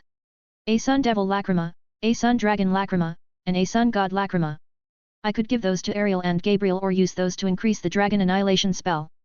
But well, it might be the best choice that he has at that time because even his dead body will attract problems for the others. Regeneration. No, that doesn't look like regeneration. Besides, there is no magic that can regenerate body parts. Even healing magic had almost been lost in our past era. Then, illusions? Or artificial limbs? The Dragon Kings comment on it while looking at Ben warily. They know how dangerous he was and he has gotten even more dangerous now. He has become much more powerful to the point where he can kill almost all of their troops with one attack. What was that attack just now? How could it be so powerful? I don't know, but I don't think he can use it again. Yeah, it must be an attack he prepared specifically to reduce our number. Irene, do you know what he did? He was using Dragon Lacrimas to create that massive explosion. The explosion of Dragon Lacrimas is the same as a Dragon Slayer magic attack. That's why it was very effective against us dragons. However, he must have added something because even if he has a few hundred of those, their explosion shouldn't be powerful enough to kill more than 1,500 dragons instantly. Irene explains it with a rather nervous voice. She knows that even if Ben couldn't make another attack of that scale, he is still very powerful. The ability to create that level of attack by using Dragon Lacrimas itself isn't something to be looked down upon. Although she herself has never fought or met Ben before, she knows how smart and powerful he was from stories. That's why she's sure he won't just show up and attack thousands of dragons if he isn't confident with his power. If that first attack went wrong, then he would have faced more than this and it seems he is ready. I don't know what makes him so confident, but maybe. Enough talk, attack him. Acknowledge gives his order and the Dragon Kings immediately attack Ben together. They shoot their dragon roars that have incredible power. Ben, who floats high in the air, flies higher and keeps moving to evade their dragon roars that chase him everywhere. He flies very fast so none of them can catch up to him until their attacks are over. Hey, Hey, don't attack me so suddenly like that. I still have some things I want to say, you know. Ben lands on the ground unscathed while having a big grin on his face. 13 dragons at king levels should be tough but doable for them. The 24 remaining normal dragons, however, are problems even though they are injured, so let's remove them first. Ben's hands glow before two big golden war axes appear. They are magic axes made of his solar energy, so they won't break like the usual magic weapons. Ben grins while looking at the normal dragons who survived his massive attack. Let's see if you can survive this. Swish! Ben suddenly disappears, surprising all the dragons present. Then the next thing they know, a normal dragon has gotten its head chopped and Ben stands behind it. They all are shocked by his speed that almost none of them could see. Furthermore, he kills a dragon with one attack. Even if the dragon was injured, it still has thick and tough scales that were very hard to break. But Ben cut through them easily and separated its head from its neck in one slash of his axe. They are still in disbelief and then he makes them even more speechless. He attacks the other remaining normal dragons with the same speed. Now, he doesn't just go for their necks. Ben slashes their other parts to make his movements unpredictable. It works really well as even the Dragon Kings can't keep up with his movements, not to mention the normal dragons. Even the fastest dragon there, the speed dragon can't chase Ben even though it can see Ben. He also attacks in a random pattern, so no one can predict it. Shit! What kind of speed is that? I can only look at him. You need to get smaller. Your big body is reducing your speed. Irene gives the speed dragon advice, so he transforms into his human form. All these Dragon Kings have human forms, but they never used those forms for battle. That's why the speed dragon doesn't even think of it until Irene told him. He transforms into his human form and chases Ben again. Now, he can finally keep up and gets a little faster than Ben. He is the speed himself, after all. Eventually, he catches up to Ben, but that's just what Ben is hoping for. Took you long enough, dragon. I've already killed 18 Diagons while you were having a hard time chasing after me. Ben evades a claw attack from the speed dragon that comes from behind him. The speed dragon who looks like a typical young delinquent clicks his tongue and sends more claw attacks at Ben. However, Ben is evading every single one of them with tiny gaps. It surprises the speed dragon because he is the speed itself. But now someone is matching him and can evade his super fast attacks. He is using his full speed right now, so no one can see his attacks, no one other than Ben. As I thought of a dragon, you suck at fighting. Ben smirks because the speed dragon only has speed, but no technique. He is fast, but his movements are even worse than amateurs. Well, dragons like him always won by overwhelming power, and in his case, speed. That's why they never bother to learn battle skills like humans because they just need power. Even so, you are dangerous for the others because they won't be able to keep up with your speed even in dragon form. So let's end this here while you are still in your weakest form. Ben catches the speed dragon's right hand and pulls him closer. His left claws are still attacking, but he misses because Ben pulls him closer. Then suddenly, the speed dragon feels pain in his left chest and blood fills his mouth. He looks down and sees Ben's right hand is piercing his left chest. Without those thick scales, Ben can easily pierce his body with a magic-covered hand. Ben is holding his heart on his back now and the speed dragon can't utter a word before its soul leaves its body. Before fighting a strong foe in a human form, you should train by fighting weaker foes in it first to get used to it. Well, I am more than happy to fight you guys in human forms if you really want it. Ben grins while turning the speed dragon into a dragon lacrima. Now, the remaining dragons are very surprised because they finally know how Ben could have that many dragon lacrimas before. But the surprise he prepared for them isn't just that. Are you sure you need our help for this war, Sir Ben? Eleftheria and the other dragon hunters finally appear on the battlefield. Ben only grins while looking at the remaining dragons. 6 normal dragons and 12 dragon kings, can you guys handle them? Leave them to us, Ben Nii-san. Wendy sounds confident and so are the others. Ben grins widely while looking at Aknologia. Then, let's start the final battle. You can read more chapters ahead of my fanfics and more pictures on my Patreon page if you are interested. Voting for this book is highly appreciate. Cover image is the MC, artist's IG at Fatmugton. I've uploaded 1 chapter 443. The End, Fairy Tale, Sun Eater. 2 chapter 474. Temptation, transcended as Lord Buggy. 3 pictures of both stories, X, Bounty poster and magazine cover, by Fatmugton. 427, 427. War against the dragons. Ben gives his signal and the dragon hunters start their attack. He only looks from behind though because he will focus on Aknologia now. The Aknologia in this timeline is far stronger than the one he fought in his timeline, after all. Also, this Aknologia still has complete limbs despite having a big scar across his body. Ben can't be reckless to fight the current Aknologia. He can't afford to lose energy by fighting the other Dragon Kings before fighting Aknologia. Before seeing Aknologia, he was confident he could defeat all the dragons alone even if it was hard, but now he's glad he took these mages to assist him. So he orders the mages to attack the other dragons while he focuses on Aknologia. The dragon hunters split into groups to attack the dragons. All dragon slayers are attacking the dragon kings while the normal dragons are attacked by the non-dragon slayers. They are powerful enough to kill these injured normal dragons without the dragon slayers, after all. Each normal dragons only gets attacked by 10 dragon hunters, but it's enough. The remaining dragon hunters are attacking the dragon kings with the dragon slayers being the main attackers. They have trained against many dragons, so they already have good strategies. Wendy is leading the battle against Irene. Ben has told her to specifically attack Irene because both of them are enchantresses. She will be able to handle Irene's magic better than anyone else. Irene is the most troublesome enemy here because she can strengthen the other dragons. The other dragon slayers split to attack the 12 dragon kings. Ben has assigned them to 12 teams using telepathy right before they attack. He also gives them help through telepathy. Their opponents are dragon king levels, so this will be very dangerous. Ben wants to fight Aknologia later after the other fights have turned in their favor. But Aknologia has another thought and decides to attack Ben right away. Ben clicks his tongue and creates some clones to help the ones who fight the normal dragons so that they'll finish their battles faster and then help the ones who fight the dragon kings. Damn, impatient bastard. Ben jumps toward Aknologia who flies above them and gets ready to shoot his dragon's roar. It isn't a dragon roar that can be taken lightly because Aknologia is going all out for this attack. However, Ben doesn't need to face it head-on because it will take a lot of power to stop such an attack. So he flashes to Aknologia's left face and punches Aknologia's face very hard using his full power too. His punch flings Aknologia's head to the right, making the dragon's roar shoots to a mountain far away. The mountain gets destroyed instantly, showing how powerful that attack was.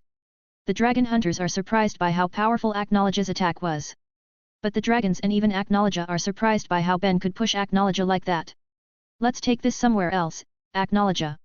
Ben's body glows very brightly and suddenly he transforms into a massive golden dragon. His transformation surprised every single person there, even his friends and family. He never transformed into his dragon form since he arrived in this timeline, after all. After transforming, Ben grabs Aknologia and takes him away. Ben doesn't want to fight Aknologia here because their battle will surely cause a lot of damage and disturb the others. It will be fine if the other dragons get killed by the impacts, but his people are there too, so they'll also get hit, that's why he needs to leave. But before he leaves, he orders his clones to end the battle against the 6 normal dragons quickly. They do as ordered and start taking over the battles. The clones have received more power from Ben, so now they can use stronger attack spells. But their power is still limited as they are just clones. So they use their limited power to give as much damage as possible to the normal dragons. The normal dragons have been injured, so it won't be too difficult to defeat them. It will be the dragon hunter's job to defeat them and the clones will still just assist them. They are attacking the dragon's legs and wings to obstruct the dragon's mobilities. With their super speed, the clones can cut the dragon's tendons on the legs and wings very quickly. After getting their legs and wings damaged like that, the normal dragons can only take the dragon hunter's attacks. The dragons try to attack by shooting beams from their mouths. But the dragon hunters attack before the dragons can shoot their roars. The dragon hunters attack the dragons' necks using their dragon weapons when the dragons are preparing their roars. Their attacks are lethal and make the dragons fail to create the roars. The dragon hunters keep attacking with the help of Ben's clones and they kill the 6 normal dragons after attacking relentlessly at a fast pace.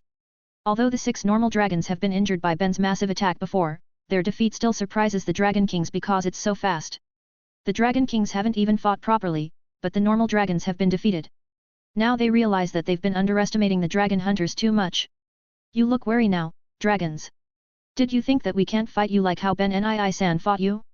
Well, we can't fight like him because we are not as strong as him. But rest assured, we can defeat you anytime like him. Wendy grins while provoking the Dragon Kings who has gotten more serious now. She prefers fighting them seriously from the beginning than later after they fight for a while. Everyone is still full of energy now, so they can use their full power. But if they fight seriously after a while, then they would have gotten rather tired already and can't use their full power. The Dragon Hunters have gotten much stronger, but their opponents are the Dragon Kings now. Only some of them have the power to subdue the Dragon Kings, and those people's chances of winning are not high either. So they can't drag the battles against Dragon Kings for too long because not all of them can fight that long against these levels of enemies. Everyone, let's not hold anything back. Wendy says that while activating her dragon force. White aura covers her whole body, her blue hair turns white, and so are her pupils. There's no normal draconian feature on her body like other dragon forces, probably because Grandini's body was covered by fur rather than thick scales like other dragons. But it's not just Wendy who's activating her dragon force. The other dragon slayers except for the 5th generation dragon slayers are activating their dragon forces too. Activating dragon force is risky for the 5th generation and they still can't find any solution, that's why Ben forbids them to transform unless it's urgent because they can turn into dragons. But well, Eleftheria also doesn't activate his dragon force. It's not that he doesn't want to, it's because he can't. He has become a dragon already, so his only transformation is turning into his dragon form. The current him has returned to his peak self after Ben gave him a magic heart, so now he is facing a Dragon King alone. The war of 12 Dragon Kings against hundreds of mages has finally started for real. Wendy boosts all the Dragon Hunters while Irene strengthened the Dragon Kings. They are not holding back from the beginning because they know they'll lose if they hold back. Both sides start to clash and the impacts of their clashes are very powerful. The impacts can even be heard by Ben and Aknologia who have gone very far from them. Ben has dragged Aknologia to the middle of the ocean even though they were in the middle of the continent before. They fly quite high above the sea in their dragon forms while staring at each other. You dragged me quite far. I don't want to destroy the continent that I want to save, you know. Also, I don't want people to see how ferocious I am in a real battle. Ha, you seem very confident. I failed to kill you last time, so I will do it now, and I'll make sure you die today. Ooh, how intimidating. Should I shiver and cry for help in the corner? Bastard, I'll really kill you. Really? Then why don't you do it rather than keep talking about it? Just attack already, you dumb shit. I don't know, the one who claimed himself as the true Dragon King only knows how to talk. Aknologia gets very pissed and roars before he rushes toward Ben. He sends a powerful magic-coated headbutt and Ben also sends his magic-coated headbutt. They clash and it creates a massive impact that even splits the seawater below until the seafloor is visible. The clouds also get pushed very far away. This is why Ben doesn't want to fight on land since he realized Aknologia's current power. Even their first clash would have destroyed their surrounding if they fight on land. This is a more destructive battle than even Ben's fight against Aknologia in his timeline. This is truly a world-destroying battle. You can read more chapters ahead of my fanfics and more pictures on my Patreon page if you are interested. Voting for this book is highly appreciate. Cover image is the MC, artist's IG at Fatmugton. I've uploaded 1 Chapter 443. The End, Fairy Tale, Sun Eater. 2 Chapter 475. Holding On, transcended as Lord Buggy. 3 pictures of both stories, X, bounty poster and magazine cover, by Fatmugton. 428, 428. Stronger Aknologia. Aknologia backs off and shoots a powerful dragon roar at Ben who responds by shooting his son dragon roar too. Their dragon roars clash in the middle and push each other. But no one gets the upper hand and the clash turns into a massive explosion. The impact of this explosion is bigger than before, although not as big as the dragon Lacrima's explosion. It's still enough to create a big hole in the sea below them and even destroy a big part of the deep sea floor. Both of them are using a lot of power, that's why their clash could create this level of damage. Ben flies at a high speed to attack Aknologia. He is very fast despite his massive and heavy body while activating his dragon form. Ben reaches Aknologia in a second and starts attacking the latter who doesn't seem surprised with Ben's speed. It is Ben who gets surprised though because he attacks Aknologia with fast attacks, but the black dragon can respond to his attacks fairly well. Aknologia has gotten faster too now that he can match Ben's speed. Ben's attacks look blurry because of how fast they are, but Aknologia can match those attacks' speed. Aknologia can even react to feint attacks and surprise attacks. It feels very unreal for Ben to see Aknologia move this fast. Furthermore, it seems Aknologia can move even faster. Right now, Aknologia is even faster than the speed dragon that Ben killed before. Ben keeps observing Aknologia to understand the black dragon's current power more. Quora also scans Aknologia to give Ben more accurate data. And after a while, Ben finally can see Aknologia's stats that have improved so much. All his estimated stats are now higher than Ben's stats in dragon form. Name, Aknologia. MP, 15 million. STR, 12,000. AGI, 10,000. STA, 15,000. Name, Ben Cooper, dragon form. MP, 11,206,001/11,352,973. STR, 8,837. AGI, 9,975. STA, 10,524. INT, 17,935. Quora can't do an accurate reading on Aknologia's current power, so it's just estimated data. She can't read his intelligence stat too, but it doesn't matter because the most important thing is his magic power. He has twice more magic power than the one Ben fought in his timeline, while Ben hasn't reached that level, so it's quite worrying. But Ben has a principle that lower stats doesn't always determine the result of battles. Battle skills are also very important and Ben is very confident in his battle skills.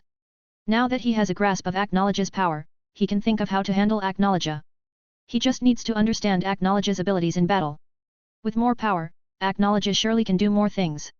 Even with such big gaps in stats, Ben is sure he can win this battle if he knows more about Acknowledge. Besides, he is sure that Irene also buffed Acknowledge's stats using enchantment, so Acknowledge's actual battle power is lower than this. I hope Wendy can defeat Irene quickly. Defeating Acknowledge will be a lot more difficult if he still has Irene's enchantments. Ben attacks Acknowledge using one of his most powerful spells.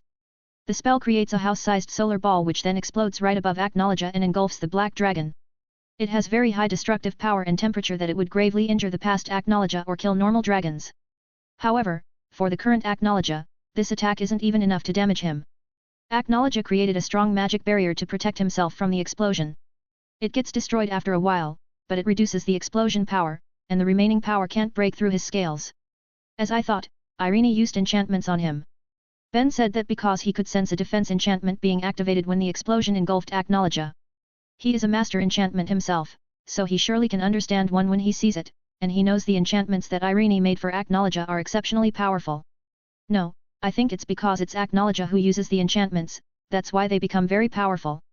The effects of those enchantments are exceptional because they are used on him. Damn, why would Irene even join hands with Acknowledge? She was the queen of Dragnov who fought against dragons until she became a dragon herself. But now she allies herself with dragons. Ben looks at Acknowledge and he immediately stops thinking about Irene's reason. After all, Acknowledge who has killed almost all dragons in the past is now ruling the dragons. People can change and Irene isn't an exception. Besides, it's her choice to save her life by joining the dragons that can kill everyone including her. But then again, she should be ready to face the consequence of taking that choice. Joining the dragons mean that she is now being a target of the dragon hunters. Wendy's team is attacking Irene now and they are not losing their grounds. Wendy is facing Irene head-on in her dragon force form while the others are supporting her by attacking Irene from all sides. There is no other dragon slayer in Wendy's team. She alone is enough to hold Irene and gives her teammates chances to attack. Currently, she is the third strongest dragon slayer and individual in the dragon hunter group. Only Ben and Eleftheria are stronger than her. If Eleftheria doesn't get the magic heart from Ben, then she would be the second strongest after Ben. But Wendy has a trump card that can make her rival Eleftheria's power. She can't use it for too long though, that's why she doesn't use it now because it will be her final choice. After she used that, then she will be powerless, so she can't use it too early.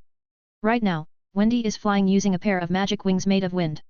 Her feet are covered by spinning wind that forms small wind drills with sharp blades and pointy tips. While her hands are covered by Sky Dragon's magic aura that forms sharp claws. She attacks Irene who's still in her dragon form at close range. With her small size and good mobility, Wendy can evade Irene's attacks easily. She can attack Irene very easily too because Irene's body is too big, so Wendy can target her easier.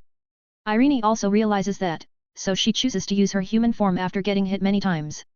Surprisingly, Irene's body is covered in red tattoos like Acknowledge who has blue tattoos in his human form. It's very different from Irene's past human form that made her look like her original human appearance. You look similar to Acknowledge in human form. You are right, little girl.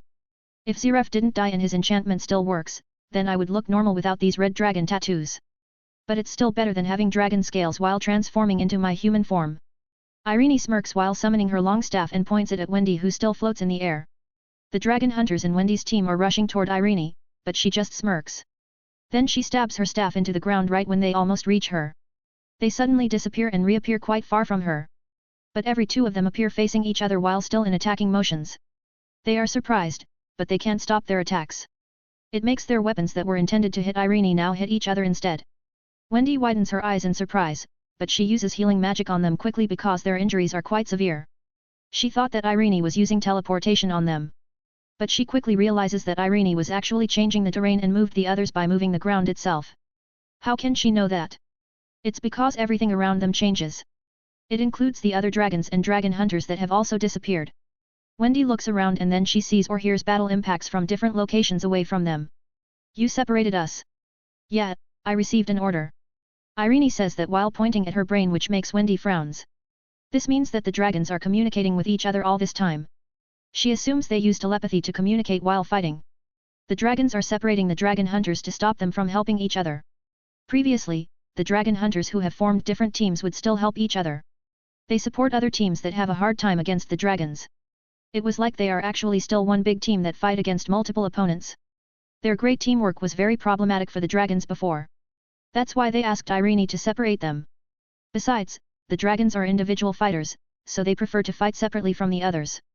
Wendy attacks Irene again after she's done healing her teammates to rather good conditions. She doesn't heal them completely because it would take too much energy. So she just heals them to the point where they can fight again. But she stops them when they are about to attack Irene again. Everyone stay back. I will fight her alone, you guys stay back and get ready to support me anytime. It will be dangerous to attack together because she might do that again, so stay back and observe her. You sure are confident, little missy. But aren't you looking down on me too much? We will see who's looking down on who later. Prepare yourself to get beaten up, old hag. You can read more chapters ahead of my fanfics and more pictures on my Patreon page if you are interested. Voting for this book is highly appreciate. Cover image is the MC, artist's IG at Fatmutton. I've uploaded 1 chapter 443. The End, Fairy Tale, Sun Eater. 2 chapter 476. Power of Friendship, transcended as Lord Buggy.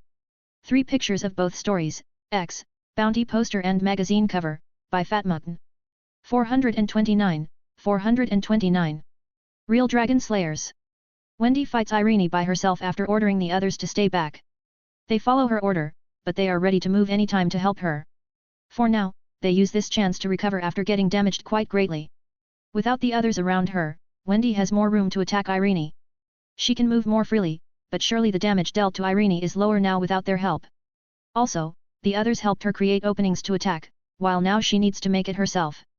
But it's necessary to fight Irene herself until she figures out how to counter her abilities. Irene's enchantment magic is much more worrying than her Sage Dragon Slayer magic. It has more function and they don't have enough information nor experience facing it.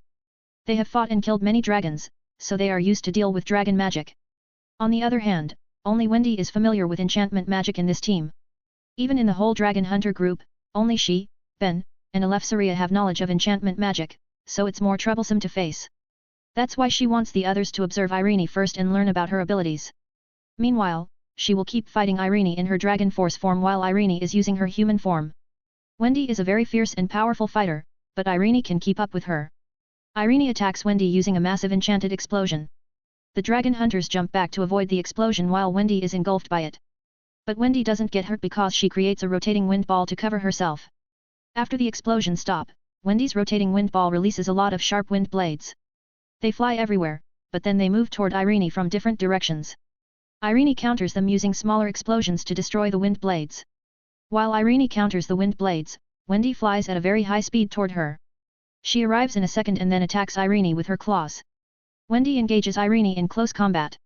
Now that she has closed the distance, Irene can only fight her like this. Irene is an enchantress, so Wendy chose to fight her at close range.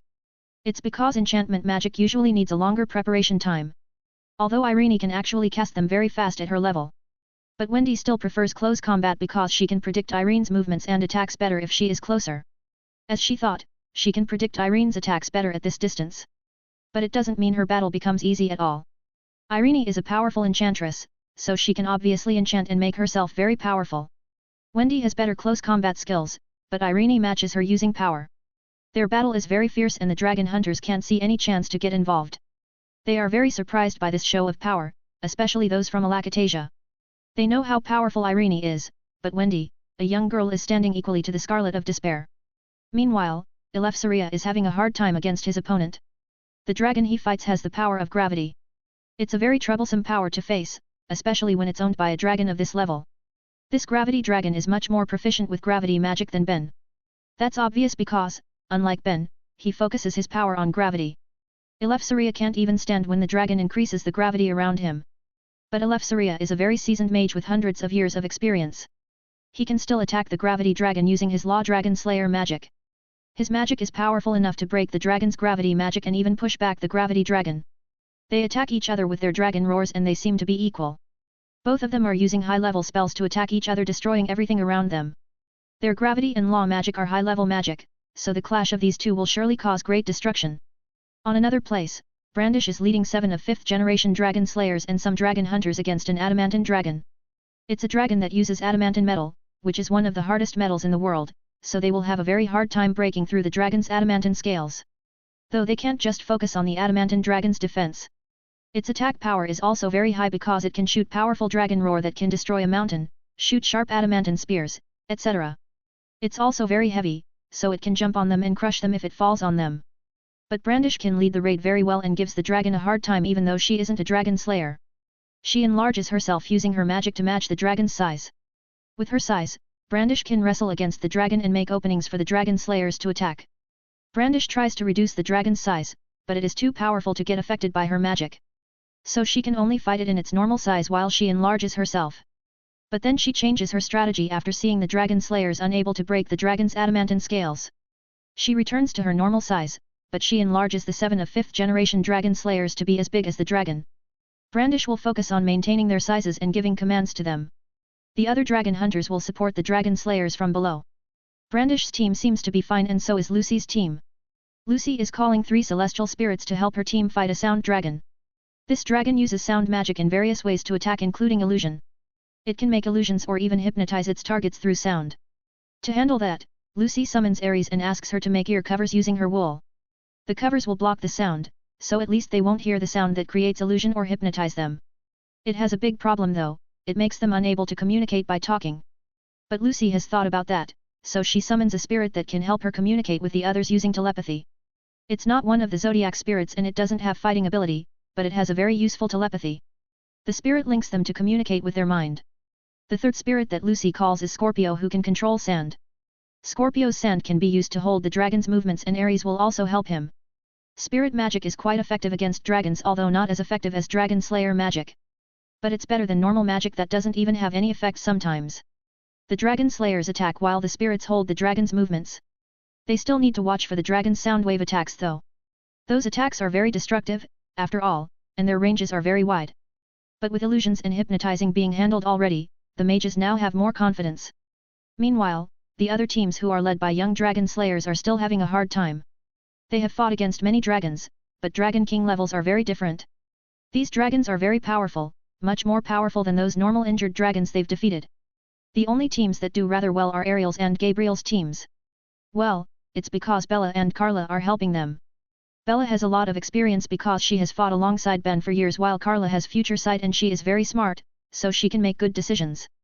The Exceeds act like advisors to Ariel and Gabriel by giving advice throughout their battles. Ariel's team is facing a dark dragon that uses darkness magic. It's a very good matchup for Ariel who uses Shadow Dragon Slayer magic because she can use its darkness to her advantage. But her attacks are still not powerful enough to give significant damage to the dragons. Also, the dark dragon has high resistance toward Ariel's shadow magic. There are other dragon slayers too in her team, but they also face the problem. Their magic attacks aren't too effective against the dragon. Gabriel's team also faces the same problem against the Lightning Dragon King. It has very powerful attacks and defense. If not for Carla's future sight, they might have lost a lot of people and lost this battle already. This dragon is the real Lightning Dragon King, after all, so he is very powerful, as powerful as Igneel. The other teams are having a hard time too, but they managed to hold on. They have fought against many dragons, after all, and Ben has trained them very hard before this war. So they won't get defeated so easily even against the Dragon King levels. As for Ben himself, he still can't overwhelm Aknologia. Instead, it's him who gets overwhelmed by the Black Dragon. There are some bruises on his golden dragon body, while Aknologia's body still looks clean. This is a very big problem. You can read more chapters ahead of my fanfics and more pictures on my Patreon page if you are interested. Voting for this book is highly appreciate. Cover image is the MC, artist's IG at Fatmutton. I've uploaded 1 chapter 443. The End, Fairy Tale, Sun Eater. 2 chapter 477. Booming Battle, transcended as Lord Buggy. 3 pictures of both stories, X, Bounty poster and magazine cover, by Fatmutton. 430, 430. Evil Dragon God. The fight against Aknologia doesn't go as well as Ben thought. Aknologia's resistance to his attacks is much stronger now. Be they magical or physical attacks, Aknologia can take them without receiving much damage. He can also match Ben's speed, which is very troublesome. On another hand, Aknologia's attacks are very powerful and dangerous even for Ben. What a ridiculous power he has now. Seems like I can't win this using normal methods. Suddenly, Ben stops his dragon transformation and his body gets smaller. But he doesn't return to his human form, he is transforming into his son Evil Dragon God Force Mode, A.N, it's the last picture of Ben that I uploaded. As I thought, Humanoid form is the most comfortable transformation for a human. Name, Ben Cooper, Dragon Form. MP, 13,006,020/13,314,253. STR, 6858. AGI, 7678. STA, 9689. INT, 17935. My physical stats dropped, but my magic power actually increased because I activated my Sun God and Devil Slayer magic too. Also, despite having a lower AGI stat, I feel like I can move faster. No, should I say I can move easier now because of my smaller size? I can move faster because it's easier to move in this form. Ben stretches his arms and neck while looking at Aknowledge with a big grin on his face. He reaches out to the right using his hand and suddenly a golden axe made of solar energy is forming in his hand. It's a very big axe, even bigger than Ben's body, but it's made of his magic, so he can wield it just fine. Then, thin black and red flaming aura covers the axe and make it looks more ominous yet holy at the same time. I don't know why, but I started to like an axe as a weapon for a while now. Maybe because I feel like a big axe like this is more durable and can hold my destructive sun magic better than a sword. Well, it will be the same if I made them using my magic, but the axe just feels more solid. It feels more suitable to be used on opponents with tough scales like dragons. Aknowledge suddenly rushes toward Ben when he is observing his axe. Ben flashes down to evade Aknowledge's claw attack. Aknowledge is surprised to see Ben is faster now that he couldn't even see Ben's movement. Oi, oi, oi, I was talking to my weapon, you know. I was just about to give it a name too. There is a name of an axe I once read in an old story. Divine Axe Rita, cool, isn't it? Aknowledge doesn't care about such a thing and attacks Ben using his dragon roar. Ben just smirks and holds Rita tightly before swinging it upwards. That swing creates a strong and sharp solar energy slash that cuts the blue dragon roar in half. The blue dragon roar splits and each part hits the ocean. Both parts create a massive impact that pushes the seawater away and creates a massive hole. They pass through the seawater and explode in the seafloor, destroying a big part of it. But Aknowledge can't be bothered by that, and so is Ben who has arrived in front of Aknowledge with his axe ready. Ben swings his axe down and hits Aknowledge's head.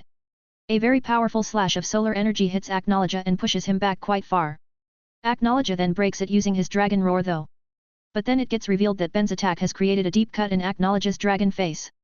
If Aknowledge didn't break it using his dragon roar, then his face might get cut in half already. So, do you feel like ignoring my axe again?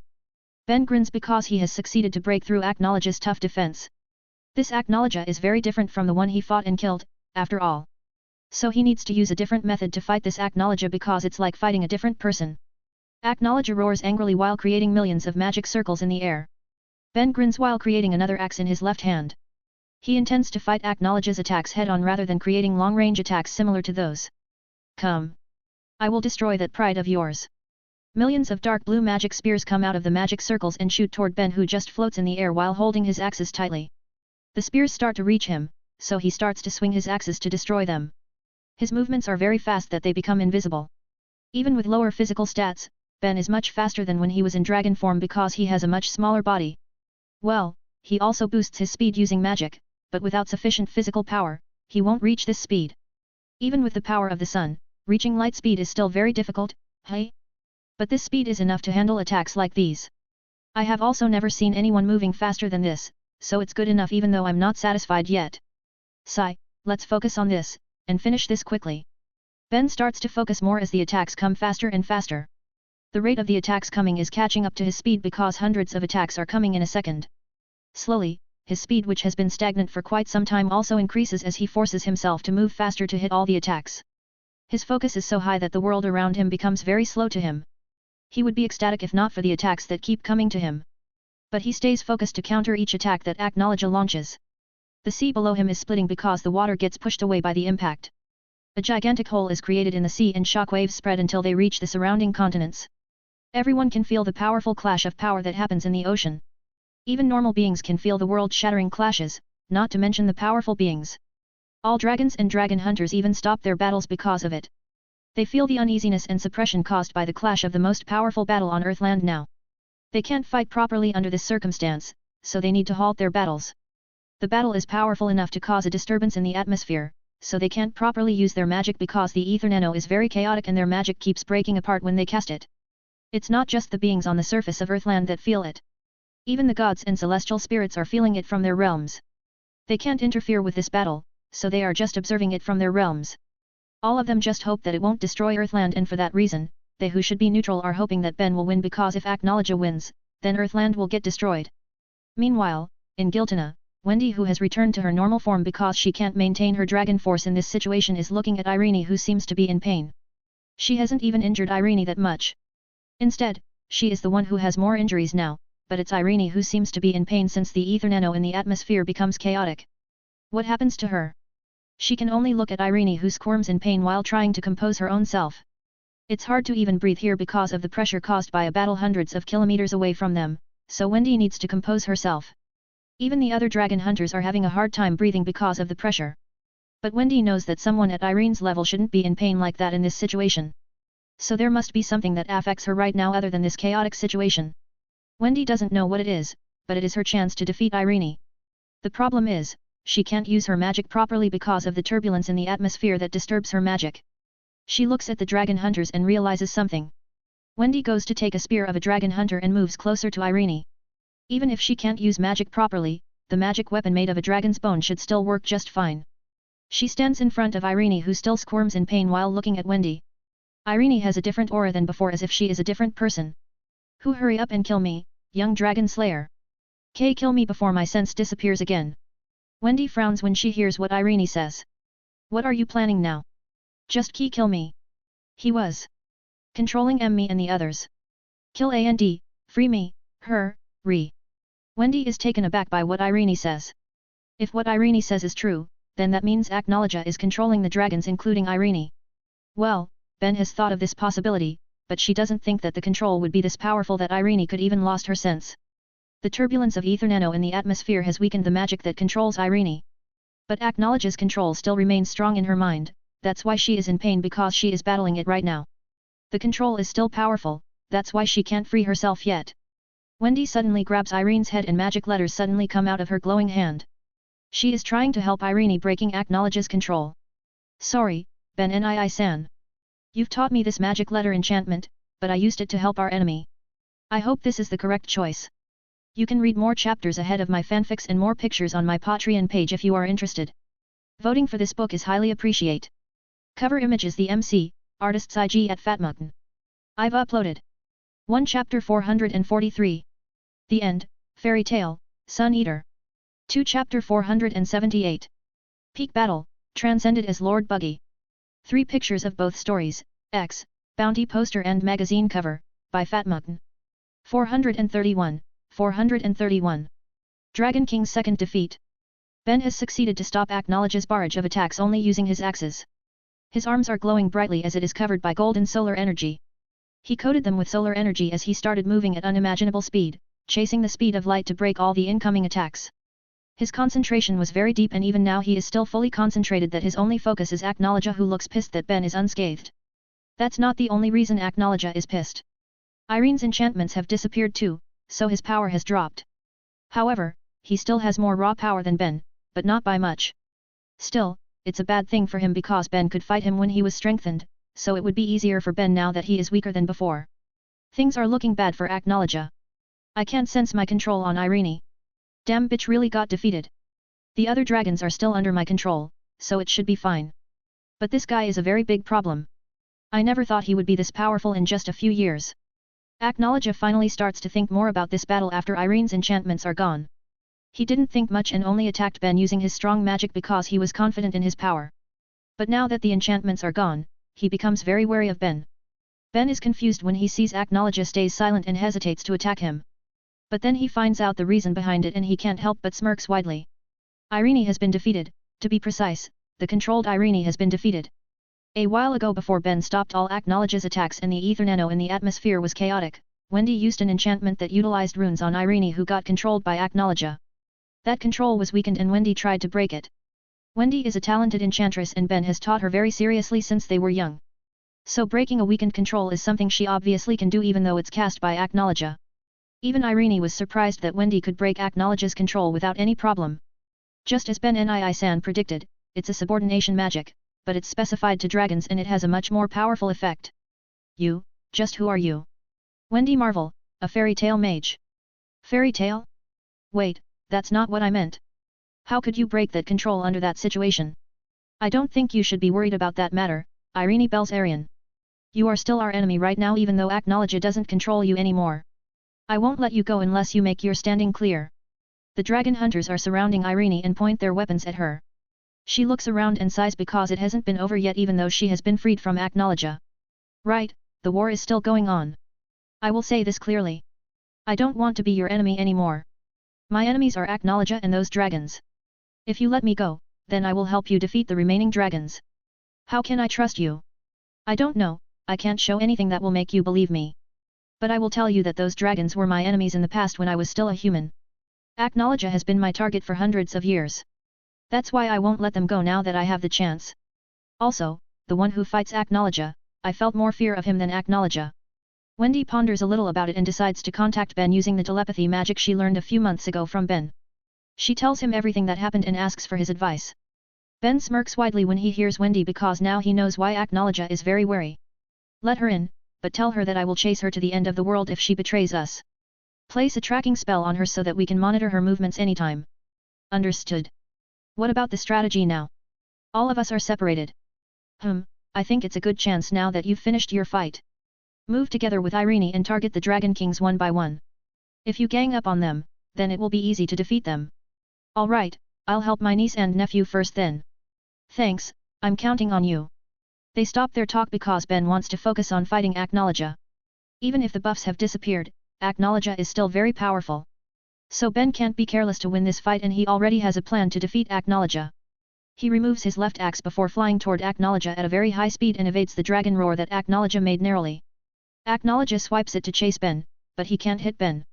It only creates massive explosions in the ocean that can be felt from the surrounding continents. Ben reaches Acknowledge while being covered by solar energy. He gets under Acknowledge's jaw and swings his right axe from below to hit that big jaw. The hit makes Acknowledge's mouth close and cancels the dragon roar immediately. Then, Ben shoots his sun dragon roar right below Acknowledge's jaw. It sends Acknowledge's head up, so now Ben can attack Acknowledge's lower body easily. Ben goes for Acknowledge's chest. He slams his axe very strongly after shooting himself at a very high speed using his solar energy. The hit is very strong that it makes Acknowledge's chest cave in upon impact. Acknowledge coughs the air out of his lungs and gets pushed back quite far. Ben is much smaller than before but has more power.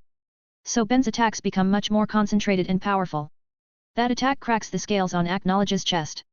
Ben has started going all out in his attacks because he has found a way to defeat Acknowledge. Normal method won't work, but it's not too complicated either.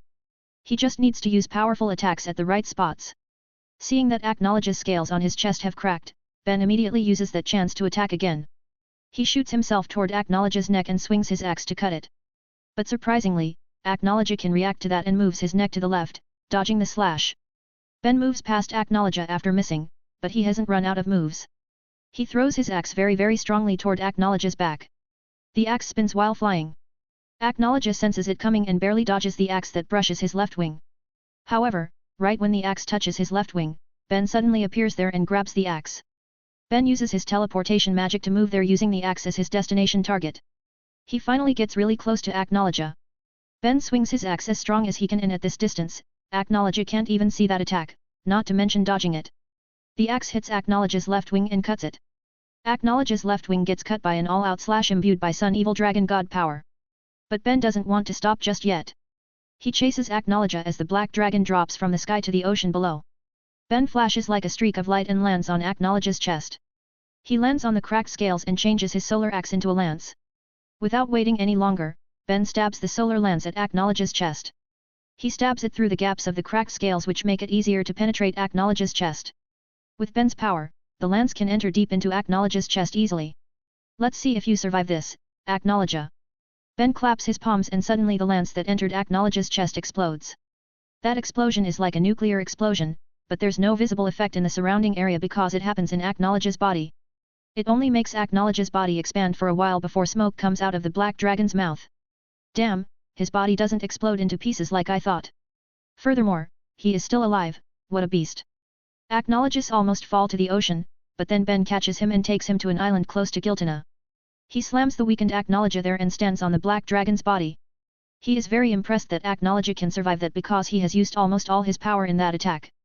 Ben's magic power is really low now because he has used almost all his power on his continuous attacks just now. It was a very risky strategy. After all, if he couldn't execute it, then he would be under Acknowledge's mercy now because he couldn't fight back anymore with such low magic power. Luckily, he succeeds even though he missed a step when he targets Acknowledge's neck. But he adapted quickly because it was still under his calculation. Still, it cost him a lot of magic power and now he can't maintain his Sun Evil Dragon God Force anymore. I applaud your tenacity, Acknowledge. But this is the end for you.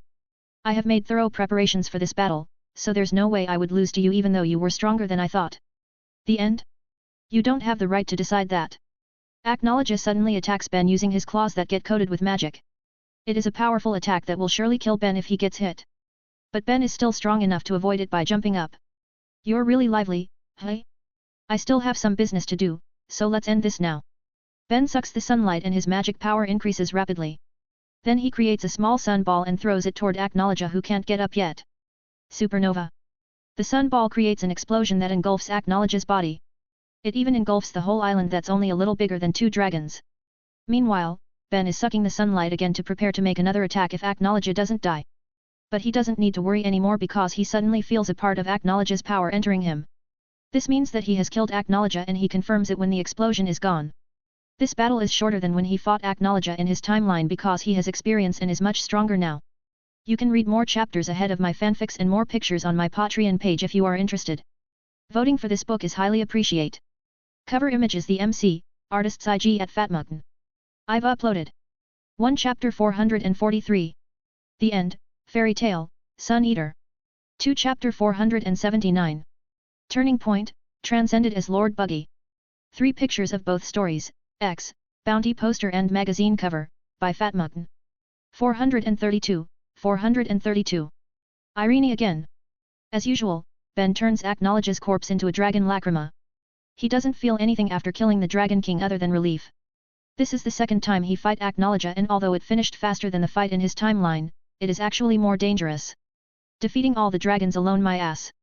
I thought I could defeat all the dragons alone, but I already had a hard time against Acknowledge.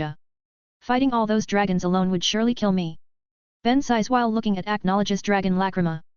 Acknowledge's evil aura and bits of his personality are still attached to it. So he needs to purify this dragon lacrima before it becomes usable. Now, let's finish this war completely. Ben eats a lot of sunlight to replenish his magic power.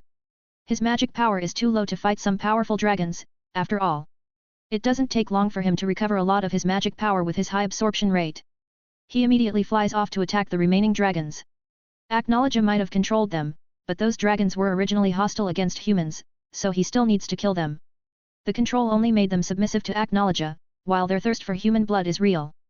Ben arrives at the nearest battle in a short time and sees his comrades are still having a hard time against a massive dragon. This dragon is many times bigger than normal dragons.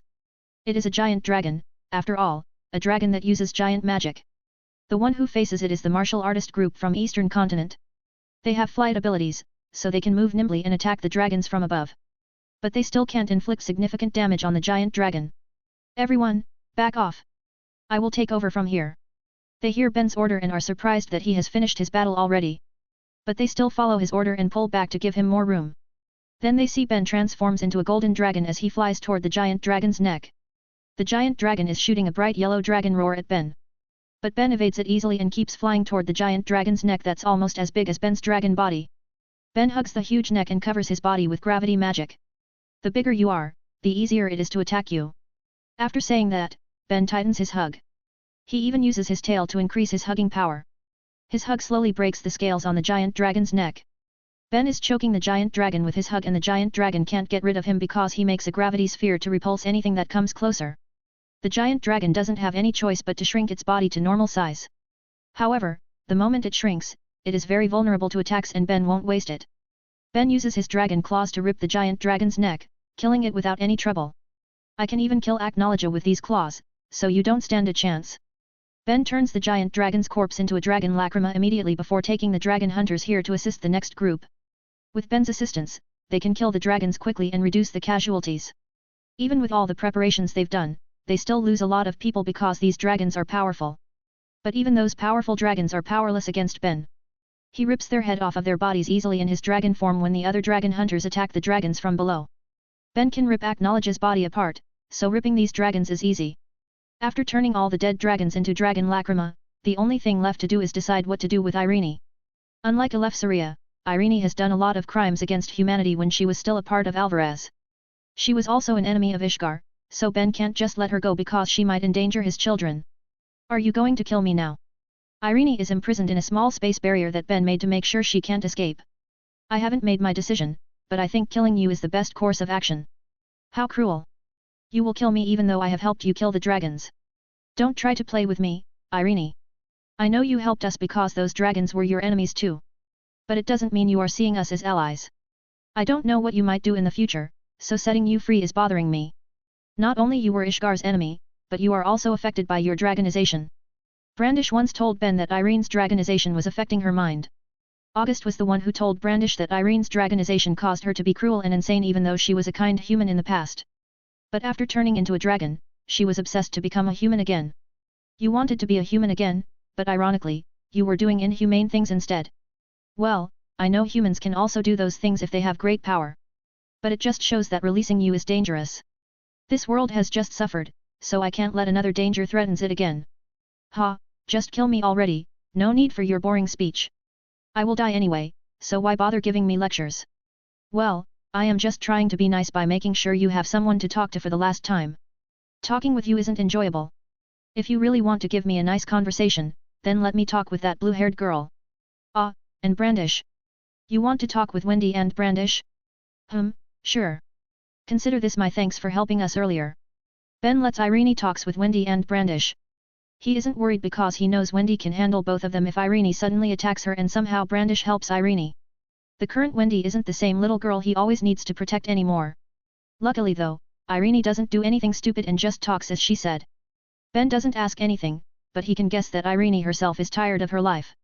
She has lived for 400 years, after all, and she kept losing her real self as he grows older.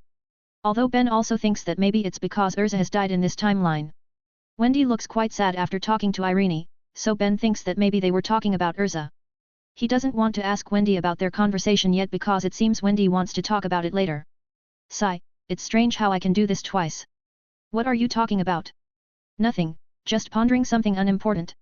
So, are you ready? Just get it done wi. Irene can't finish her sentence because Ben has already headshot her using a very powerful solar bullet that he shot from his finger. It was very sharp that it could pierce through Irene's head like piercing tofu. Ben shot at an unexpected time to give her a painless death. That is my last mercy for you because you have helped us. It won't change my intention to turn you into a dragon lacrima though. Ben turns Irene's body into a dragon lacrima, but unlike in his timeline, he doesn't separate Irene's magic into two lacrimas, he only made one. He hasn't had any plan for these dragon lacrimas made of the Dragon King level dragons. But he needs to make sure that they'll be used properly. At night, they celebrate their victory by having a feast in the wild. It's different from the past when they could hold a feast in a good building or even a castle. They don't even have alcohol because the world was on the brink of extinction and no one has the time to make alcohol. Nonetheless, it's the best party they've ever had in their lives. Without a doubt, they are heroes of this world. But they know they won't get that much praise now because there aren't that many people left alive today. They still need to rebuild this world to be true heroes. Ben talks with Eleftheria regarding the dragon lacrimas and they agree to use them as rewards. There are 13 Dragon King level lacrimas and they decide to split those into 4 because there are 4 continents that participate. Each continent will get 3 except for Ishgar which contributed the most. Ishgar also has the right to take Acknowledge's dragon lacrima because Ben killed that guy alone, so they get 5 dragon lacrimas and no one can protest it. Well, Wendy also helped by subduing Irene, but she is from Ishgar, so it doesn't change anything. Because they have the highest contribution, Ishgar has the right to choose first. Ben knows the other continents are worried about how powerful Ishgar will be in the future, but he doesn't care. Still, he wants to be as fair as possible, so he chooses the dragon lacrimas made of the dragons that Ishgar groups defeated. He chooses Irene Lacrima whom Wendy defeated, Sound Dragon Lacrima that Lucy defeated, Darkness Dragon Lacrima that Ariel defeated, and Lightning Dragon Lacrima that Gabriel defeated. His choices make the other continents also do the same. They picked the dragon lacrimas made of dragons they contributed the most to kill. Well, Ben doesn't really care about the dragon lacrimas his continent gets because they are all powerful and there is still Acknowledge's lacrima. Besides, he can still get more after doing something to make sure this world won't get destroyed again. The next day, they return home immediately using Ben's airship. But on their way back, the 5th generation dragon slayers suddenly come and kneel to Ben. Master Ben. Please help us. What kind of help? We beg you to remove our risk of dragonization. In the last battles against those powerful dragons, we could finish the battle without getting turned into dragons somehow.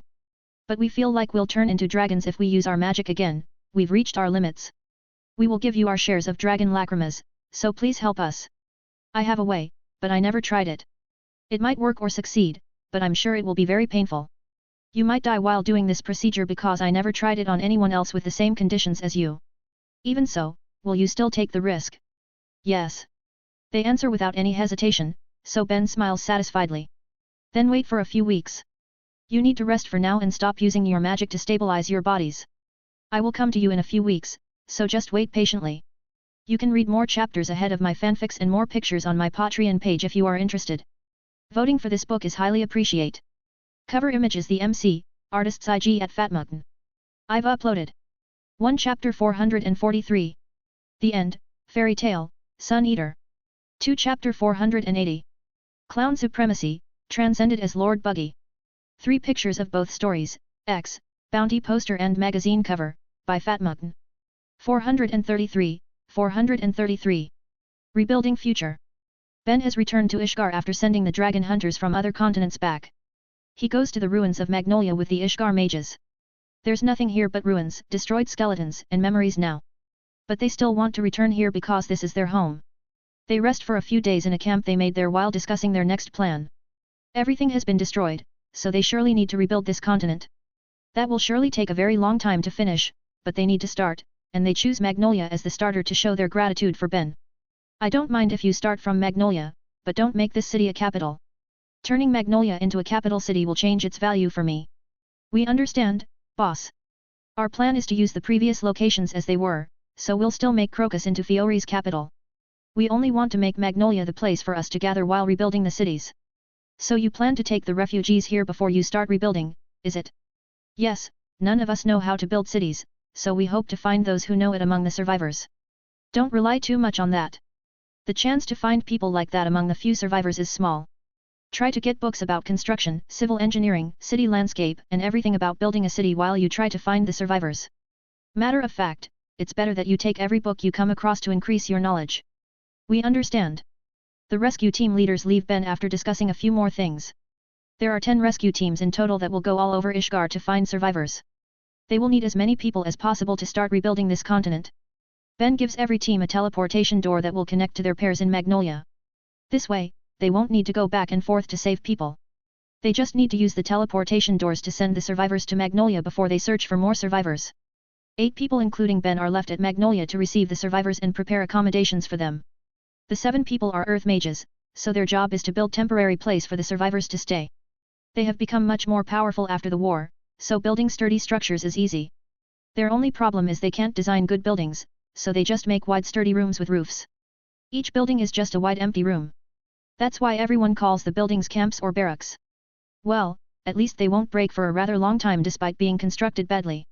While the Earth mages build the camps, Ben is working on making protection. He digs his destroyed house to get a few things from its underground room.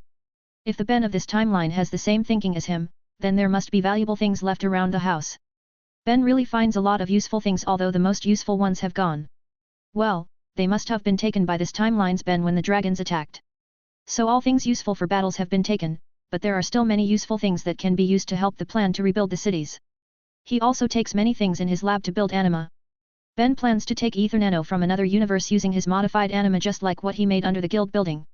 The one in the guild had been destroyed completely, after all, so he needs to make it again.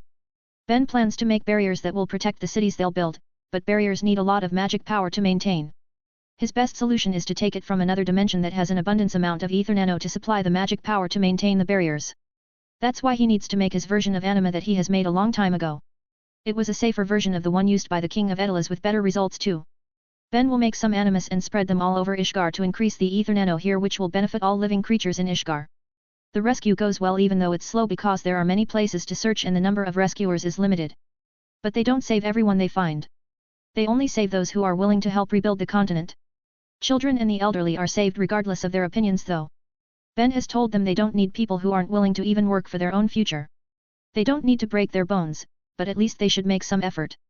There are many things to do for this plan, so they will need everyone's cooperation.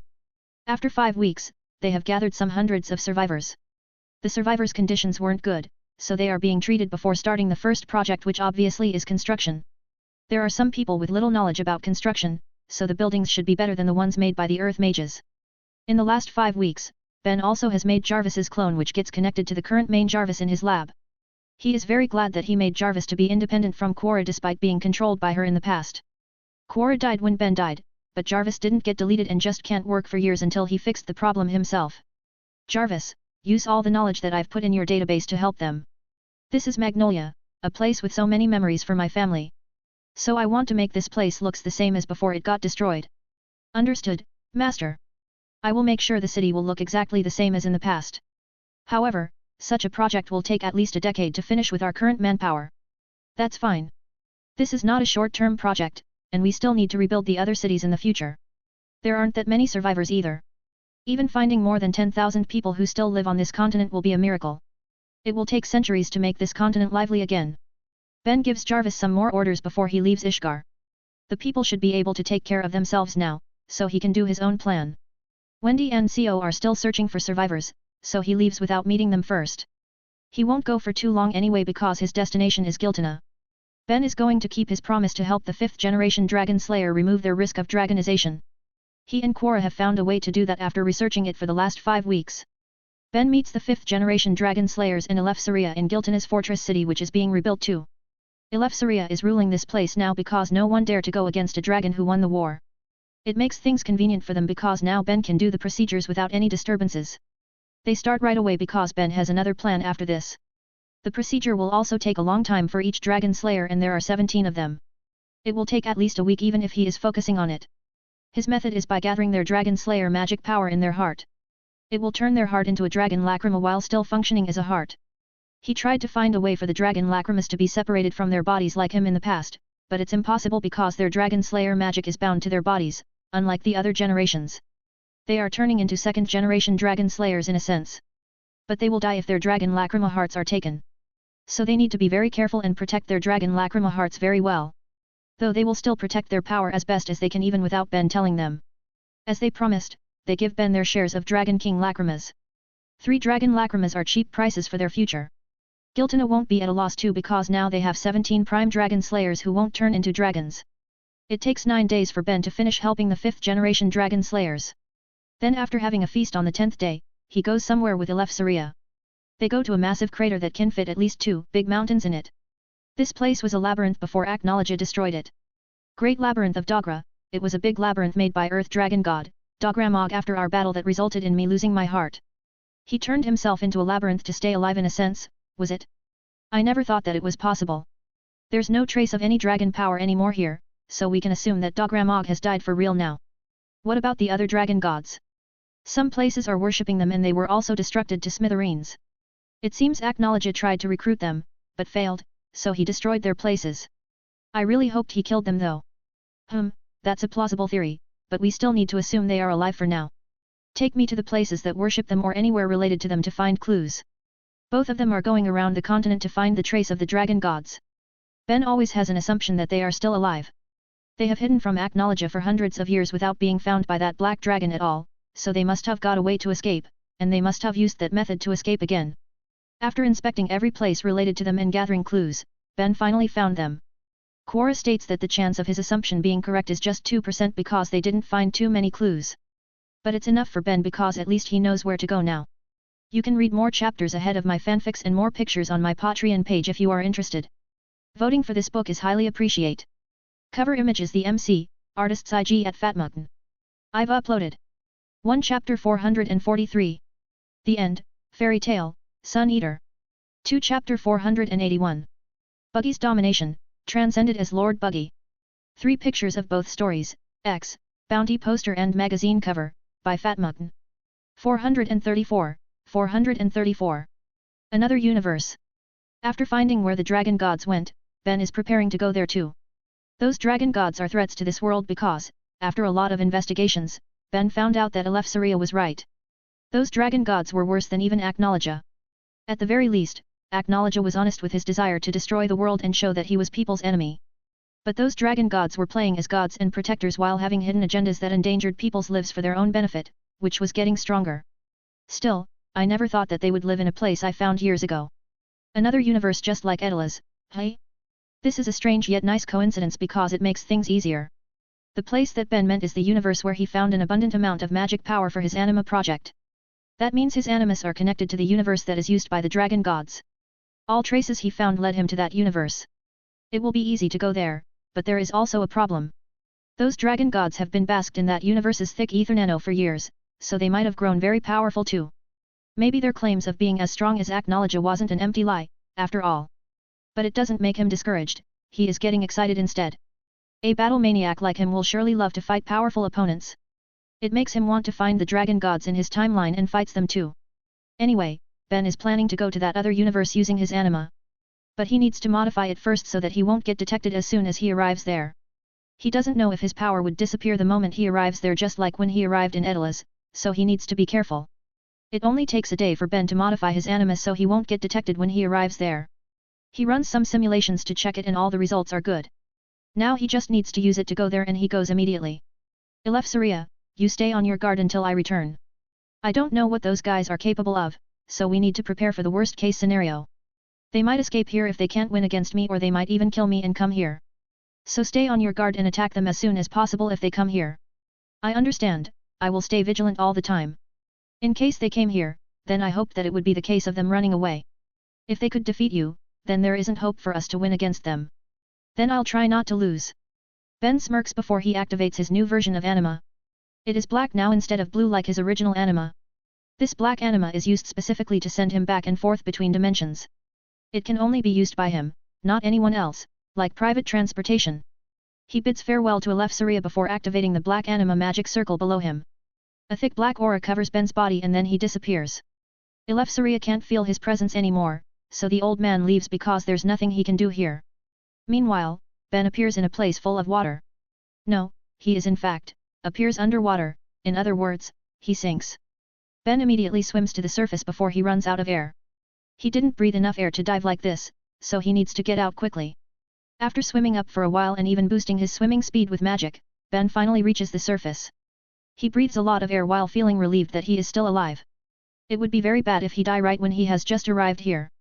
Ben checks his surroundings to know where he is right now. There isn't anything but water around him, so he concludes that he is in the sea. Though he doesn't know which sea it is and where the land is either. Finding a land is easy though because it's night now. So he just needs to find sources of light other than the moon. Though right now Ben is more focused on the abundance amount of ether nano here. I feel like my body will be refreshed anytime I breathe. No wonder those dragon gods like to live here. If this place is a capital city, then Earthland is just a town. But well, thanks to that I could get a lot of magic power through my animus to increase the magic power in my town and continent. Ben checks his body and it feels normal. He can feel his magic power just fine, so he should be able to use magic. Although there's something strange happening in his body. It is absorbing the magic power around him like a vacuum. Seems like the high amount of ether nano here has stimulated my magic container. Ben's magic container has grown so much after all his training and achievements including killing Aknologia twice. It has become very thick and strong, but it couldn't expand too much because the magic power in his surroundings wasn't dense enough to stimulate its growth. Now, the last thing hindering his growth has been removed due to this place's high magic power density. His magic container is finally free to grow to its maximum capacity. It absorbs the ether nano from the surrounding and its capacity keeps increasing. Ben knows this is his best chance to get stronger, so he needs to use this chance well. He takes out an empty wood box from his magic storage and enters it. The box floats around on the ocean and Ben is meditating inside the box to focus on absorbing magic power.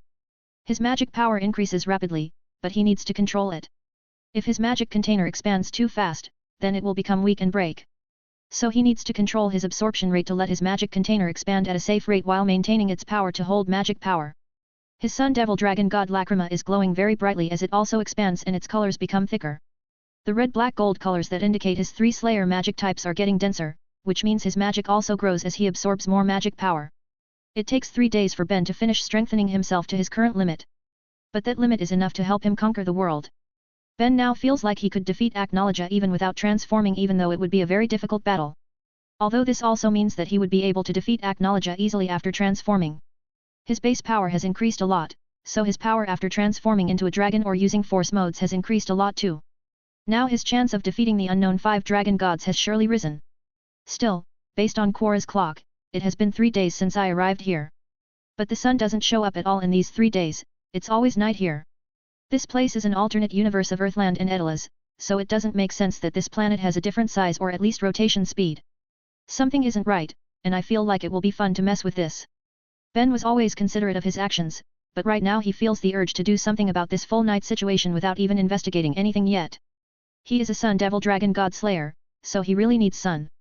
It feels like he'll die if he doesn't see the sun for too long. I have gotten a lot of power that I feel like I can do anything now. Although I never did anything at this level before, I feel like I won't fail to do it in this place. I have a lot of magic power and this place is rich with ether nano. Nothing is holding me back here. Ben grins while looking at the big full moon in the sky. If there is a moon, then there is a sun that gives its light to the moon. That means the other side of this planet is being shown by sunlight at full time just like how it is night here at full time. This shouldn't be a natural phenomenon because the planet is rotating.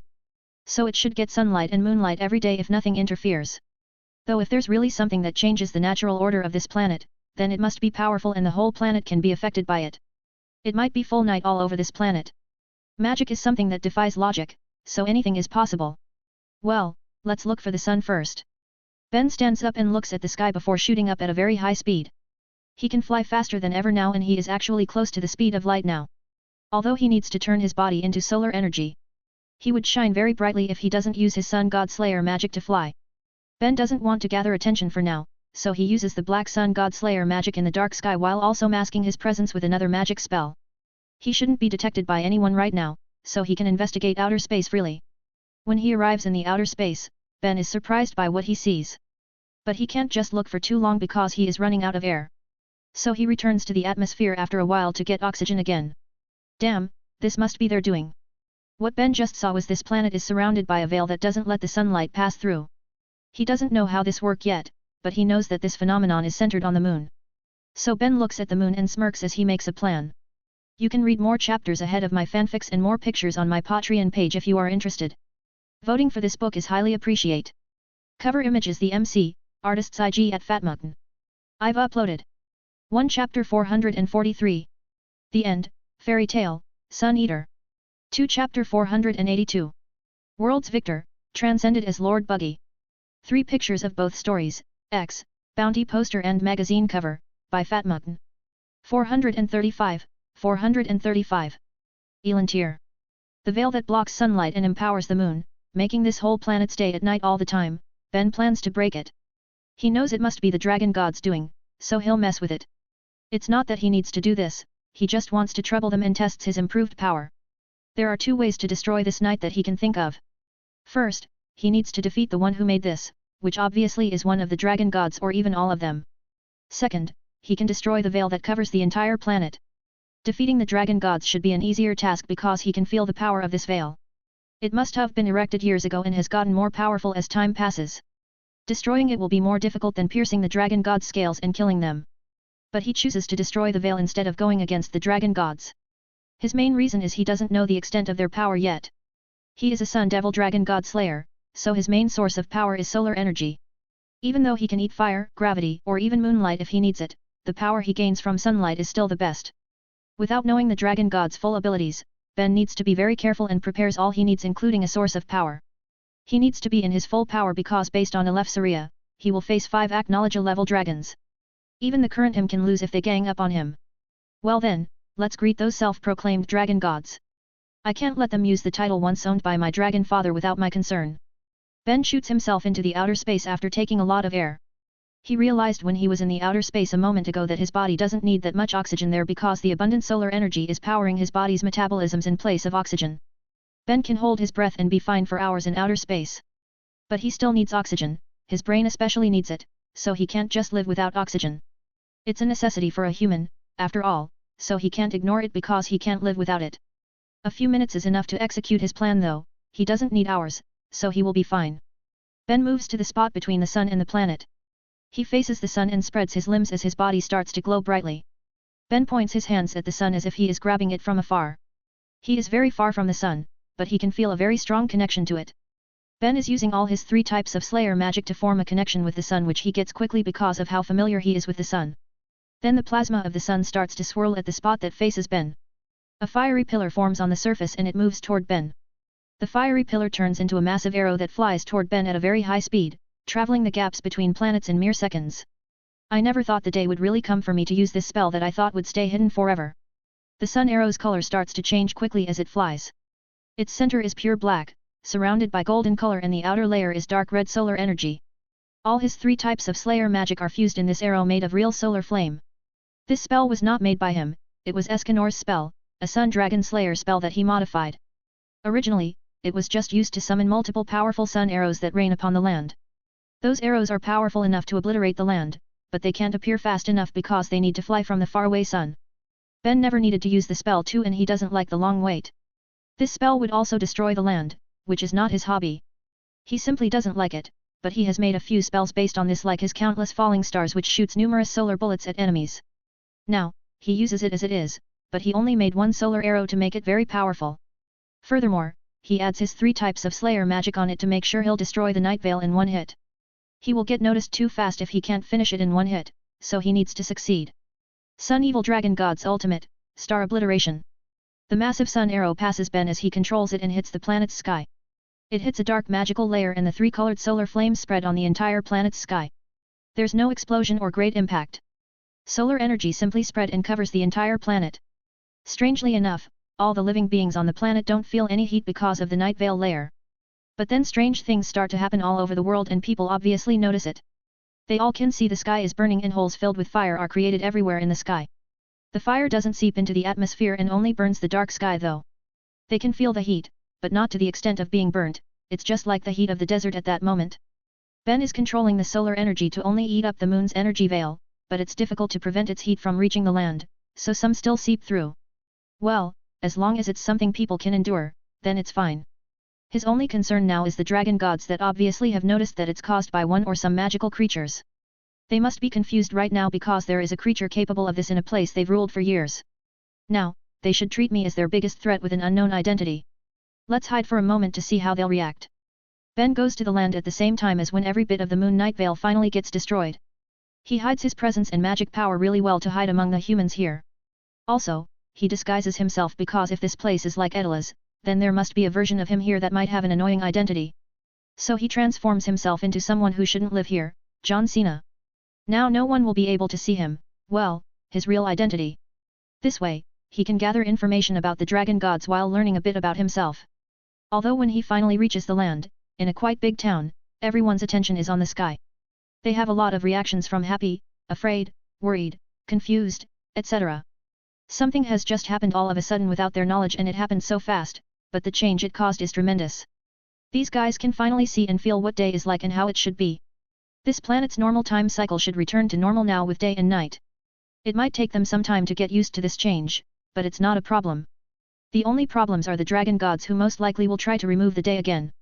But it would be impossible for now because the lingering solar energy caused by Ben's attack would stay for a rather long time. The moon energy used for that veil will get destroyed and will break down while it's being created. Now with all bits of solar energy that fused into the atmosphere all over the world, Ben's stage has finally formed. But he will wait first before starting his hunt. He is a hunter who always prepares everything before hunting his prey. His priority now is finding them because since he arrived here, he couldn't sense their whereabouts at all. If they are truly stronger than Aknologia, then it should be easy to locate them. So it's either they aren't that strong, or they are hiding their presence. Ben needs to find them before they try to escape, in this case to Earthland. He finds out that this universe is called Elantir and people here have a unique way to utilize magic power called spirit arts. It is an interesting topic to research, but Ben needs to focus on finding the dragon gods now. He makes clones to spread all over the world, trying to find any dragon's magic power. As a dragon slayer who has slain a lot of dragons, Ben already knows well what dragon's magic power felt like. As long as he gets quite close to them, he will find them even if they try to hide. His clones are flying around the world with moderate speed to not miss any place. He thought it would be rather difficult, but it's actually very easy to find them. Easy by his standard though. Other mages will have a hard time doing it unless the dragons purposely show themselves. He finds the dragons one by one, hidden in various places. His clones can't get too close to them because they'll be discovered. But he can guess what those dragons are doing right now. Amassing power and searching for a way to defeat Aknologia. These dragons are surely powerful enough to win against the old Aknologia if they fight together. But against the Aknologia that conquered all continents on Earthland? Not a chance. Maybe they can win after sacrificing one or two of them if it's just Aknologia, but there are many dragons under his command. they aren't as strong as what Eleftheria claimed. Then this changed things. Let's get them out of their hiding places, shall we? Ben grins before going to the vast ocean, far from any civilizations. He takes a deep breath under the sun that's visible now. Then he shoots a powerful sun dragon's roar to the sky, splitting the clouds and spreading solar energy all over the sky. They should notice this immediately. A dragon's roar from an unfamiliar dragon, it should attract their attention and bait them here. You can read more chapters ahead of my fanfics and more pictures on my Patreon page if you are interested. Voting for this book is highly appreciate. Cover image is the MC, artist's IG at Fatmugn. I've uploaded 1 chapter 443. The End, Fairy Tale, Sun Eater. 2 chapter 483. Not a negotiation, transcended as Lord Buggy. 3 pictures of both stories, X, Bounty poster and magazine cover, by Fatmugn. 436, 436. Selene. Just as planned, Ben's dragon roar has attracted the dragon god's attention. However, it also attracted the attention of other powerful beings all over the world. He knows it'll happen, but he doesn't care as long as those dragons are coming. Though he isn't sure if the dragon gods will come to his location. So he orders his clones that have found them to make sure they come. The clones are approaching the dragon gods to rile them up and make them come to his main body. They can find them easily because their magic power is too powerful to be hidden completely. Now Ben just needs to wait for them to come to him themselves. But suddenly, his expression changes when one of his clones that approach one of the dragon gods sends a message to him. The clone tells him that the dragon it met wants to talk to him. He feels reluctant, but he also wants to know more about the dragon gods, so he agrees to talk. Ben teleports to the clone's location, surprising the dragon god because she didn't feel his teleportation. It's a very instant movement even though he was so far away. This feeling, you were the one who made this world night all the time. In front of Ben is not a massive dragon, but a pretty blonde-haired woman. Though he knows from her magic power that she's definitely a dragon. Other than her, there are also 4 people. From their magic power, Ben knows that they are dragon slayers, 5th generation dragon slayers. A dragon who lives with dragon slayers, not something I would see every day. It would make more sense if they are 1st generation dragon slayers, but they are 5th generation who ate dragons. Now this is interesting. So you know about 5th generation dragon slayers? Of course, I've met them, after all. A bunch of idiots who almost leave their humanity. Anyway, what do you want to talk about with me? Aira, shouldn't we introduce ourselves first? Let me do it first. I am Selene, the moon dragon god. Moon dragon?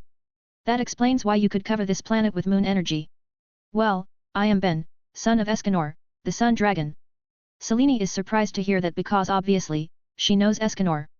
She has lived since the ancient time and Escanor was a famous dragon whose tale was known by almost all dragons.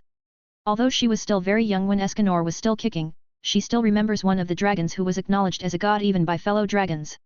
Son of Escanor? Boy, don't play with me. I won't just let that claim slide easily. Lord Escanor was the most respected dragon of all time. He has passed a long time ago and there wasn't any word about him having a son, furthermore, a human as a son. I will kill you now if you don't explain yourself. Explain? Why should I explain it to you? I don't have such an obligation. Besides, are you sure you have what it takes to kill me? Ben releases his magic power to intimidate everyone there. The 4 dragon slayers who haven't said anything since the beginning widen their eyes as they fall onto the ground. They have cold sweat and can't breathe properly because of the sheer pressure from Ben's magic power. Even Selene is suppressed by his magic power. It's not as bad as what the dragon slayers felt, but the pressure still makes Selene unable to move and cold sweat starts to form on her forehead. She never felt anything like this before, not even from Aknologia. Stop. Alright, let's talk calmly. Ben stops his intimidation, so now all of them can breathe normally again. Talk quick, I have a business to attend to. By business, are you talking about the dragon gods? Your clone asked if I was one of the dragon gods and told me to prepare myself. Are you targeting the dragon gods? Yeah, I took a job to kill all of you, the last threats to Earthland. Earthland? Did you come from Earthland? And what do you mean by last threats? I can at least tell you this before killing you. I have slain Aknologia that you feared so much you ran to Elantir. What? You've slain Aknologia? My men and I have slain all the dragons too, so Earthland would be safe now. Or so I thought until I knew of your existence. The last dragons that can endanger my children's future, the dragon gods. I searched for you guys and found that you've run here. So I came here to slay every one of you. Selene is very shocked right now, and so are the dragon slayers. They never thought that someone would be able to slay Aknologia because they themselves have tried and failed. Are you telling the truth? It's up to you whether to believe me or not. Selene suddenly slumps on the ground with a perplexed expression. She seems relieved but also worried at the same time, which makes Ben confused. He thought she would be terrified at least when knowing someone who could slay Aknalaja is coming for her head. What's with you? Can you please listen to us first? A female dragon slayer suddenly asks Ben that. He agrees because he also wants to know more about these dragon gods. Besides, he has found all of them, so he can just attack them and kill them later. He has given a warning to them, but that's fine, he can always kill them anytime he wants. After composing herself for a while, Selene finally starts to talk. She tells Ben that she actually is very fond of humans and even wants to be a human herself. Selene actually despises the dragons, especially those who hunted humans, even though she herself is a dragon. She has prepared plans to kill her fellow dragon gods that don't like humans. But her plans need a rather long time to finish, and before she could execute them, Aknalaja came to attack with his dragon army. She tried to resist, but she failed, so she escaped here. I brought these guys along with a lot of people who were close to us. My plan was just to escape with them, but the other dragon gods found out about my plan. I wanted to leave them so that Aknalaja would take care of them.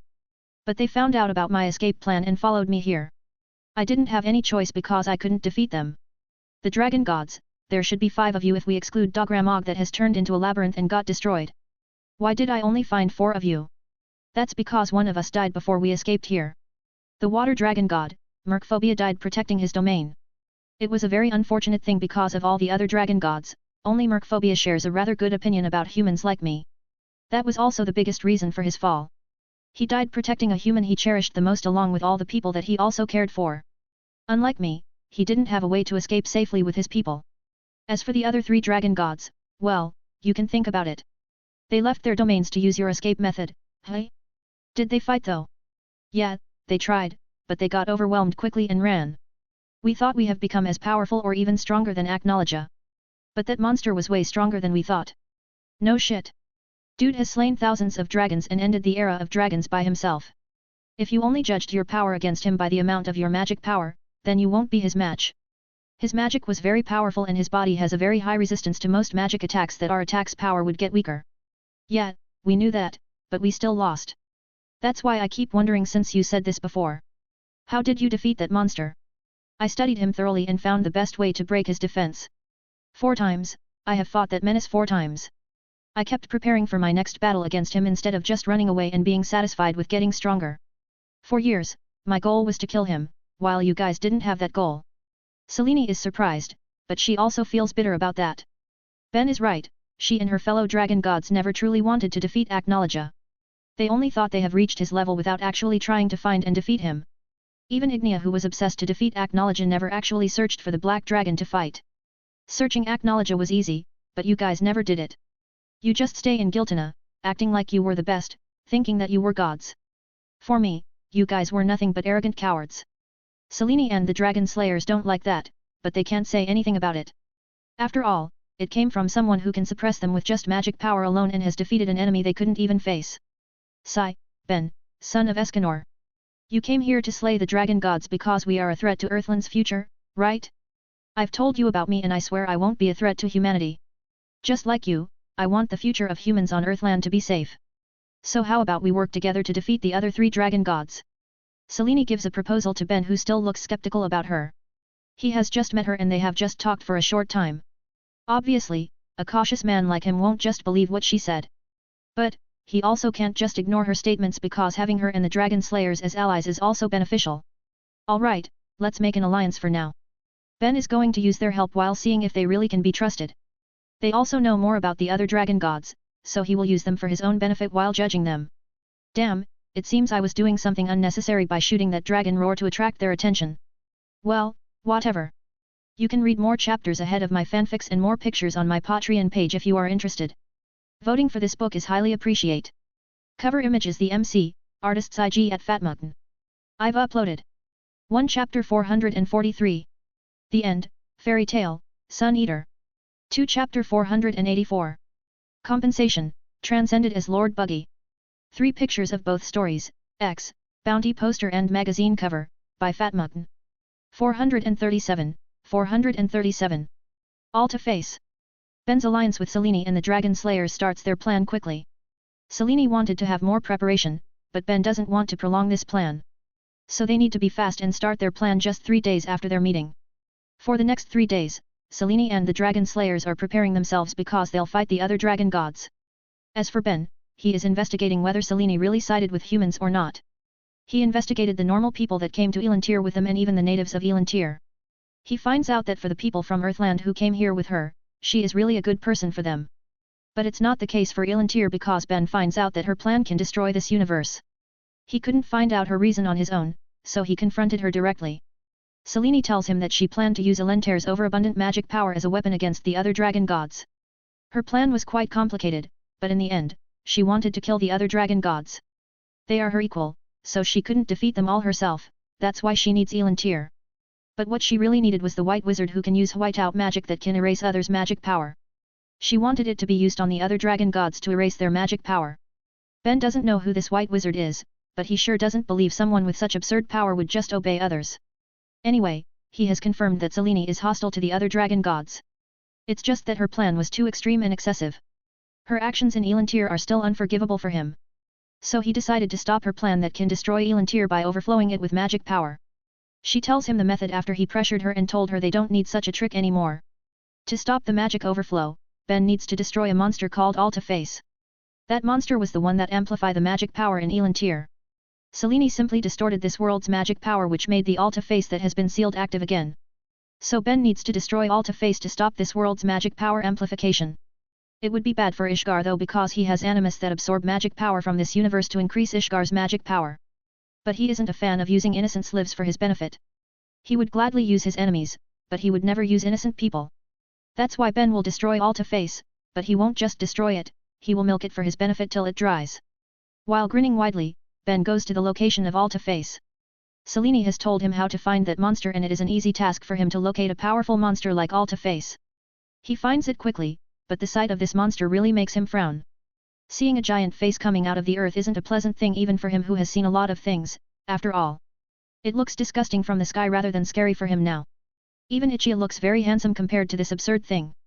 But it's the more reason to destroy this thing. The Alta-Face seems to have found him and realizes that he is hostile. Ben has learned about Alta-Face's abilities from Selene. It can use pure ether nano to attack, so it's similar to Acnologia in a sense. But Ben isn't interested in fighting Alta-Face like Acnologia, so he will end this quickly.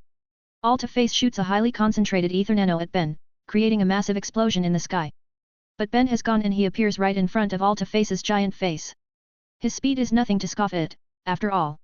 Reaching Alta-Face instantly is an easy thing for him. Sorry, but I don't want to play with you. I'll end this with my godly power. Ben places his glowing hands on Alta-Face. Many black magic letters suddenly cover Alta-Face's entire body including the parts buried underground. Alta-Face suddenly screams in agony because its body is being burnt inside out by Ben's Sun God Slayer's solar energy. No matter how powerful you are, you will die once your flesh gets cooked. Just die quickly if you don't want to suffer for too long. Ben doesn't know Alta-Face's body structure, so he just burns all of it. With Ben attacking all its body, the Alta-Face can't use its magic power well, so it can't attack Ben. Eventually, it dies after getting burnt and cooked quite well. This is a strategy that Ben would use when he doesn't want to fight for too long. He could use it against the dragons, but it was too boring. Furthermore, the dragons actually have higher resistance than Alta-Face, so he would need more effort to execute this strategy. Anyway, now that the Alta-Face has been killed, Ben moves to the next step of his plan. He is turning Alta-Face into a lacrima crystal, just like how he turned the dragons. Without Alta-Face, this universe's magic power will stabilize and won't overflow. But that also means that Ishgar will lose its source of additional magic power. Ben will need to remove his animus to avoid sucking all of Elantir's magic power. But Ishgar still needs more magic power, so he will use Alta-Face's lacrima to amplify Ishgar's magic power safely. I will need to do a little research. Also, when I return to my timeline, I will need to defeat my timeline's Alta-Face and turn it into a lacrima crystal too. Sigh, I still have a lot of work to do. After making the lacrima crystal, Ben returns to Selene's place. His fast victory surprises Selene and the Dragon Slayers. Even though they are sure they can defeat Alta-Face too, they know they can't win as fast as Ben.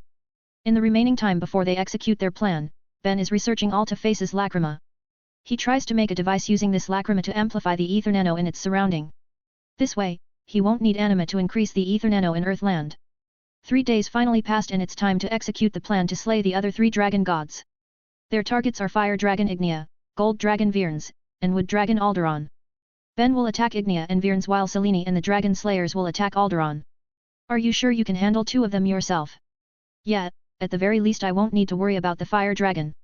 But you don't know anything about them other than their names and magic type. You refuse to hear more detailed information about them even though I wanted to tell you. Are you that confident to win? Well, more like I want to have an interesting battle rather than confidence. I don't think anyone can give me a difficult battle anymore after I defeated Aknologia. So I need to find my way of entertainment by fighting the unknown.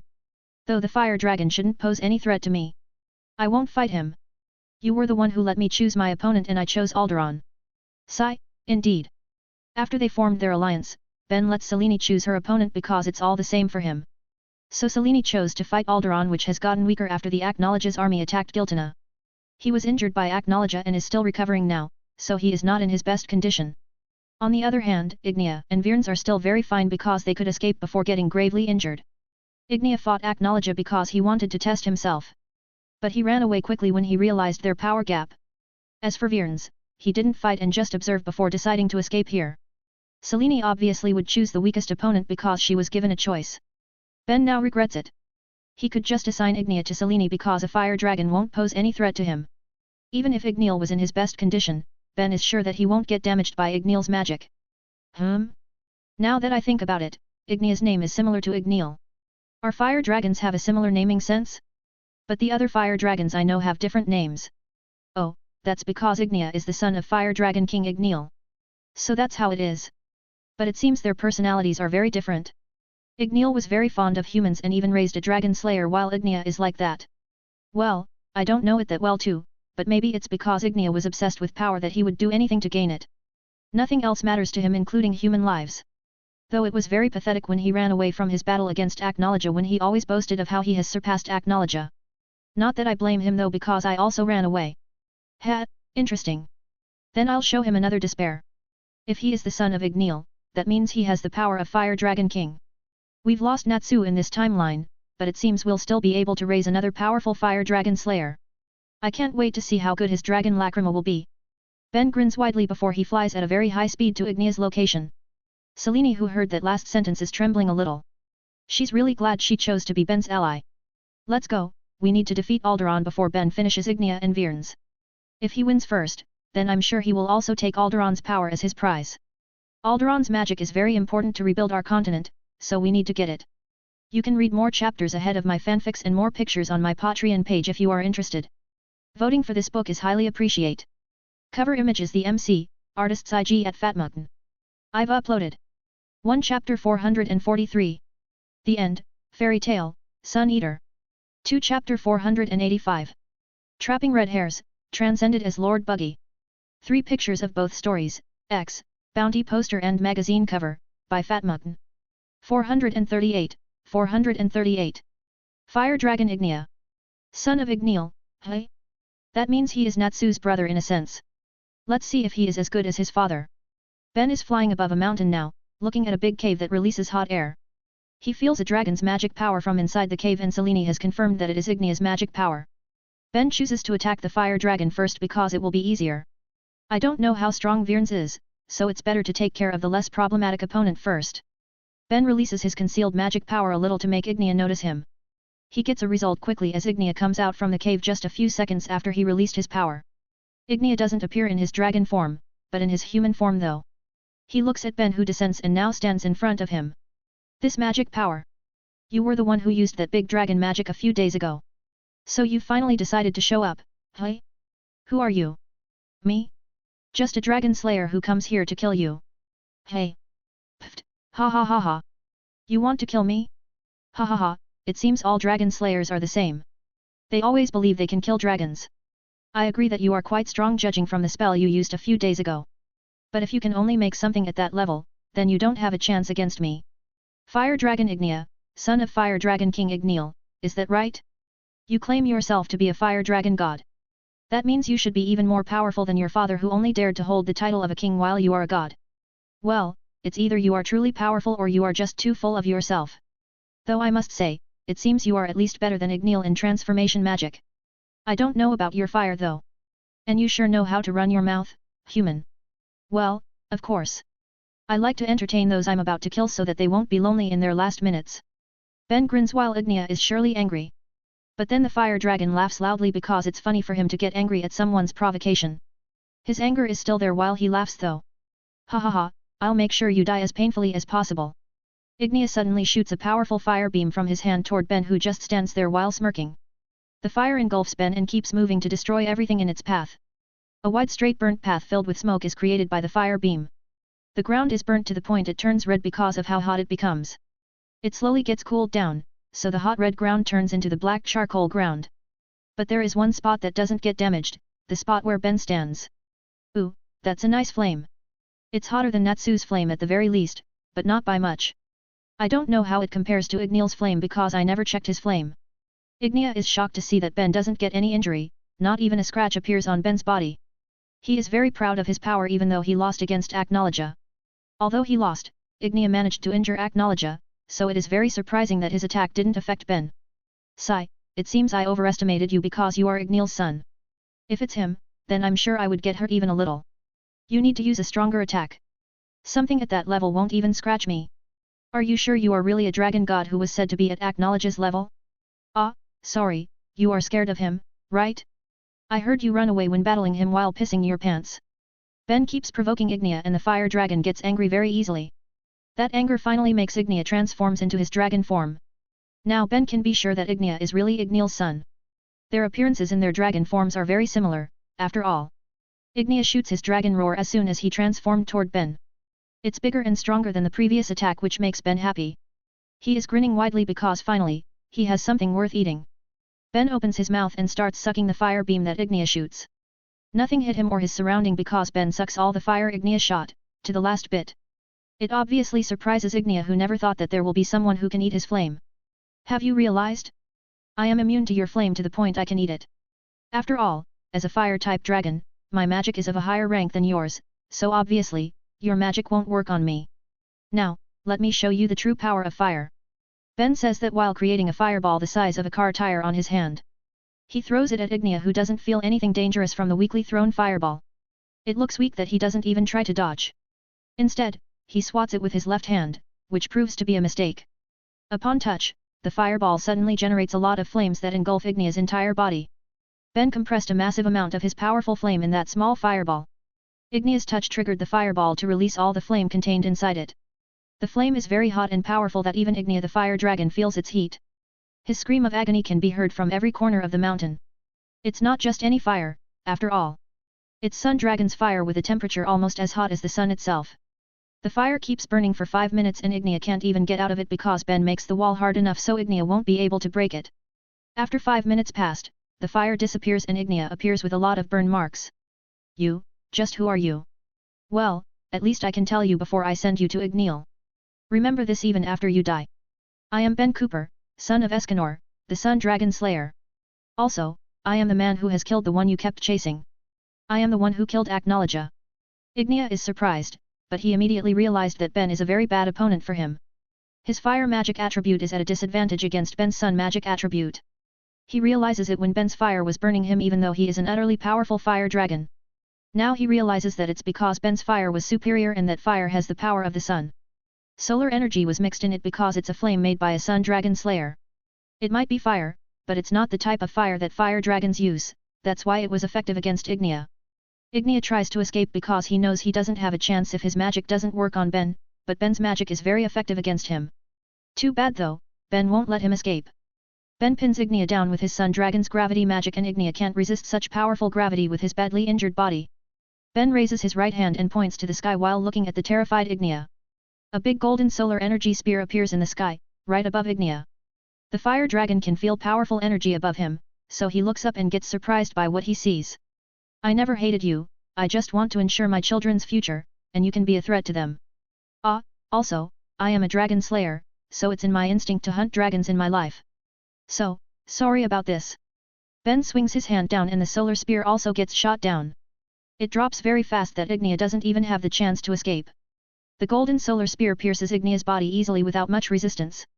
It even pierces the ground and destroys the ground as it explodes. The explosion engulfs Ignia again, but now it's solar energy instead of just fire. So this is more powerful than before even though it doesn't last that long.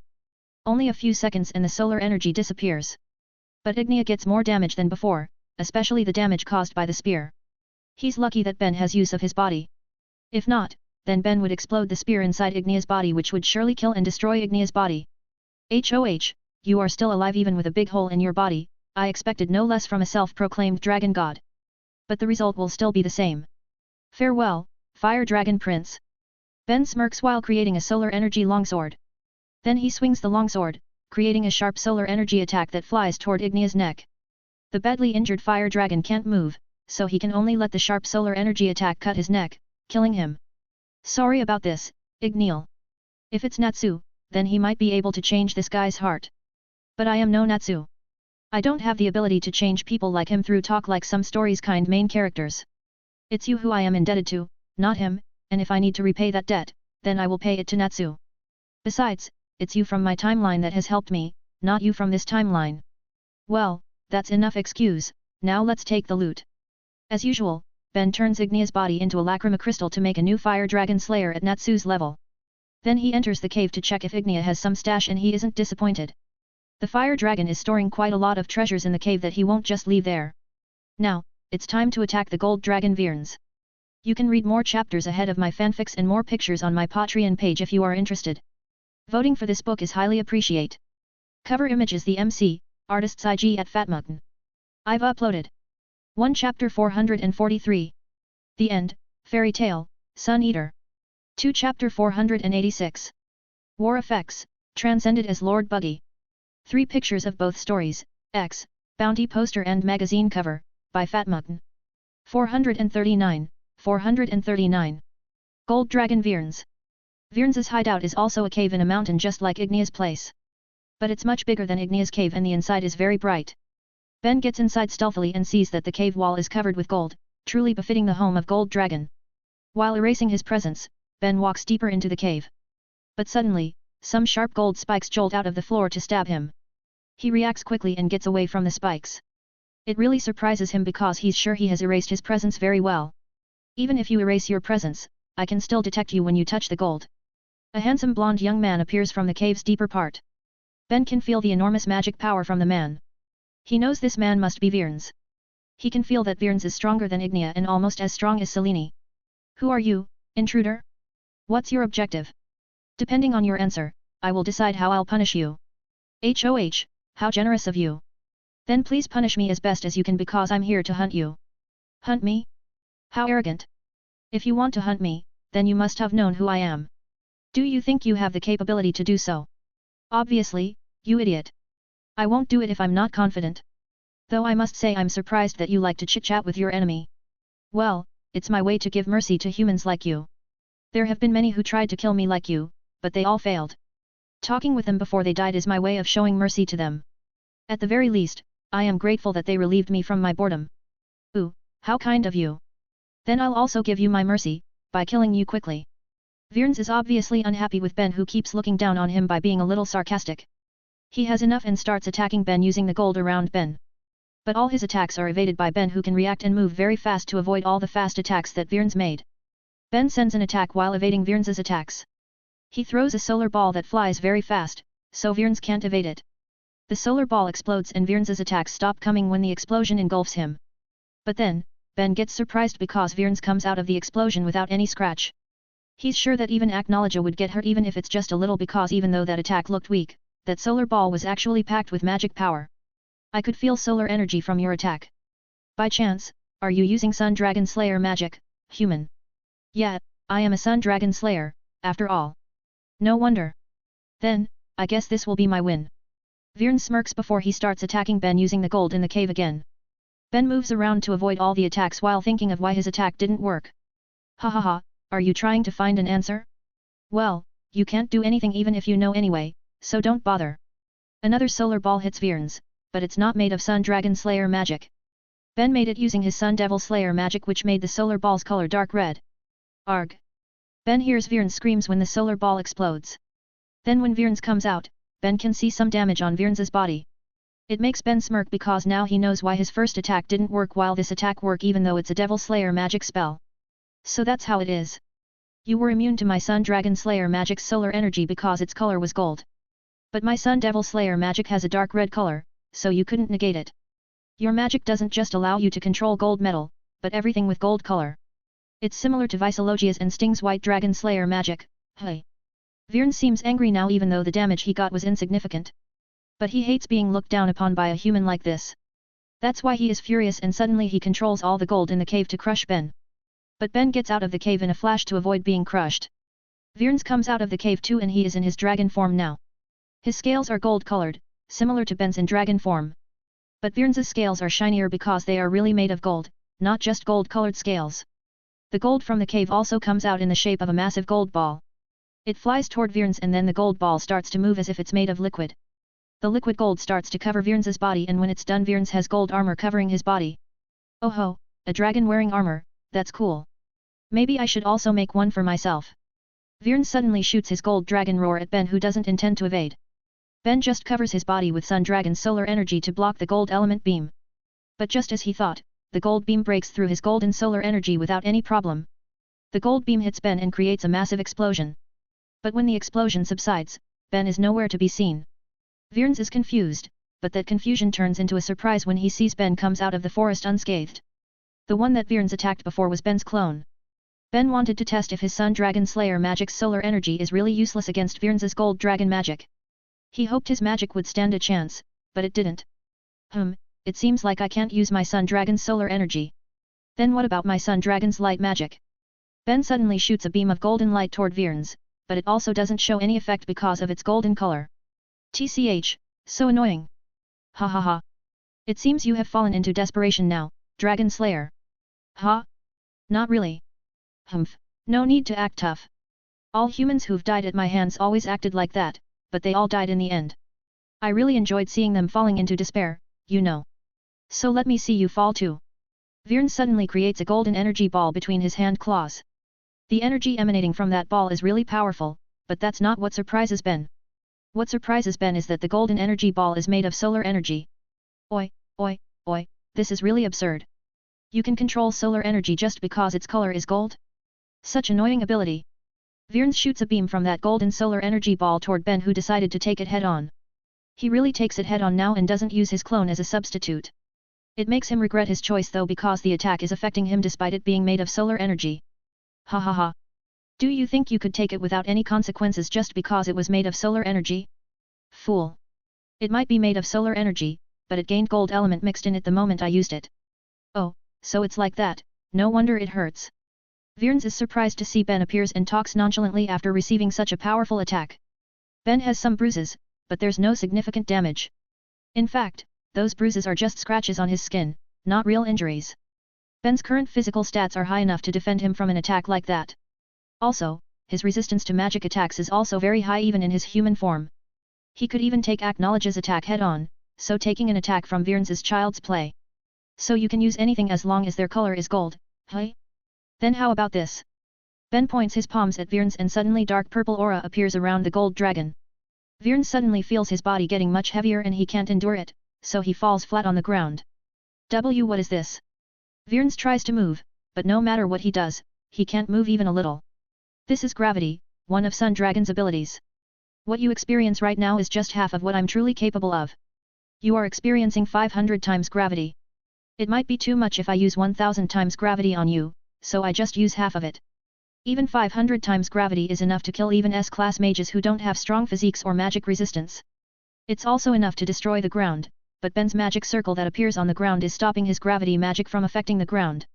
It will be troublesome if his opponent is sinking into the ground, after all. Stopping the opponent's movement is the first step of my easy fight plan.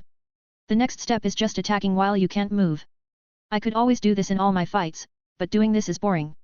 If it's not because I don't have a lot of time, then I would love to have a fun fight with you. Too bad though, I can't play around too much right now, so I'll finish you with this guaranteed strategy. Ben smirks before he snaps his fingers. Multiple black gold magic circles appear around Viren who can't move. All those magic circles then shoot black gold solar energy javelins made of Ben's Sun God Slayer magic. Even Acknowledge can't resist my Sun God Slayer magic, that's why I don't like to use it in my fight against him. So be honored, Gold Dragon. You will be killed by a god's power while Acknowledge was killed by a dragon's power. Viren can't even hear him because his Sun God's javelins are exploding after piercing Viren's gold armor and scales. Only the sound of explosions and his own screams are heard by Virns now. Ben's merciless attacks continue until he can't sense Virns' magic power anymore. He would like to have an exciting battle with Virns, but he is short on time, so he finished it quickly. Ben has stayed in this timeline for months, so he really wants to return quickly. Now, how should I deal with Selene? I can't just believe her even if she said she is on the human side. I need insurance because she can be a threat to my children in the future. Ben turns Virns into a dragon Lacrima before leaving the scene. He was worried about them, but the dragon gods are easy opponents for him. It seems he has grown too strong even for these dragon gods. You can read more chapters ahead of my fanfics and more pictures on my Patreon page if you are interested. Voting for this book is highly appreciate. Cover image is the MC, artist's IG at Fatmutton. I've uploaded 1 chapter 443. The End, Fairy Tale, Sun Eater. 2 chapter 487. True Emperor Fight, transcended as Lord Buggy. 3 pictures of both stories, X, Bounty poster and magazine cover, by Fatmutton.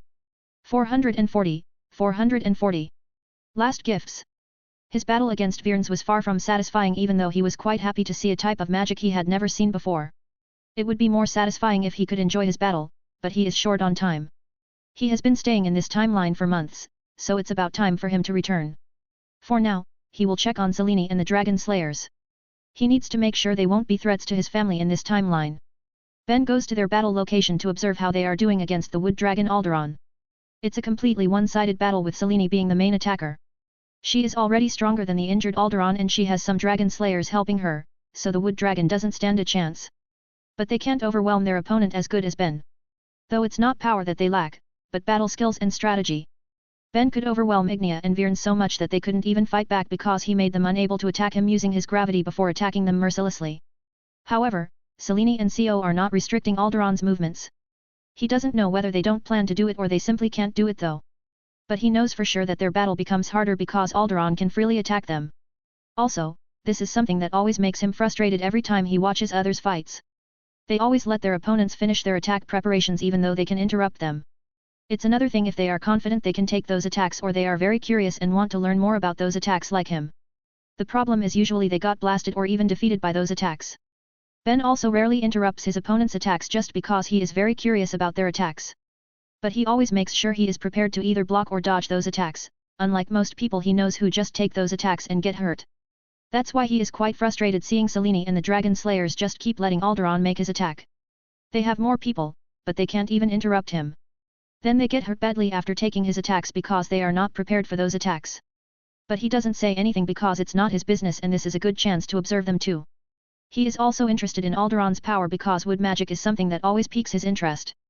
It's magic that involves life, after all, so it's really interesting. Though he doesn't have much time to observe because the battle ends not long after he arrived. Selene stabs Alderon's chest and rips his heart out to kill him. Then after a while, she uses spatial magic to send Alderon's body elsewhere. Ben smirks because he already knew that Selene has a plan to use Alderon's body. He doesn't exactly know what she's planning. His guess is she wants to make a wood dragon slayer. The wood dragon magic must have some abilities that she desires, that's why she chose to attack Alderon and let Ben attack the other 2 dragons. Well, whatever, I have nurtured a lot of dragon slayers after the war. Wood dragon slayer magic is interesting, but it pales compared to that dragon slayer magic. Ben approaches Selene's group who gets surprised to see him here already. They never thought that he would defeat 2 dragon gods faster than them who ganged up against just 1 dragon god. It shows just how big their power difference is. Before we go back to Earthland, I want to make a contract with you guys. A contract? Yeah, a magic contract to be precise. It will make sure that none of us will breach the agreements we made because there will be harsh consequences. Was there really such magic? And what kinds of consequences are there? There was something similar used by spirit mages. I modified it so it will be applicable to all creatures that can use magic. So, how is it? How can I be sure that this magic contract won't harm us and only benefits you? You are its creator, so you can do anything you want with it, after all. Well, you can't be sure because I can't prove anything. However, you must remember that you don't have any choice right now. Ben suppresses them with his magic power and gravity magic. He can tell them the reasons why the magic contract will be fair to everyone. But it will take a long time and they will still be skeptical about it. He doesn't want to waste time, so he shuts them up with force. Now choose. Will you discuss some agreements and make a contract with me, or we end everything here? I'll just tell you something. You guys are more valuable to me as dragon lacrimas than as living beings. So I will never complain if you refuse. They gulp their saliva and finally choose to make the contract with Ben. This magic contract will make sure that they won't harm his family and attack Ishgar. They will die if they breach this contract because this magic contract is bound to their souls. After dealing with them, Ben returns to Earthland with them. He really wants to see around Elantir, but he has more urgent matters now. Besides, he can always go to Elantir in his timeline now that he already knows the method to cross dimensions. Eleftheria is very surprised when he sees Selene is still alive. He asked why Ben doesn't kill Selene, so Ben just tells him that she is still useful. Ben calms Eleftheria by telling the old man that he has made a contract with Selene and Co. You guys are going to live on Giltana, right? Yeah, this is our home, after all. Good, then I'll take Eleftheria to Ishgar. He is my vassal now, after all. Don't worry, we won't disturb whatever you do here as long as you don't disturb us first. They know it's a warning, but they are very relieved to know that Ben won't stay on Giltana. None of them know that the current Ben isn't from this timeline and will disappear soon. But he doesn't have any plan to tell them because it's better to make them think that he'll always be there to watch over them anytime so that they won't do anything stupid. Ben and Eleftheria arrive at Ishgar in a short time using Ben's light magic which allows them to fly at a very high speed. They arrive on Magnolia and get surprised by the town's rebuilding progress. The town now has a lot more buildings and people even though it has just been a few days since Ben left. Lucy tells them that a lot of survivors were found in the last few days and the earth mages have gotten better at construction. The buildings are made of stones now, not just hardened soil. Although the hardened soil was sturdy enough, it is weak toward the water and will be dangerous when it starts raining, while the stone buildings won't have that problem. Do we get anyone with construction experience among the survivors? Yeah, there are people who worked in construction as workers or even architects. There are also a few people who majored in civil engineering, so they will be very helpful in this project. But all of them are still not in their best condition and some are even on the verge of dying because of various reasons. Construction work needs a lot of energy, so for now, we focus on helping them regain their health. Alright, you can start with the planning for now like designing the landscape of the town and buildings. I'm sure they can think even if they are still not fully recovered. If there are people who keep complaining even though they are able to work already, then just kick them out. We don't need people who don't want to work for their own future. We need to be strict or others will behave like that too. Ben gives some more pointers to Lucy who is tasked as the leader of the town reconstruction project. She might not be the strongest, but she is very smart and after going through the war against the dragons, her leadership ability has improved so much. A few days after he returned to Magnolia, Ben has a meeting with his family members. Wendy, Bella, Carla, Ariel, Gabriel, and even Lucy who he considers as a family already. They gather in Ben's lab near Kate Shelter Village. I have something important that I need to tell you guys. It has been a few months since I came here, so it's time for me to return to my timeline. The others have predicted that he would return soon, but they are still not ready to part with him, especially Ariel and Gabriel who finally can see their father again. Do you really need to return so soon, Daddy? Yeah, I'm sorry, Ariel. There might be consequences if I stay in another timeline for too long. The god of time might do something if I stay here for too long. Even I don't have the confidence to confront a god of his level. He is said to be stronger than even Angsarum, after all. We understand. Ben pats his kids' heads before taking out 2 crystal balls. I have prepared gifts for you too. Before I leave, I will give you new types of Dragon Slayer magic. The first one is Acknowledge's Dragon Slayer magic while the second one is Sun Dragon Slayer magic. Everyone is surprised to hear that because these 2 types of Dragon Slayer magic can be said to be the strongest among all types of Dragon Slayer magic now. I understand that you made Acknowledge into a Dragon Lacrima, but what about the Sun Dragon Slayer magic? Lucy is confused just like the others, but Ben just smiles before he explains. To tell you the truth, this Sun Dragon Lacrima wasn't made by me. It's made by your real father, this timeline's me, this timeline's Ben Cooper. This timeline's Ben was experimenting on how to stop his dragonization by turning his dragon seed into a dragon lacrima just like me. So he crystallized his magic and created a very small dragon lacrima. But before he could finish his experiment, the dragons attacked. Jarvis told Ben about this after he came to this lab a few months ago. So Ben decides to complete the Sun Dragon Lacrima. He has succeeded at turning his dragon seed into a dragon lacrima, after all, so completing the experimental Sun Dragon Lacrima is easy. These 2 dragon lacrimas are gifts from both of your fathers, this timeline me and myself. Ariel and Gabriel hug Ben while crying as the others also seem teary. These 2 dragon lacrimas may be great, but Ariel and Gabriel don't care about it. For them, the most precious thing is that they now have things that connect them to their father. You can read more chapters ahead of my fanfics and more pictures on my Patreon page if you are interested. Voting for this book is highly appreciate. Cover image is the MC, artist's IG at Fatmugton. I've uploaded 1 chapter 443. The End, Fairy Tale, Sun Eater. 2 Chapter 488. The following months, transcended as Lord Buggy. 3 pictures of both stories, X, Bounty poster and magazine cover, by Fat Mutton. 441, 441. Homecoming. After a short discussion, the twin finally decides who'll get the Lacrimas. Gabriel will take the Sun Dragon Lacrima while Ariel will take Acknowledge's Dragon Lacrima. The reason is that Gabriel already has White Dragon Lacrima and Sun Dragon Lacrima will complement it while Ariel has Shadow Dragon Lacrima and Acknowledge's Dragon Lacrima suits it better. Ben helps them attach their new Dragon Lacrimas to their bodies. After he finished, he gives the other Dragon Lacrimas he made to Wendy. He asks her to keep them and gives them to those she thinks are worthy of them.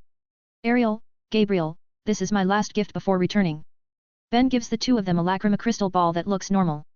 They know it's a kind of device, so they try to activate it.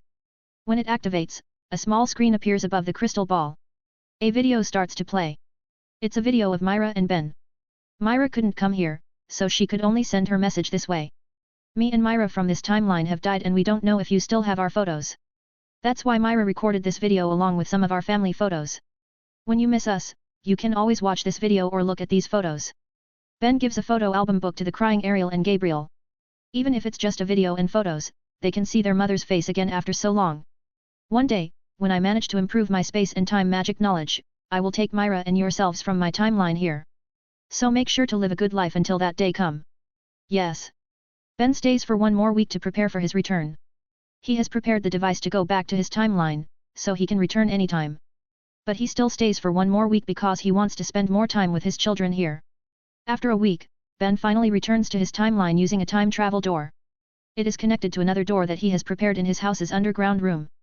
The doors are destroyed after he used them because they can't withstand the pressure of time and space energy. Sigh, if my understanding of space and time is higher, also if I have sufficient materials, then I would be able to make the doors last for a long time like Eclipse Gate. Well, this is good enough for this trip. Welcome back, Master. How long have I gone, Jarvis? You have just gone for 47 days, 8 hours and 35 minutes. I was there for around 1 year and a half, but it has just been 47 days here. It's not that the time flows differently. My time travel door was just connected to this time. I planned to connect it to 40 days after I left, but it changed to 47 days. It seems I need to do more research or when I try to do it again, I might be unlucky and get sent to years in the future or past. Master, I have informed your family of your arrival. They are on their way to your location now. Alright, thanks. How about Wendy's team? Have they returned? No, there is still no news of their return. However, it is predicted that they will need a few more months to return. Why? They have contacted the guild for reinforcement regarding their quest. The subjugation targets are dragons, so Guildmaster sent the other dragon slayer to assist them in this quest. So that's how it is. Will you assist them, Master? With Master's assistance, this quest will finish in a much shorter time. No, I won't interfere. I already fought those dragons in that timeline, so I know their power quite well. With our friends' current abilities, they have quite a good chance to defeat those dragon gods as long as they play their cards correctly. They won't win easily, but they won't get defeated easily either. Ben knows his friends' abilities well because he was the one who nurtured them. They have the ability to defeat those dragon gods, so he isn't worried. He has even taught Wendy how to turn dead dragons into dragon lacrimas, so he is anticipating their harvest this time. Ben. Daddy/Dad.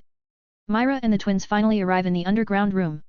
They run toward Ben and hug him tightly because he finally returns. Even if it has just been 47 days for them, they know that what Ben did must be much more dangerous than anything he has ever done in the past, so they were very worried. I thought Master would also send you to help the 100 years quest.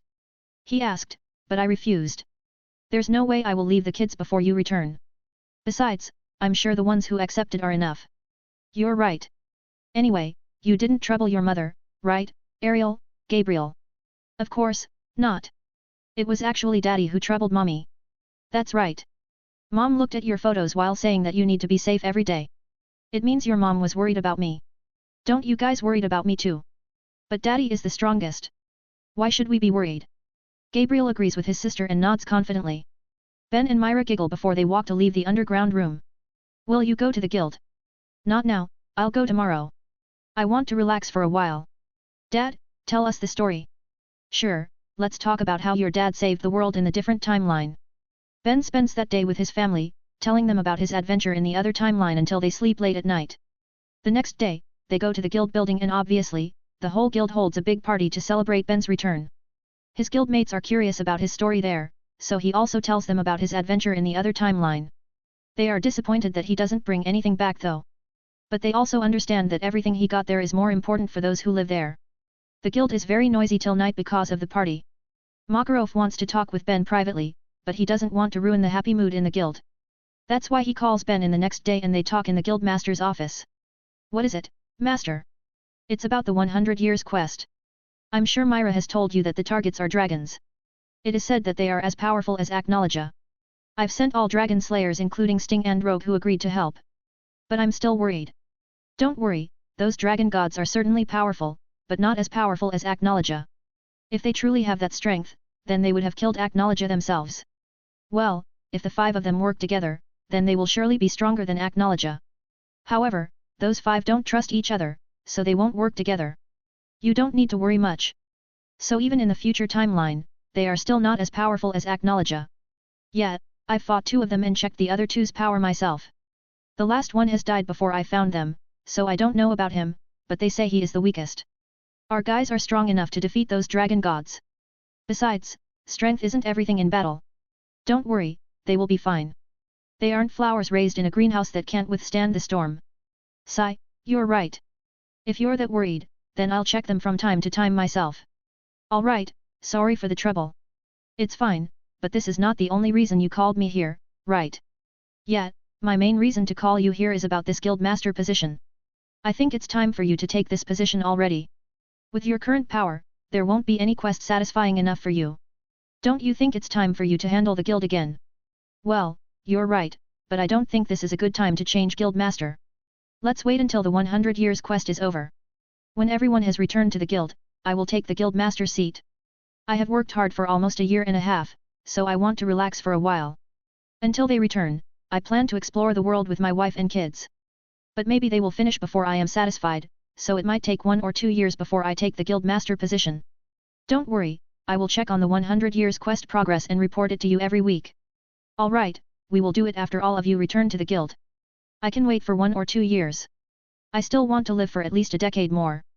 It's a good chance for your kids to see the world while they are still young. I'm sure they will grow into outstanding mages. So, when will you go? Next week. We still need to prepare a lot of things, especially for the kids. I don't think I need to worry about your safety, but still, be careful. Ben nods before they start discussing a few more things. In the following days, Ben and Myra are busy preparing for their trip. Then after a week, Cooper family finally leaves Magnolia to explore the world. You can read more chapters ahead of my fanfics and more pictures on my Patreon page if you are interested. Voting for this book is highly appreciated. Cover image is the MC, artist's IG at Fatmutton. I've uploaded 1 chapter 443. The End, Fairy Tale, Sun Eater. 2 chapter 489. Return time, transcended as Lord Buggy. 3 pictures of both stories, X, bounty poster and magazine cover, by Fatmutton. 442, 442. Family trip. Ben is taking his wife and children to explore the world. Of course, they won't really explore every place like when he was exploring Ishgar in the past. They will just visit different cities all over the world to see different cultures. They go to their first destination, a port town in the north. The Coopers go there using Ben's car, the Light Runner. It has been a long time since he drives his car. He has been very busy improving his power these past few years that he didn't have time to go around relaxedly in his car. It's faster if he just takes his family to town by flying. But he wants his children to enjoy the trip more, so they use a car. They arrive in the port town 3 days after leaving Magnolia and pass through a few towns. The Cooper family is boarding a ship from a port town to Alakatasia. Ben and Myra plan to visit the other 3 continents. They live in Ishgar, so they can explore it anytime. But going to other continents take time, so they take their children to the other 3 continents while they are still young. Besides, Ben wants to see Alakatasia's state after the war that destroyed Alvarez's capital. It will take a few days to reach Alakatasia. With nothing much to do on the ship, Ben decides to go to Giltana alone. He needs to check the 100 years quest progress. Ben flies faster than the speed of lightning. He still can't reach the speed of light even after transforming his body into light.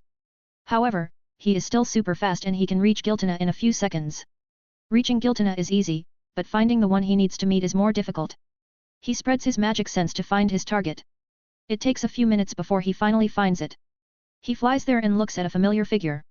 The one he searched for is Eleftheria, the one who commissioned the 100 years quest. Eleftheria is surprised because Ben suddenly appears in front of him. The old man is resting when Ben suddenly appears, making him surprised and vigilant because he thought Ben wants to attack him. Sorry to startle you, but I'm not your enemy. You should know this symbol, right? Ben shows his guild mark to Eleftheria and the old man recognizes it immediately. I am a fairy tale mage, just like those who accept your job quest. My name is Ben Cooper. It's you? You must be the one those kids kept talking about, the one who killed Acknowledge. Especially that little cat named Bella that talked about you every time we met. Oh? So they've told you about me, huh? Well, that makes things easier. Before we talk more, I'll tell you that I won't help you guys in this job. Ben immediately says that because he can see Eleftheria's hopeful expression. The old man must have thought that Ben come to help the dragon slayers. No need to be disappointed. I won't help you because you don't need my help. Those guys are strong enough to do this quest. I've taught them personally for years, so I know their abilities very well. As for those dragon gods, I also know their power. I have my way to find that out, don't think too much about it. Then why are you coming here? I need your help. Even if I know they have the ability to subjugate those dragons, I also know that the chance of them failing is not small either. That's why I need your help to keep me updated about their condition. No need to tell me what happens, just tell me if they are fine or not. Also, I need you to call me immediately if something really bad happens and they are in grave danger. I will immediately come to help. Ben gives Eleftheria a magic smartphone to communicate with him. Eleftheria asks if Ben really won't help and Ben gives the same answer. Then Ben asks about his guildmates' conditions. Eleftheria tells him that they are fine even though they've faced some dangers. After talking with Eleftheria for a while, Ben leaves Giltana and returns to the ship his family boards. When he arrives, he finds 3 unconscious men being hanged upside down on the hull. Ben asks a ship crew about them and finds out that those 3 were wooing Myra. Oh ho? It seems Myra was being considerate.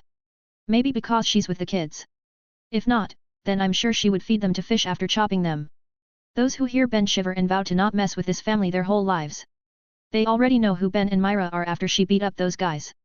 Some people recognized her and now the whole ship finally knows who she is. What Ben said made them even more sure to not mess with this family. The remaining time on the ship is relatively peaceful because no one dares to make trouble again.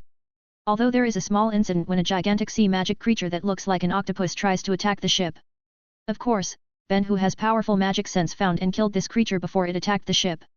They arrive in a port town in Alvarez Empire after 5 days of sailing. Ben's family starts touring the town after finding a hotel to stay. There are many new things for them here, so Ariel and Gabriel are very excited when they look around the town. The kids are very excited to see these different things like clothes, races, people, accents, food, etc. Ben and Myra are happy seeing them curious about different cultures. This is their aim on this journey. Teaching the kids that people have differences and differences isn't a bad thing. Cooper family keeps visiting towns in Alvarez Empire. Quora has made a trip plan for them. She planned which town to visit, how many days they'll spend in each town, how fast they should be on the road, etc. They only planned for 2 years' journey, so they need to plan their time wisely. After visiting a few towns, they finally arrive in New Vistarion, the newly built capital city of the Alvarez Empire. Its location is the same as the destroyed Vistarion. It has just been a few months, but the construction of the capital city is almost done. New Vistarion looks similar to the old Vistarion. The most noticeable difference is now this city looks a lot brighter. It has a much better atmosphere and the people here are much livelier. Maybe because now this empire isn't a military nation anymore, so people have more options to have fun in their lives. At night, when the kids are sleeping, Ben receives some guests. The new Emperor Agil and some of his aides come to the hotel to meet Ben. Ben's arrival in Alvarez has been known by them for a long time, but they didn't dare to disturb him because he made it clear to them that he was here to have fun with his family. It's only today that Ben sent a message to them, telling them that they could meet him tonight. He has a few things to discuss with them, but they shouldn't disturb his family, so they come after the kids sleep. Also, they come in secret to avoid alerting people as they are high-ranking people here. You look messy, Emperor Agil. Sigh, obviously. Being an emperor isn't easy at all. Especially when there were many things to be taken care of after being destroyed in a war. Are you blaming me right now? Or are you implying that the war should have happened on Ishgar and I should be the one who worked hard to rebuild the destroyed towns if Ishgar was destroyed? Ugh, I don't mean it like that. Sigh, so why did you call me here? Changing the topic right away, hey? Well, whatever. Say, do you need money? Hey? Of course, who doesn't need money? Good, then I'll help you make money. Ben proposes a business to them. He wants Alvarez to manufacture planes, modern planes fueled with magic power. Ben has been researching planes since he got the airship after destroying Grimoire Heart. Earthland's transportation technology has stagnated for a very long time. Mages don't have much problem moving long distances, but normal people are different. Ben really wants people to have an easier time going places, that's why he is very interested in planes. But he didn't know much about the plane, so he needs to do research about it. Even with Quorra's high computation speed, the research only finished a few months ago when he was still on a different timeline. Well, he had many things to do, so he and Quorra couldn't just focus on plane research. Now he is finally ready to start building planes, but he doesn't want to do it in Ishgard. Even if he is a very influential figure there, he isn't the one who controls Ishgard. There are many regulations to follow and politics that are troublesome to handle. Besides, Alvarez has better technological advancement than Ishgard. Also, there is a mechanical race here that specializes in technology. So Ben knows that Alvarez will do a better job at plane manufacturing. Furthermore, he has better control of Alvarez than any nation in Ishgard, so he doesn't need to worry about many things. Ben's proposal surprises Agil and the others who come. It's really tempting, but they need to discuss it with the ministers and the new Spriggans. By the way, Brandish is the new leader of the Spriggan 12, but she doesn't come here because she needs to take care of something. Alright, go discuss it with them. I want an answer tomorrow, a good answer. You can read more chapters ahead of my fanfics and more pictures on my Patreon page if you are interested. Voting for this book is highly appreciate. Cover image is the MC, artists IG at Fatmutton. I've uploaded 1 chapter 443. The End, Fairy Tale, Sun Eater. 2 chapter 490. 2Y Reunion, transcended as Lord Buggy. 3 pictures of both stories, X, Bounty poster and magazine cover, by Fatmutton. 443, 443. The End. It's obvious, Alvarez Empire accepts Ben's proposal. They will manufacture the planes here. Of course, this is Ben's business, so he should be the one who builds everything. That means they should build the factory with his money. But his wealth isn't limitless, so he needs to find investors, and Alvarez will help with that. The Empire has many wealthy people who want to invest in this project. Though the Empire itself won't join on the plane manufacture. Instead, they will invest in the airports because airports need wide lands to build. The Empire also doesn't have limitless money, so they can't join everything. Even they need investors to build the airports, just like Ben. Anyway, the business proposal has been accepted. There are still many things to do, but they can wait. The Empire will help Ben find investors, but it won't be done soon because the Empire itself is still being rebuilt after the war. Ben is also not in a hurry because he is on vacation with his family. They will start this project after Ben finished his vacation. For now, he wants to enjoy his family time and sees different things all over the world. He wants his kids to know that there are many kinds of people in this world so that they won't be too proud of themselves. Things go well on their vacation even though there are some problems too. Ben and Myra can solve all those things and they can even teach their kids the ways to solve those problems. There aren't many things that both of them can't solve, after all, so their vacation is still considered peaceful. After a few months, they finally get the news of the 100 years quest completion. There aren't any casualties on their side, Fairy Tale Mage's side, which is a relief to them. Ben really wants to see their improvements after defeating some powerful dragons.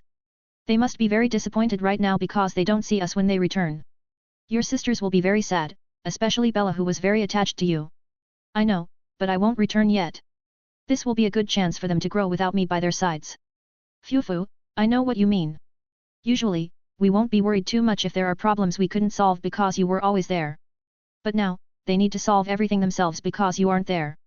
Yeah, I know they can do it because they can finish that 100 years quest without me. Well, I did help them get stronger, but they finished that job by themselves with their own power. I'm sure there won't be many problems they can't solve now. Myra agrees, so they really won't return until they finish their vacation. But that doesn't mean they won't communicate with their family and friends. They have magic phones, so they can just call their family and friends. Ben's sisters and Myra's siblings actually called them as soon as they returned to Magnolia. Those guys are disappointed to find that Ben, Myra, and the twins have left Ishgard to go on a vacation. They wanted to join, but Ben stopped them and told them to help the guild when he was away. Of course, they were disappointed, but now they are quite excited. They want to show Ben that they can become very powerful when he's away. In 2 years, they will surprise Ben with their stronger selves. He is everyone's goal, after all. Everyone in the guild wants to be stronger than him, so this is a perfect chance to grow stronger and surprise him later. Ben doesn't know about their plan and just enjoys his vacation. Time passes by and a year and a half finally passed since Ben started his vacation with his family. Right now, they are exploring the Giltana continent after exploring Eastern continent. They are facing some bandits led by a mage who try to rob them on their way between towns.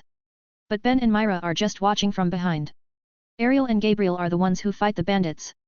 They have learned magic and now they will put their training into practice. Their magic is something that Ben has prepared for years.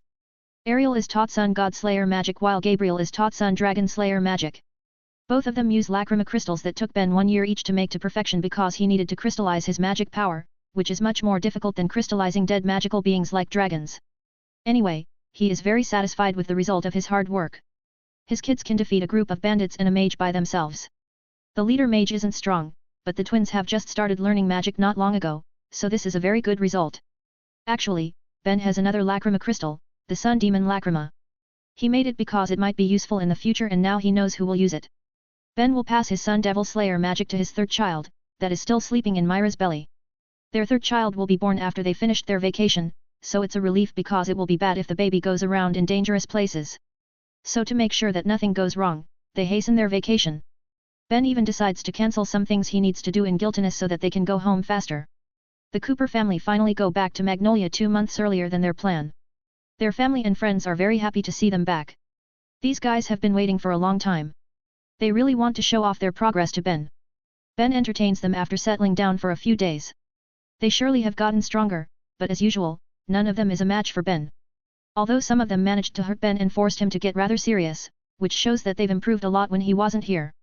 While waiting for his third child to be born, Ben focuses on managing his plane manufacture plan. With Alvarez Empire's help and his personal connections, he finally gets a lot of investors to start this project. He starts by training some core personnel and building the factory. They will start creating a plane model using the simplest blueprint that Ben has made. If things go well, then they can start mass-producing planes in a year. It would take longer if they didn't recruit the Machias race, which is very proficient with machinery.